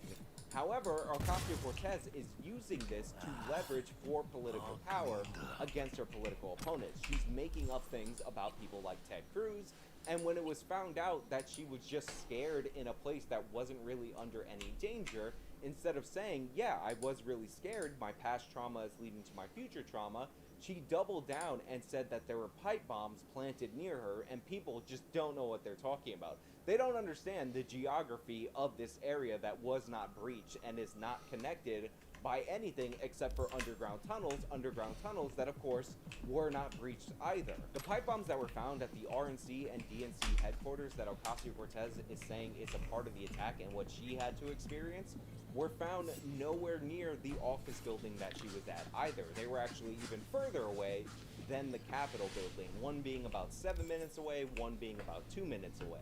So even that is just not true, and on top of that, she said a Trump supporter planted those bombs, which is also not confirmed because we have not caught the person or persons who planted them at this time. That may change in the future. We may catch the perpetrators of that crime, but we have not caught them now. So Ocasio-Cortez is again leveraging victimhood that she did not experience herself and blaming her political opponent. But it actually gets even worse than that, because she went on to, of course, violate the First Amendment, or at least come as close as one would come to violating the First Amendment as a member of Congress. You see, after it came out that Ocasio-Cortez was not even in the Capitol building on January 6th at the time that all this craziness was happening, people started making fun of her on the internet. People started calling her Alexandria Ocasio-Smollett, and that was trending on Twitter along with AOC Live. Now, while the media went to work to cover for Ocasio-Cortez because that's what they do, they lie for Democrats. Case in point, this Snopes article where they claim to fact check what the right wing is talking about, when in reality what they did was frame the question in such a way that they could provide cover for her. They said the claim is Alexandria Ocasio-Cortez exaggerated the danger she was in during the January 6th, 2021 Capitol Hill riot, in that she wasn't even in the Capitol building when rioting occurred. Now, they rate this mostly false, and they say what's true is Ocasio-Cortez wasn't in the Capitol building where the House and Senate chambers are located. Now, that's the actual claim, by the way, that Ocasio-Cortez was not even in the building that was under siege. That is 100% true, yet Snopes adds in the fact that Ocasio-Cortez exaggerated is a part of the claim, as if that is provable, fact-checkable, or verifiable in any way, shape, or form, in order to give this a rating of mostly false, even though the key information is 100% true. She wasn't in the Capitol building, she wasn't attacked. That's why on Twitter she keeps talking about how she was in the Capitol Hill complex, even though she was in a part that was in no way attacked in any way, shape, or form, and in reality she was just panicking over the evacuation. Now, while the media lying for Ocasio-Cortez is one thing, and we all expected that, while the fact-checkers are nonsensical, and even Facebook and all these tech companies rely on these lying fact checkers in order to decide who they downgrade in their algorithm, that is not a problem on the scale of what Ocasio-Cortez did when I referenced the First Amendment violation, or potentially the First Amendment issue, because Ocasio-Cortez, a member of Congress, you know, the people who swear an oath to the Constitution, in that Constitution there's the First Amendment, that starts with Congress shall make no law, referring to freedom of speech, establishment of religion, everything like that. I'm not going to go through the whole First Amendment. Ocasio-Cortez sent out this email demanding that her followers start flagging any information that's making fun of her as disinformation so she can be removed from the platform. And she specifically asked people to go into the trending hashtags, which are just lighting her up and are 100% hilarious, in order to get the moderators on these social media companies to take down any criticism. Directions include Ocasio-Cortez telling you to ban your social media posts to find misleading information, especially using those trending hashtags. Don't tweet the hashtag yourself because we don't want it to spread further. Identify the posts that are threatening or harassing and use the built-in report features to flag them for the moderators. Sad thing is, a lot of damage has already been done. People have already been misled and radicalized. They believe lies to the point where their hatred could someday boil over into violence.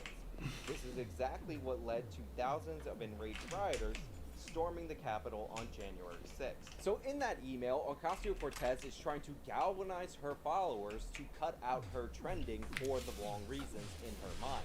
She wants you to flag and report tweets that are photoshopped, aka memes of her making fun of her, because she doesn't want that on the internet, and she says it's so dire that people are being radicalized and this could lead to another January 6th. This is creating violence, pointing out that Ocasio-Cortez was being misleading, or the media was being misleading, and she's trying to use this ginned up victimhood in order to forward authoritarian legislation. That's the problem. Ocasio-Cortez is an authoritarian through and through. You should have already known this by the fact that she's a socialist, which by definition makes her an authoritarian.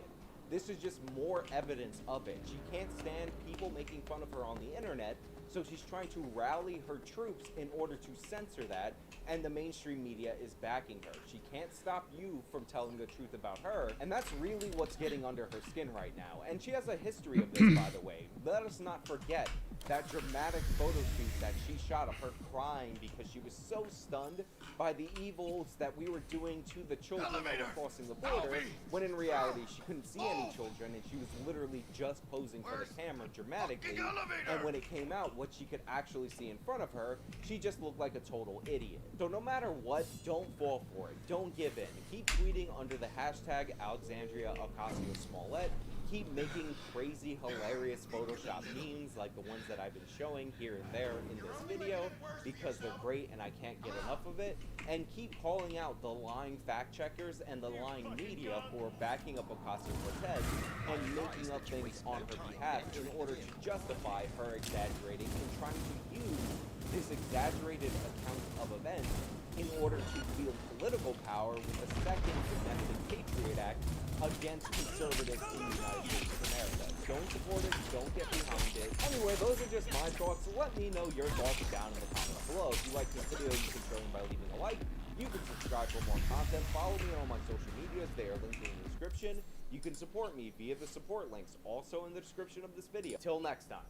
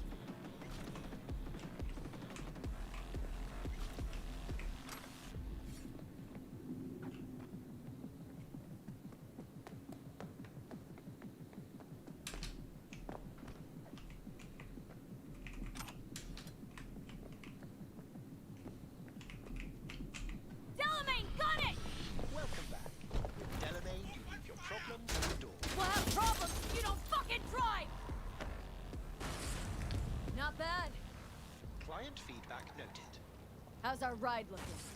Tip-top. Though alas, we are being pursued. Sweet Combat mode activated. Please remain calm. Calm! Roadblock ahead. I kindly request brace for impact.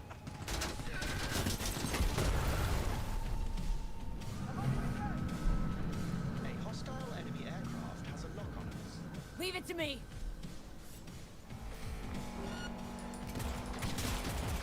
I guess they just give up!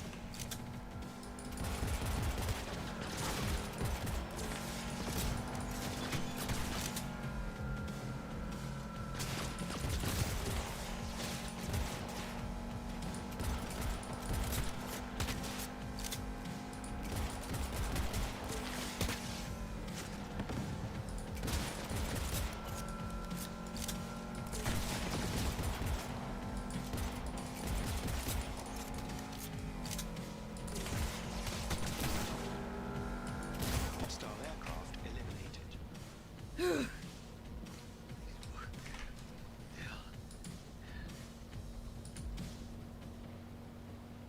You're right as a ghost, Jack. See? I told you we'd make it. My medical diagnostics indicate that Mr. Wells's condition is critical. Take us to a river dock now! Apologies, but that will not be possible. Our itinerary has been pre-arranged and paid for in advance. I am not at liberty to alter it. Fuck your liberty! Do what I say! It's okay, V. Oh, hold out. I suggest you try to keep Mr. Wells conscious. It's gonna be alright. You'll see Misty, your mom, everyone you love. Jackie, don't close your eyes! Misty. Hush, no. She always knew.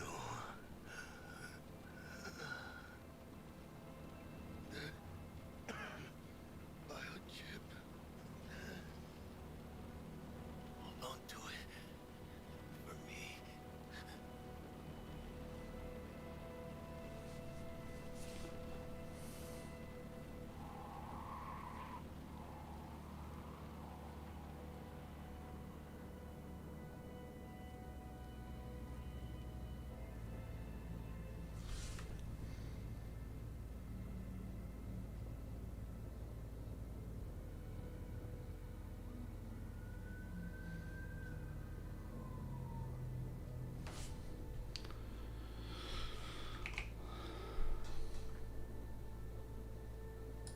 Mr. Wells has passed. Where shall I take his remains? What? The Excelsior package provides for the disposal of passenger remains free of charge. I merely require a destination.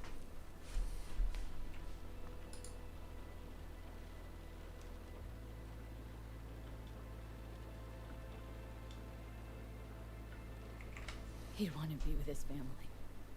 Mr. Wells's closest blood relative is Guadalupe Alejandra Wells, proprietress of the El Coyote Coho Bar. I will make sure to deliver him safely.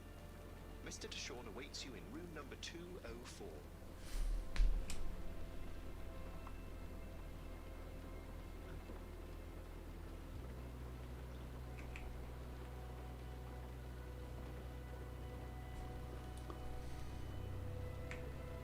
See you in the major leagues, Jack.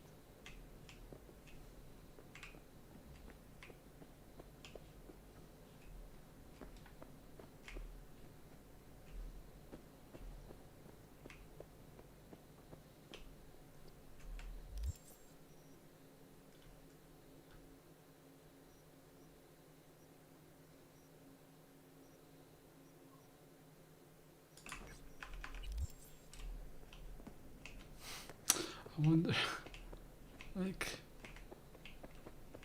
I should have an idea that the Sean shit is gonna go badly.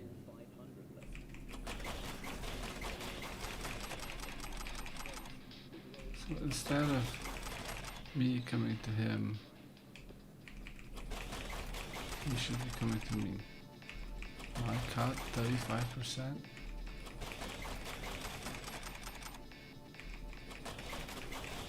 For heist like this, guy out of nowhere.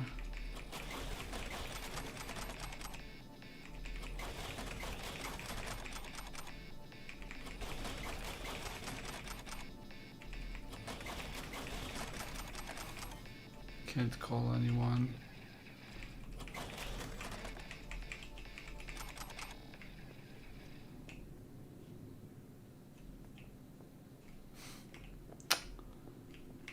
I should be able to leave.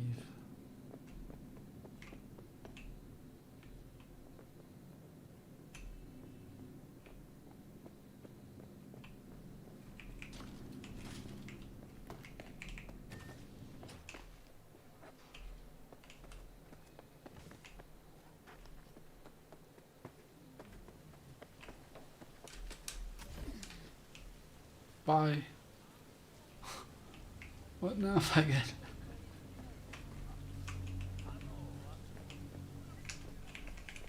Can't use guns?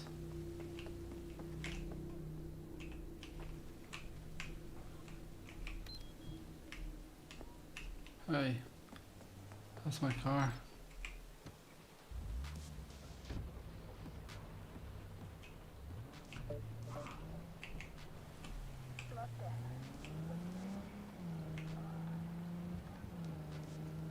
I have the shit. I'm the only person that lives out there. I got the chip. I got everything. I should go to someone I trust, not to someone I don't.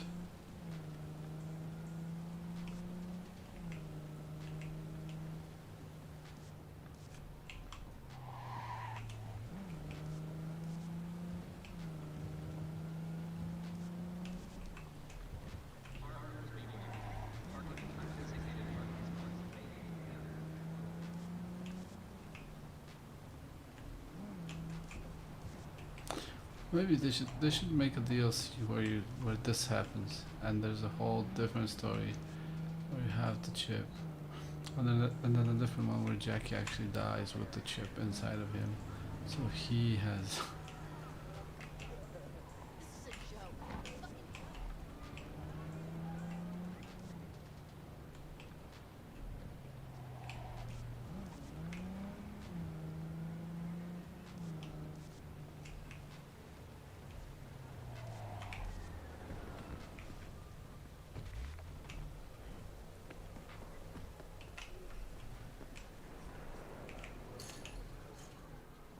Get me a place to store the chip. What's your fucking problem?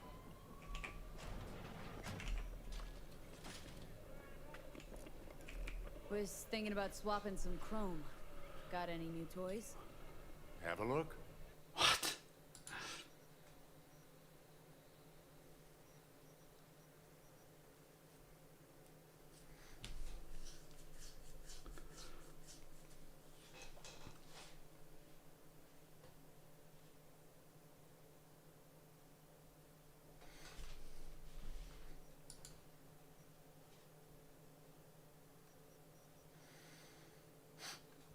Crazy.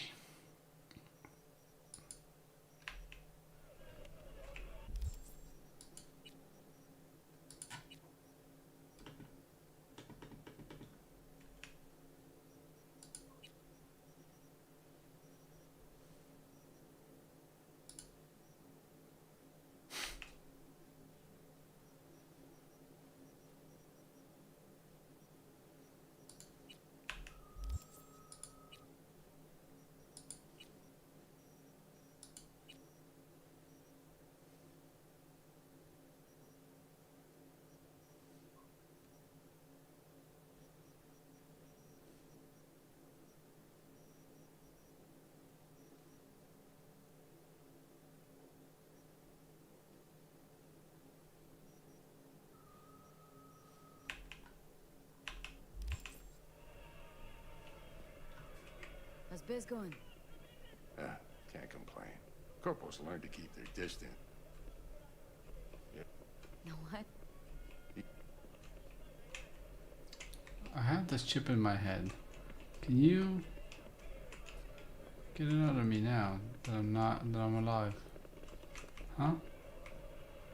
Can we get some cooling storage? Here's like the details for it. Shit, dude. Come on.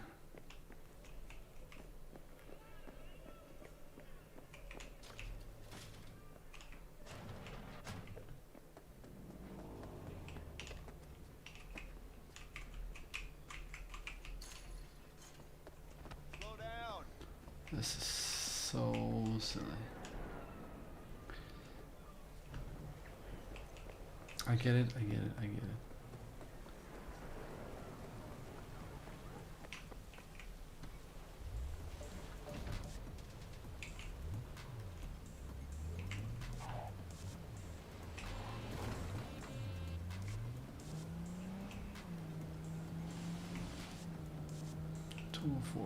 I died in room 204.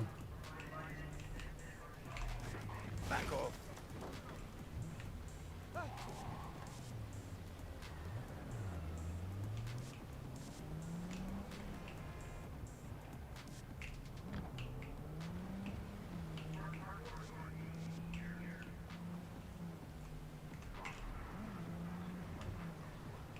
Oh my god.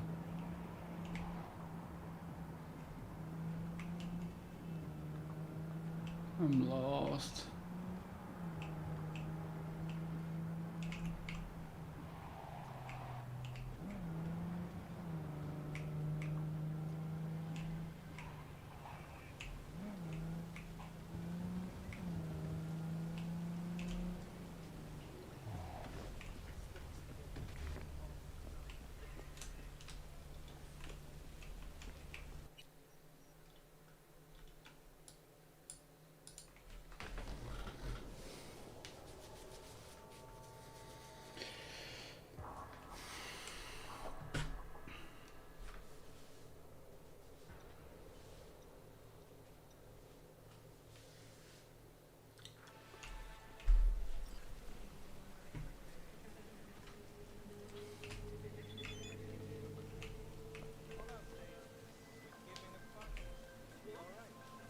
Got a Soviet fixer in town.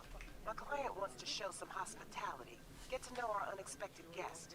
Go to the port in Kabuki. Pop a GPS on our comrade's ride. Car came with him all the way from the USSR. More info attached.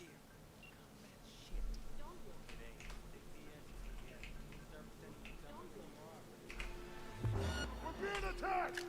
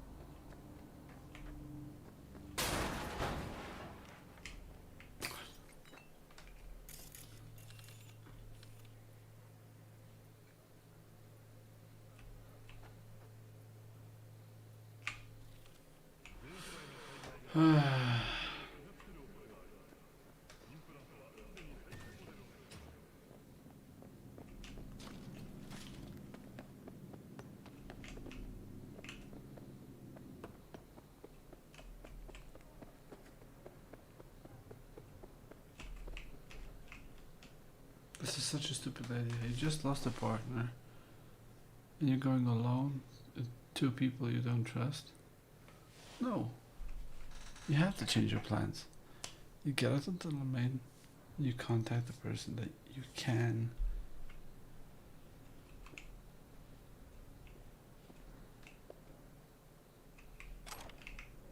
You can talk to.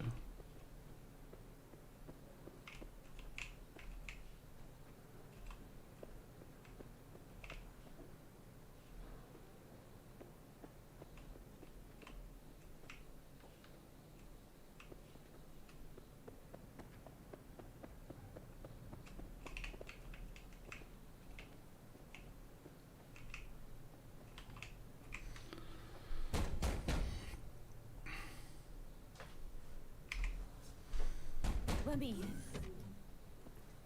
He waiting. He waiting.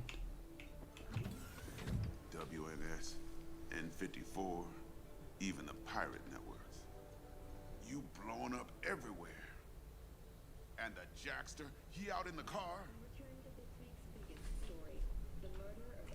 Don't care to know how Jackie is? Toad, you best watch it. Bled out in the backseat. Dead. Well, I'm sorry to hear that. You're not. You don't tell him this shit.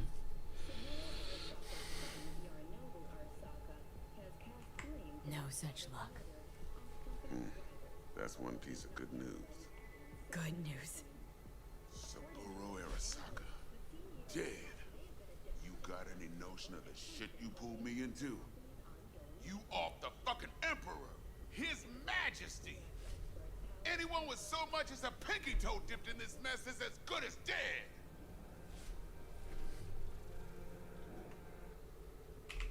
I know. And that's why we gotta skip Night City, Dex.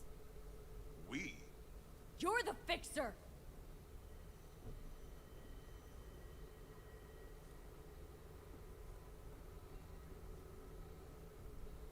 Alright, settle down.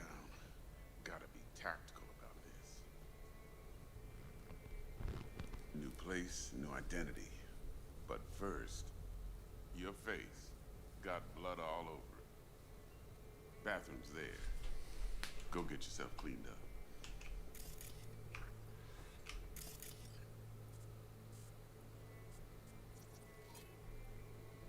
It's me. Yeah, shuttle up. Today. No, can't wait till dawn. One seat. Up at the premium. Spaceport Terminal 4. Got it.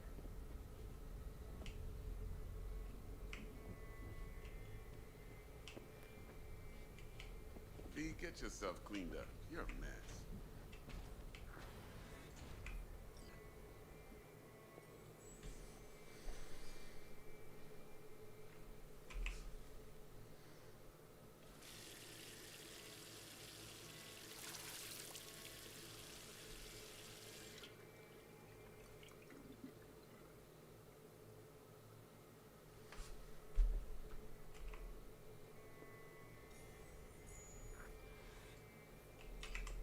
All right, then.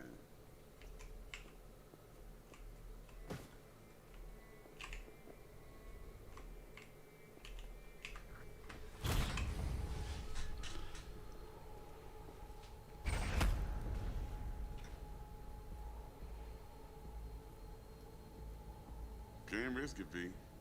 Remember our first convo? Yes! Seems I've chosen a quiet life after all. No blaze of glory for me.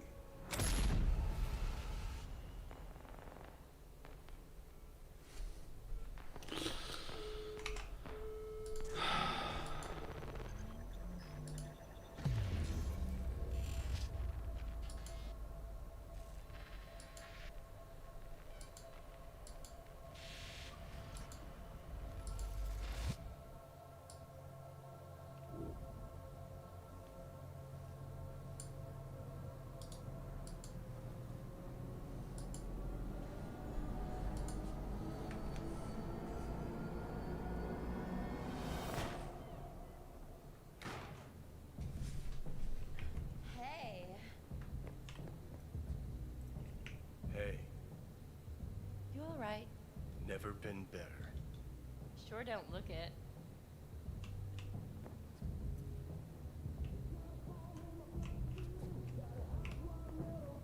I can't let you on! Hey, we're chill!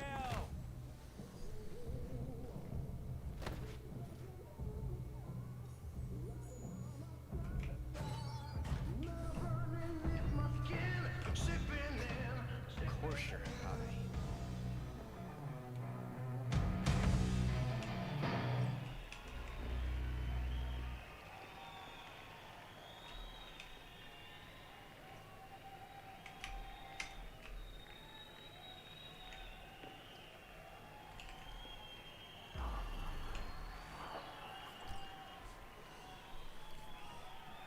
Tonight,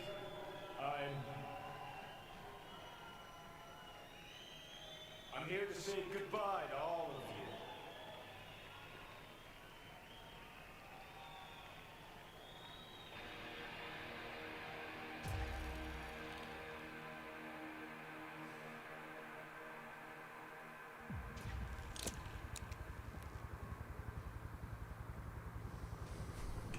Money's money, can't fuck around with it. Speaking? You're wasting your lives following us around like dogs. What crawled up your ass? Nice. Then we can talk. How much do you want for it? Okay. I want it today. Great.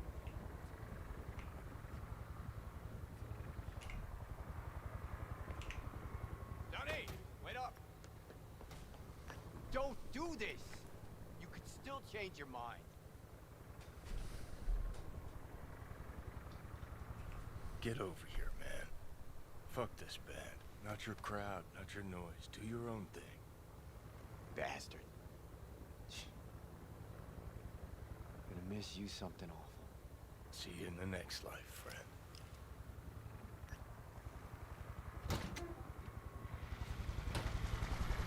You're late!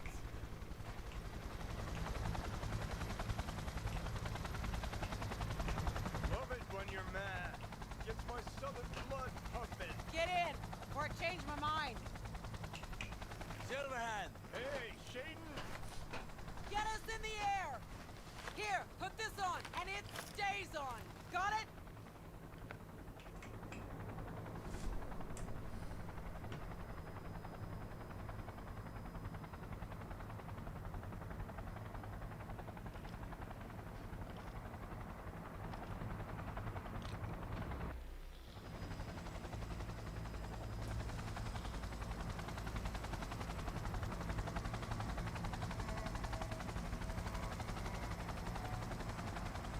Pierce are on fire. Pacifica's cut off, shut down. APC's on the streets of Watson. Sons of bitches! Skull cracking out there. That us? Johnny's idea. Wayland's drawing Arasaka's attention away from the tower. Collateral damage part of the plan too? This isn't the Cub Scouts, Thompson. Chew it up, spit it out.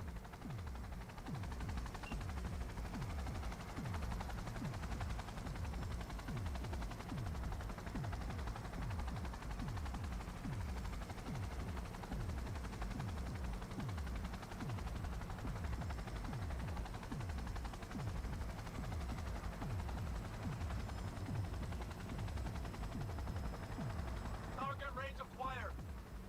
Make it rain. Some kind of freak!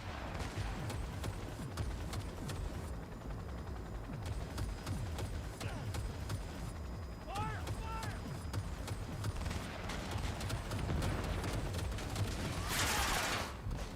Johnny! Take it! Taking over.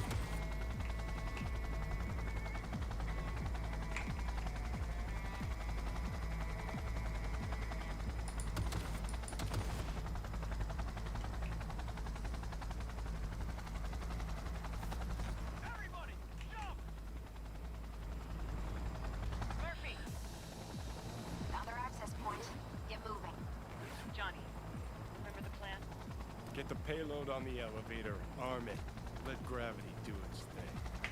Explosion rocks the foundation, tower crumbles, chaos, screaming, roll credits. Exit window's gonna be tight. Jacking in. Is grass green? Mainframe's not your playground, Murphy. Come on. Evac announcement. Broadcast it across all frequencies and let's get moving. Sheesh. Who wrote this manifesto? Really need me to answer that question? Jesus, Johnny. You've gone off the deep end. And that's coming from a chair jock. Come on. I'm taking fire. Get ready.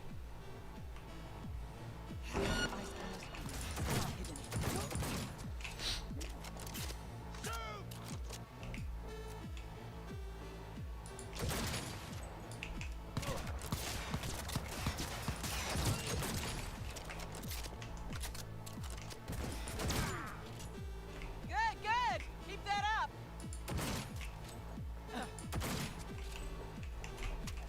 He's a goddamn Got a extremist! little problem over here.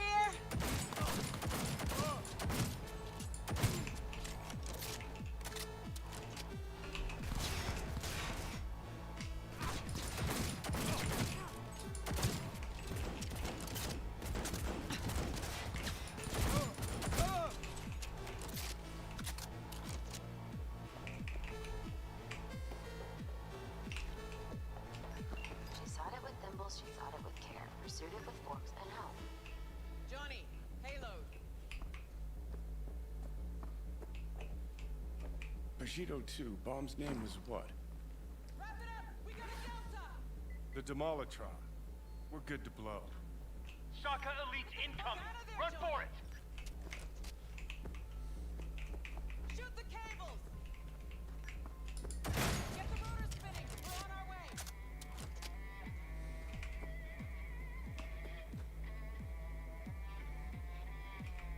Not done yet. Still need to feed this to their subnet. Fucking knew it! This was never about Arasaka. This was about your groupie output, wasn't it? Not like you could ever understand, Rogue. You're on your own. Giving you 4 fucking minutes if you want to ride out of here. Door lock breached. Arasaka sons of bitches incoming. Love you, Spider. Whole world loves me.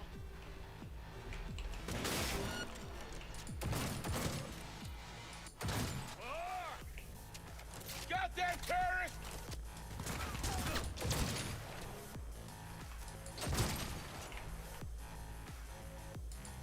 Heads down! Keep it together!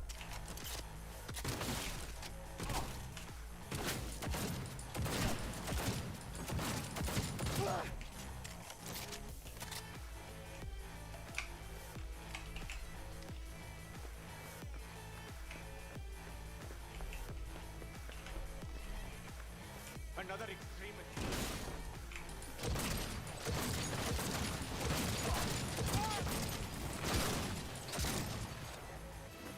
Shoot!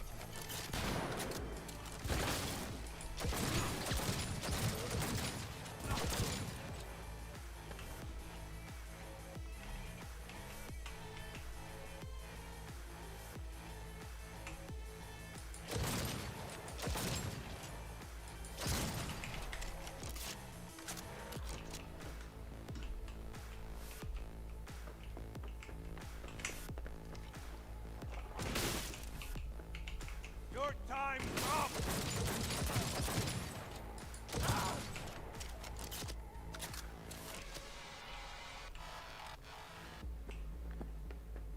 Closing in on the access point. Slide in.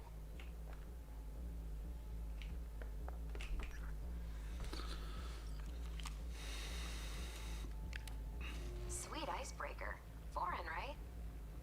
Just wonder if we know anyone who can switch the subnet protocol. Hilarious. You gonna help or not? Do spiders spin webs? It's time we caught some flies. Thanks, Murph. Now, just for good measure. Holy cyber cow. We're on TV. Take a look. Return now to Arasaka Tower. Its evacuation ongoing after an unidentified terrorist organization released a manifesto threatening violence. The terrorists stating their desire to, quote-unquote, topple a monument to corporate colonialism.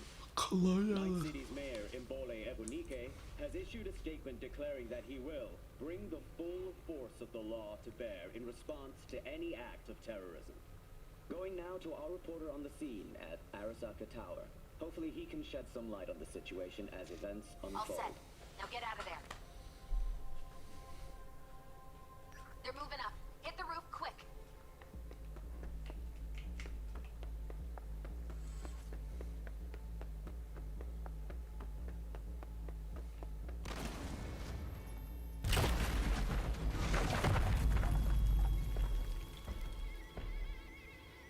Shit! That's Adam Smasher! Johnny, run!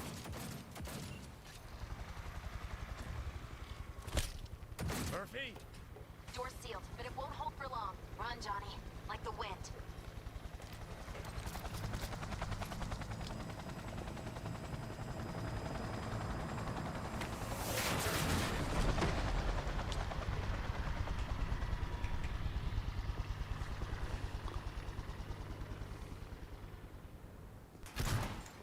Smasher. Told you, Johnny boy. Told you I'd end you someday.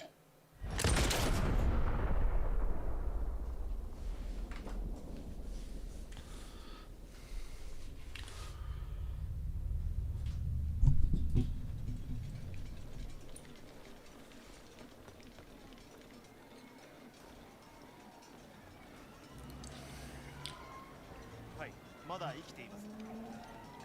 わかりました。向かいます。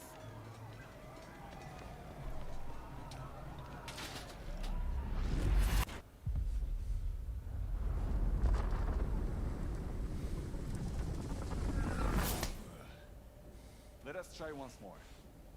Your associates. Who are they? How did you acquire fissile material?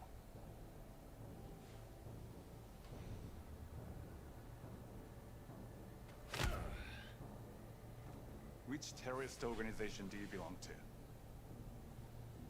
How did you acquire fissile material?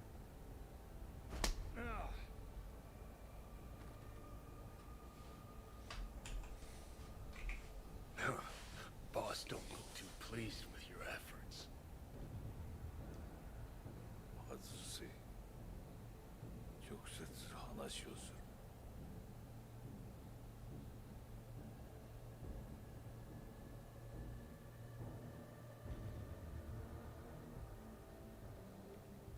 Hot damn. Done and gone. My husband died in that tower.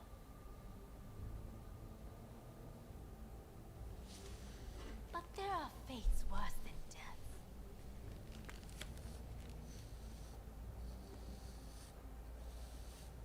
I didn't want him to die. なぜこのようなことを Why did you do this? To bring an end to the madness you wreak. 人は嘘をつき自分自身を欺く。だが死者は違う。死者は雄弁だが彼らは決して嘘をつかない。死者の言葉にはつつましさがある。始めろ。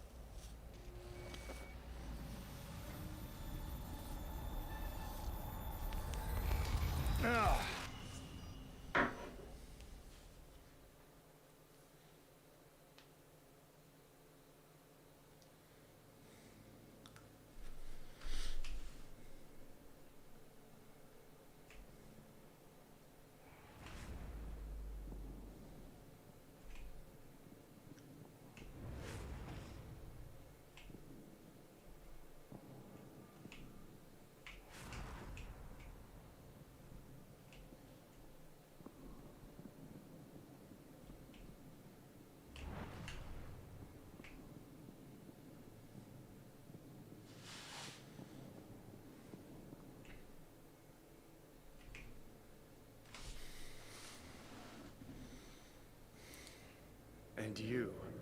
Who are you?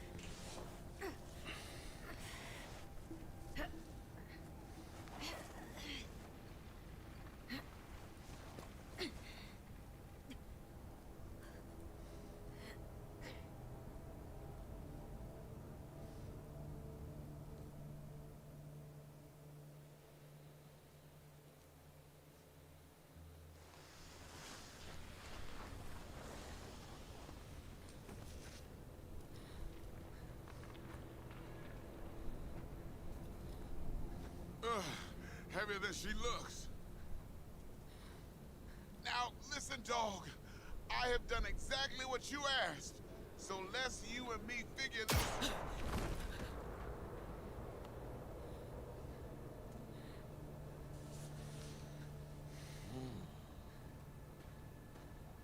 荒坂様、お父様の殺害犯を見つけました。この女で間違いありません。はい。1時間後には着くかと。Quiet!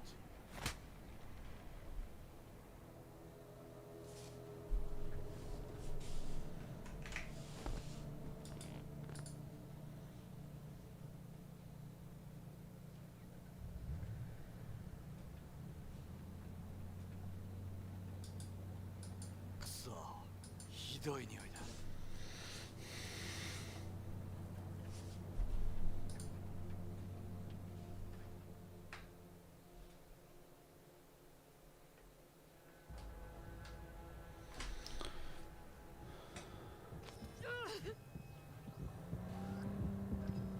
You hear me? I need your help.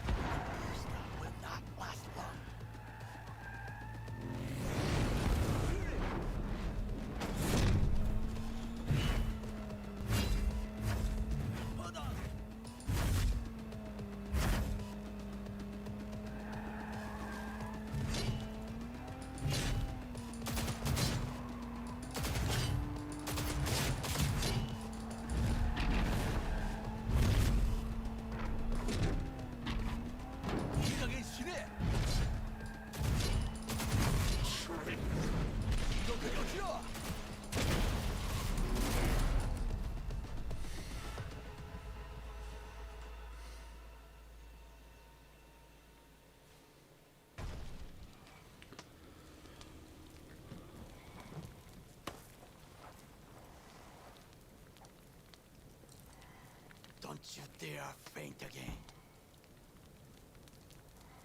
Keep your eyes open.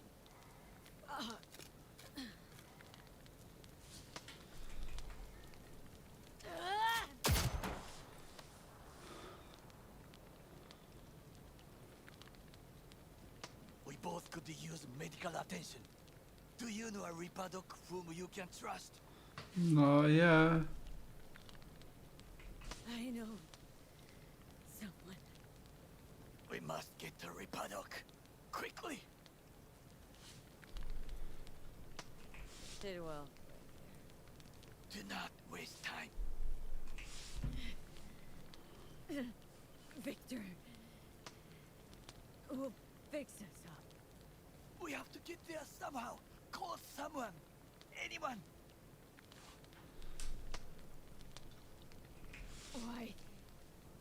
Why not just cut me loose? I'm dead weight to you. Make the call. All right. Greetings.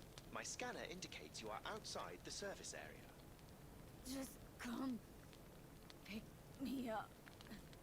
Need to get to Misty's Esoterica in front of Bix. Of course. A vehicle is en route. It should arrive in less than 20 minutes. What are you doing?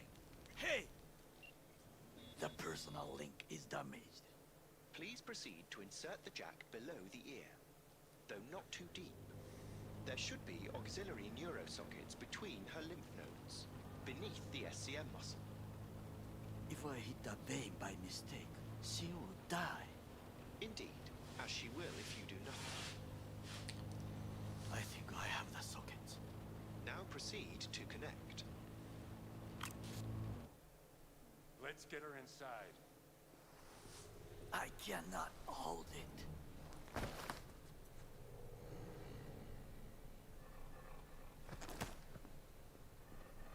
I need to rest. That your blood? Misty!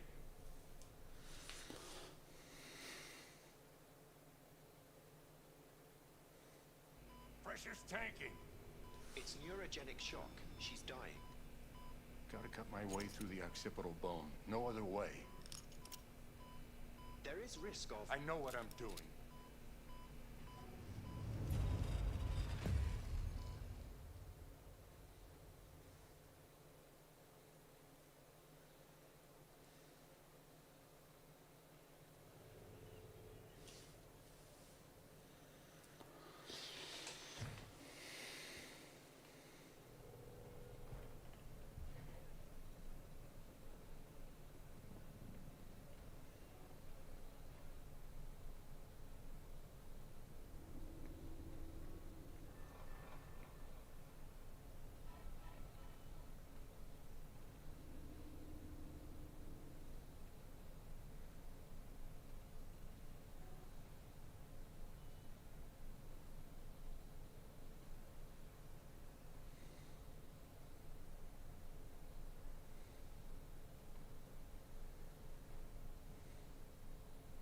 How is she? Slower on the mend than you, but looking better every day.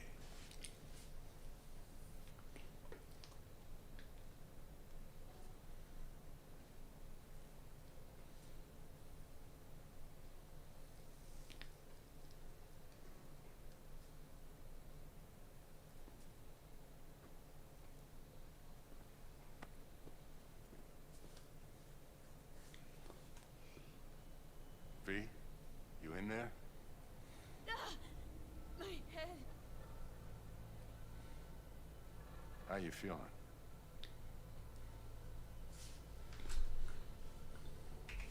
Ugh. I don't know, Vic. Here's the rain. And then I'm seeing shit. These hallucinations. Describe them to me. Blinding lights. It's loud. I'm on stage and almost can't breathe. I'm so damn full of hatred. And then I let it all out into a mic, and I realized it didn't help. I don't feel any better. And then, promise not to laugh. I plant a bomb in Arasaka Tower. Nothing there to laugh about.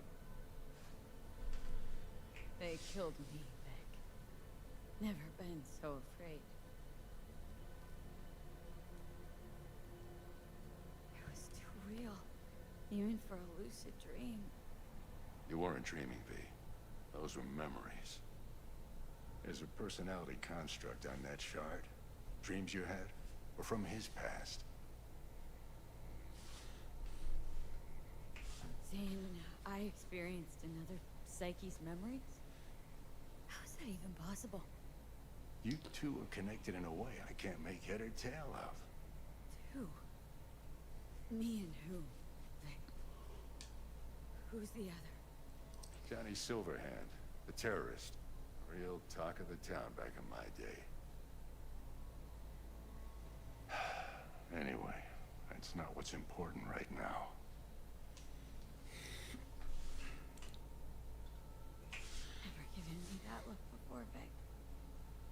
What is it? You, don't got a lot of time left, kid. Say what now? The biochip. It's basically a bomb. Fuse lit already. You don't have much time left. Much life. A few weeks, tops. Silverhand's construct is overriding your consciousness, gradually taking over your body until one day you'll just be gone.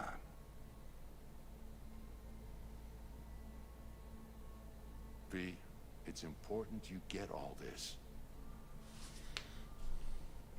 You'll fix me up, right, Vic? If I could, I would, V. Believe me.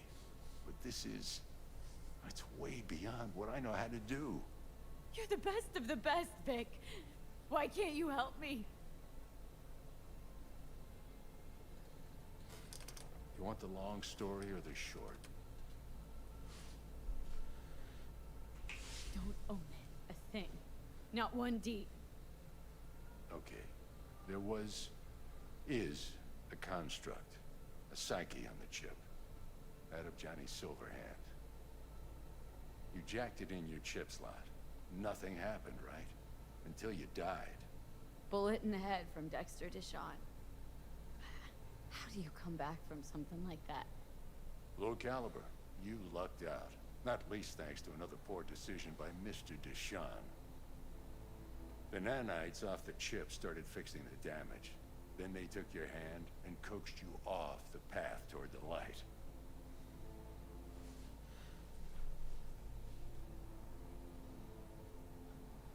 You're Dr. Victor, and I'm your monster. Perfect. Your body's only a body. You can modify it, replace it with chrome, hell, get a new one altogether. Your mind, though? Oh, that's a whole nother story. From the biochip's perspective, your brain cells are a tumor that needs to be scooped out, while your body's an empty shell to hold the construct. So this fucking terrorist wants to wipe me and take my place. Take my body. It's not willful on his part, it's automatic. Inevitable. And neither of you can stop it.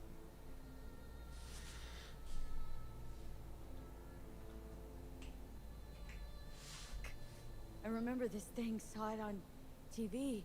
Oh, what was this stupid slogan? Soul something. Secure your soul. That's it. It's just supposed to let you communicate with constructs. Maybe, but this is a prototype by the look of things. Somehow made it out of Arasaka Labs. Just take the chip out or switch it off. Either way is out of the question. You die immediately.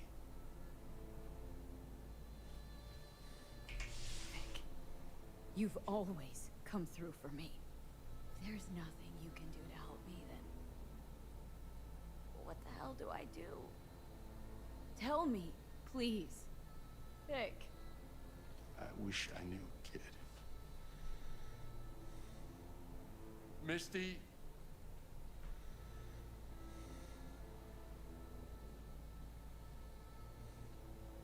You're asking too much from an old-timer like Vic. Come on, V. Let's get you home.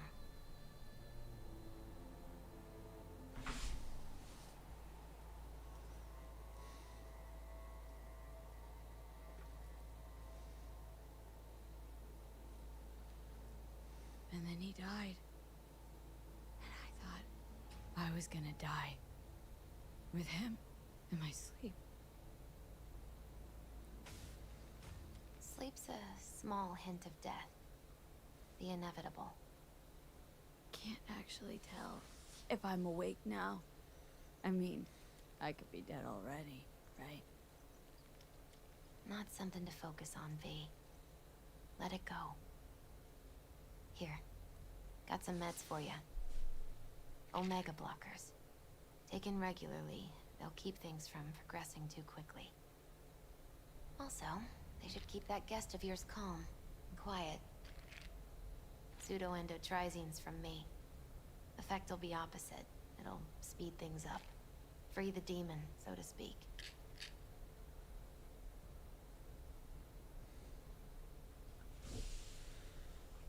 Giving me a pill to prod that son of a bitch so he can kill me faster?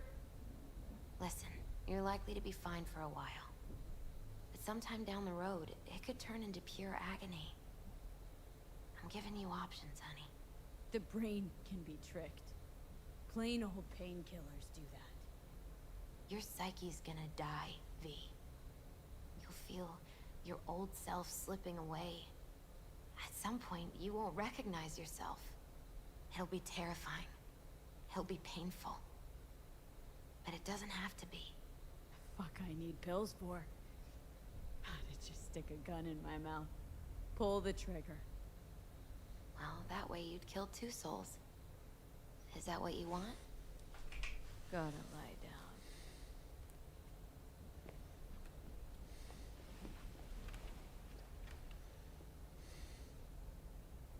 Here, got one more thing for you. Vic pulled this out of your skull. A lucky charm? Promise you'll try to get some sleep.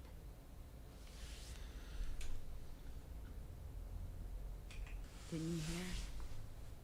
My condition's terminal. What good can this do? Don't be silly. As long as you're alive, there's hope. And don't let anyone tell you otherwise. Really think I can make it? Survive this? Of course you can. I mean, you did already die and come back once, didn't you?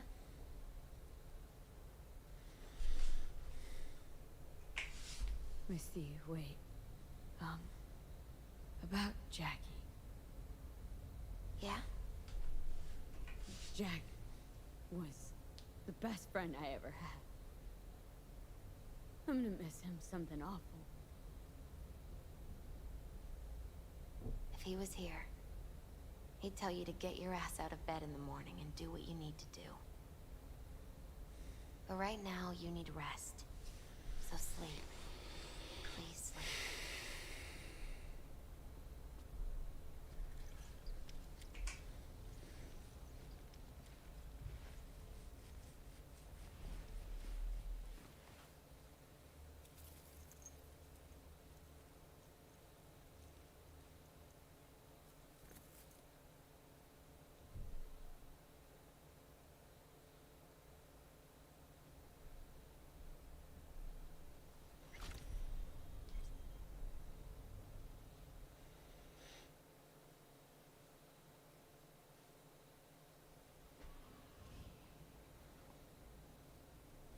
Gotta get out of here, understand? And I'll kill anyone who gets in my way, you included.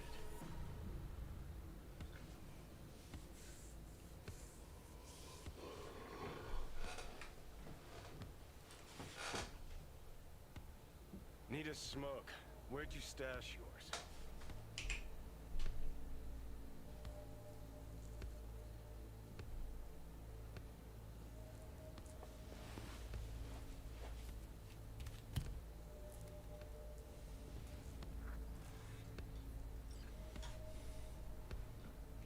Where did you even come from? How are we even talking? How the fuck should I know?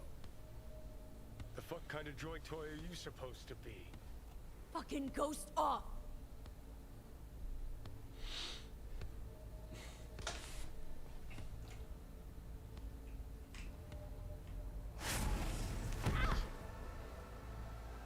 Who you work for, start talking!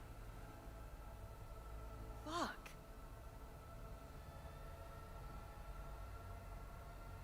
Fuck.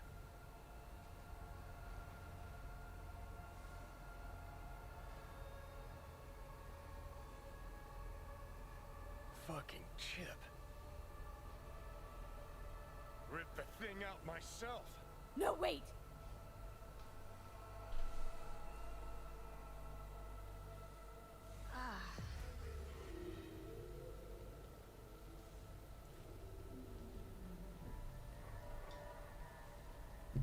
I'll take control. find a way. You hear me?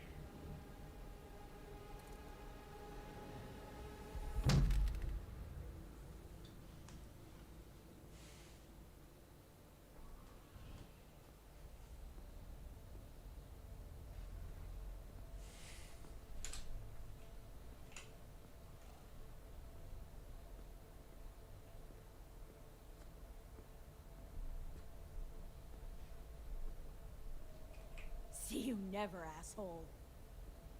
Now like that. Stick some iron in your mouth and pull the trigger. I can feel it. Our minds touching. I'm like mold on fruit, creeping into you. Nothing I can do about it. You hear me?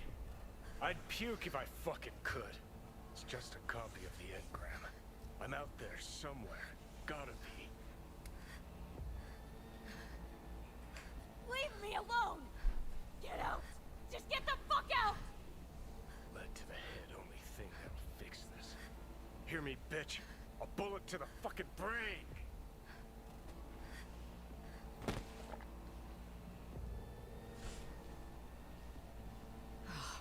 Fuck me.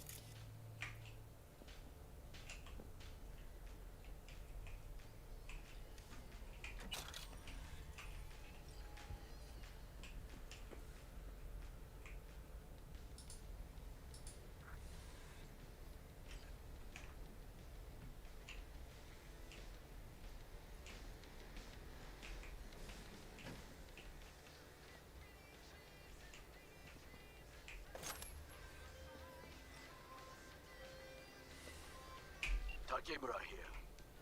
We must meet. Come to Tom's Diner.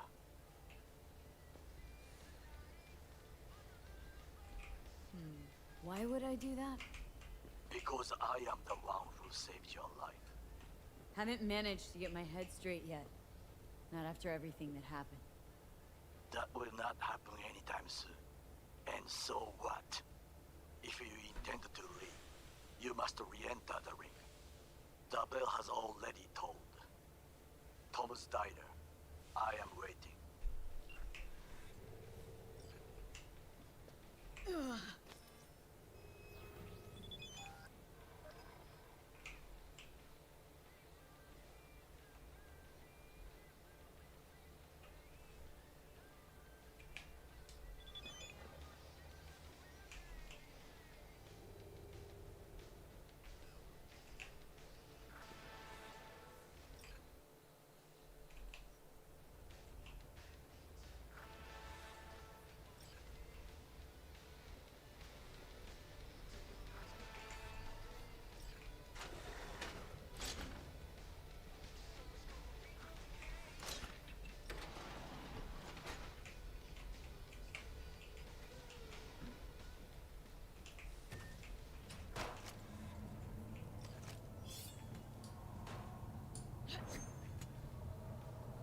Look, I know you're into me, but I don't need company.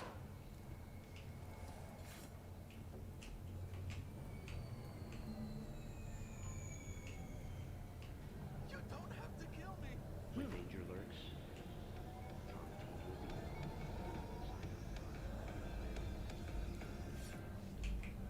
Hey, no funny business. don't forget, you're worth it.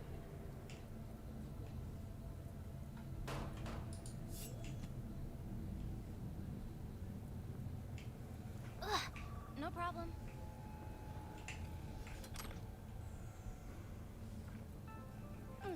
Got another dry, sun-filled week coming your way, Night City. But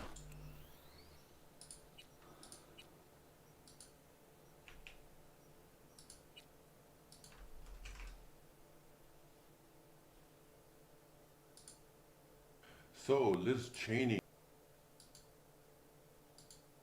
another Cheney, got reelected Let's see, somehow. Jill- 145 to 61. Isn't it great to see how many traitors there are in the GOP party, just protecting themselves and their own interests? No shock there. 13% of Wyoming Republicans actually voted for Liz Cheney. Somehow, however, the people in her party still voted for her, even though she's the least popular person. Go figure. Here's another one for you. 11 Republicans voted to remove Marjorie Taylor Greene. First one, Mario Diaz-Balart, which is from Florida, I guess District 25. Brian Fitzpatrick, Pennsylvania. Carlos Jimenez, Florida. Jimenez. Chris Jacobs, New York. John Katko, New York. Young King, California. Adam Kinzinger, Illinois. New York Nicole Republicans. Maliotakis, New York. Maria E. Salazar, Florida. And Chris Smith, New Jersey. And finally Fred Upton from Florida Michigan. and New So York there's this interview Republicans. with Charlie Rose and Donald Trump from 1992. I highly recommend you watch the full clip, which is going to be on Rumble. But there's a specific part of that clip that I think you'll find it interesting, which kind of gives you an oversight of what's going to happen soon. Well, I used to say, and in fact, I think I said in the first book that, and maybe this was foolish, but I really meant it, that someday I'd like to maybe lose everything for a period of time to see who's loyal and who's not loyal. And I frankly found out a lot of things. Did you find out who's loyal and No, not I loyal? tell you what, and you can't guess it. You can't predict it. You think certain people will be loyal no matter what, and it turns out that they're not. And you just can't predict it. It's very difficult. So Donald Trump is not going to be a kind of person who's just going to, give up at the end of this. His whole life he has been fighting, and he's not the kind of person who's a quitter. He's just taking a little bit of a quiet rest right now, and I think the fact that he doesn't have a Twitter and not telling CNN what he's thinking is driving them crazy. So let's just wait and see what's going to happen. Until then, don't forget to join me on Patreon and on Rumble.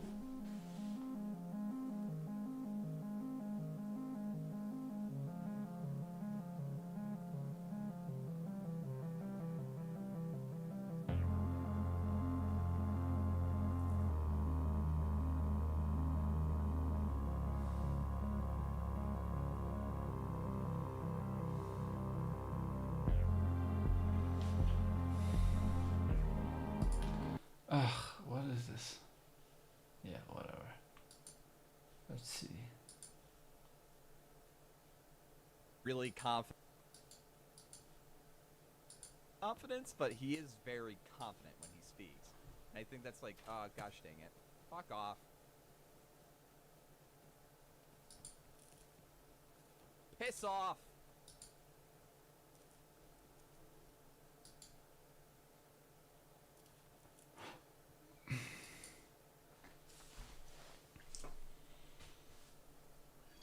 I got my pickaxe back.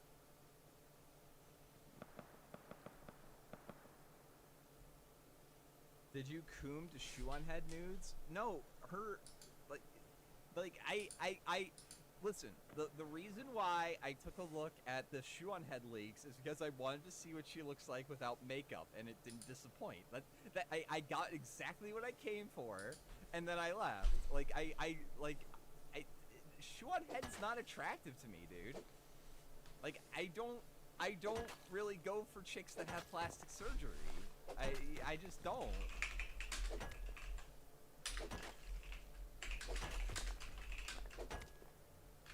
Yeah, I'm still on the Reddit Rust server. Have we moved on to an, oh gosh dang it. Fuck you.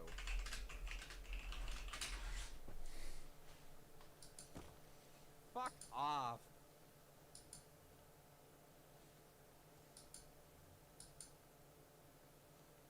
Seriously, fuck this dude.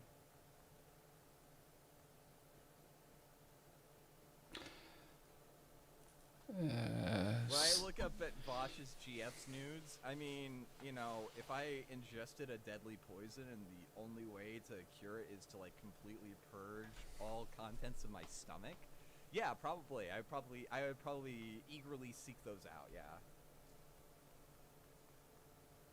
I would eagerly seek those out. Name one girl who hasn't gotten plastic surgery. I'm gonna guess like a lot of the HoloLive girls and other VTubers haven't. Because why would they? That means that Gargura and the others are truly the only good women on the internet.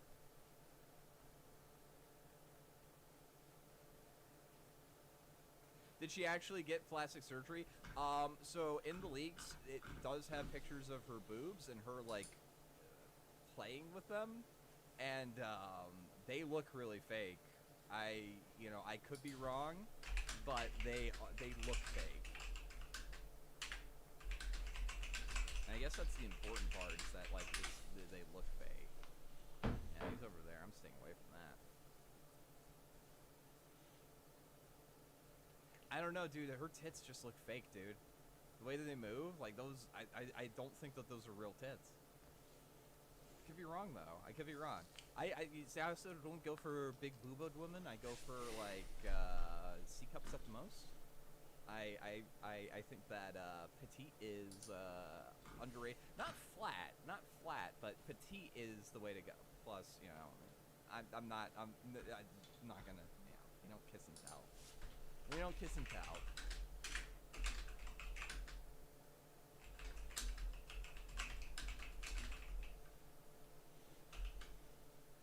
Wait, are the HoloLive girls like really babes IRL? Probably. You know what? They're probably more importantly, they probably are beautiful on the inside. The HoloLive girls are most likely beautiful on the inside too. Actually, most VTuber girls are probably like decent people on the inside. Except for, you know, I keep on hearing conflicting things about Nanners. I know like a couple of my friends are like really enamored with her, but I've heard like she's like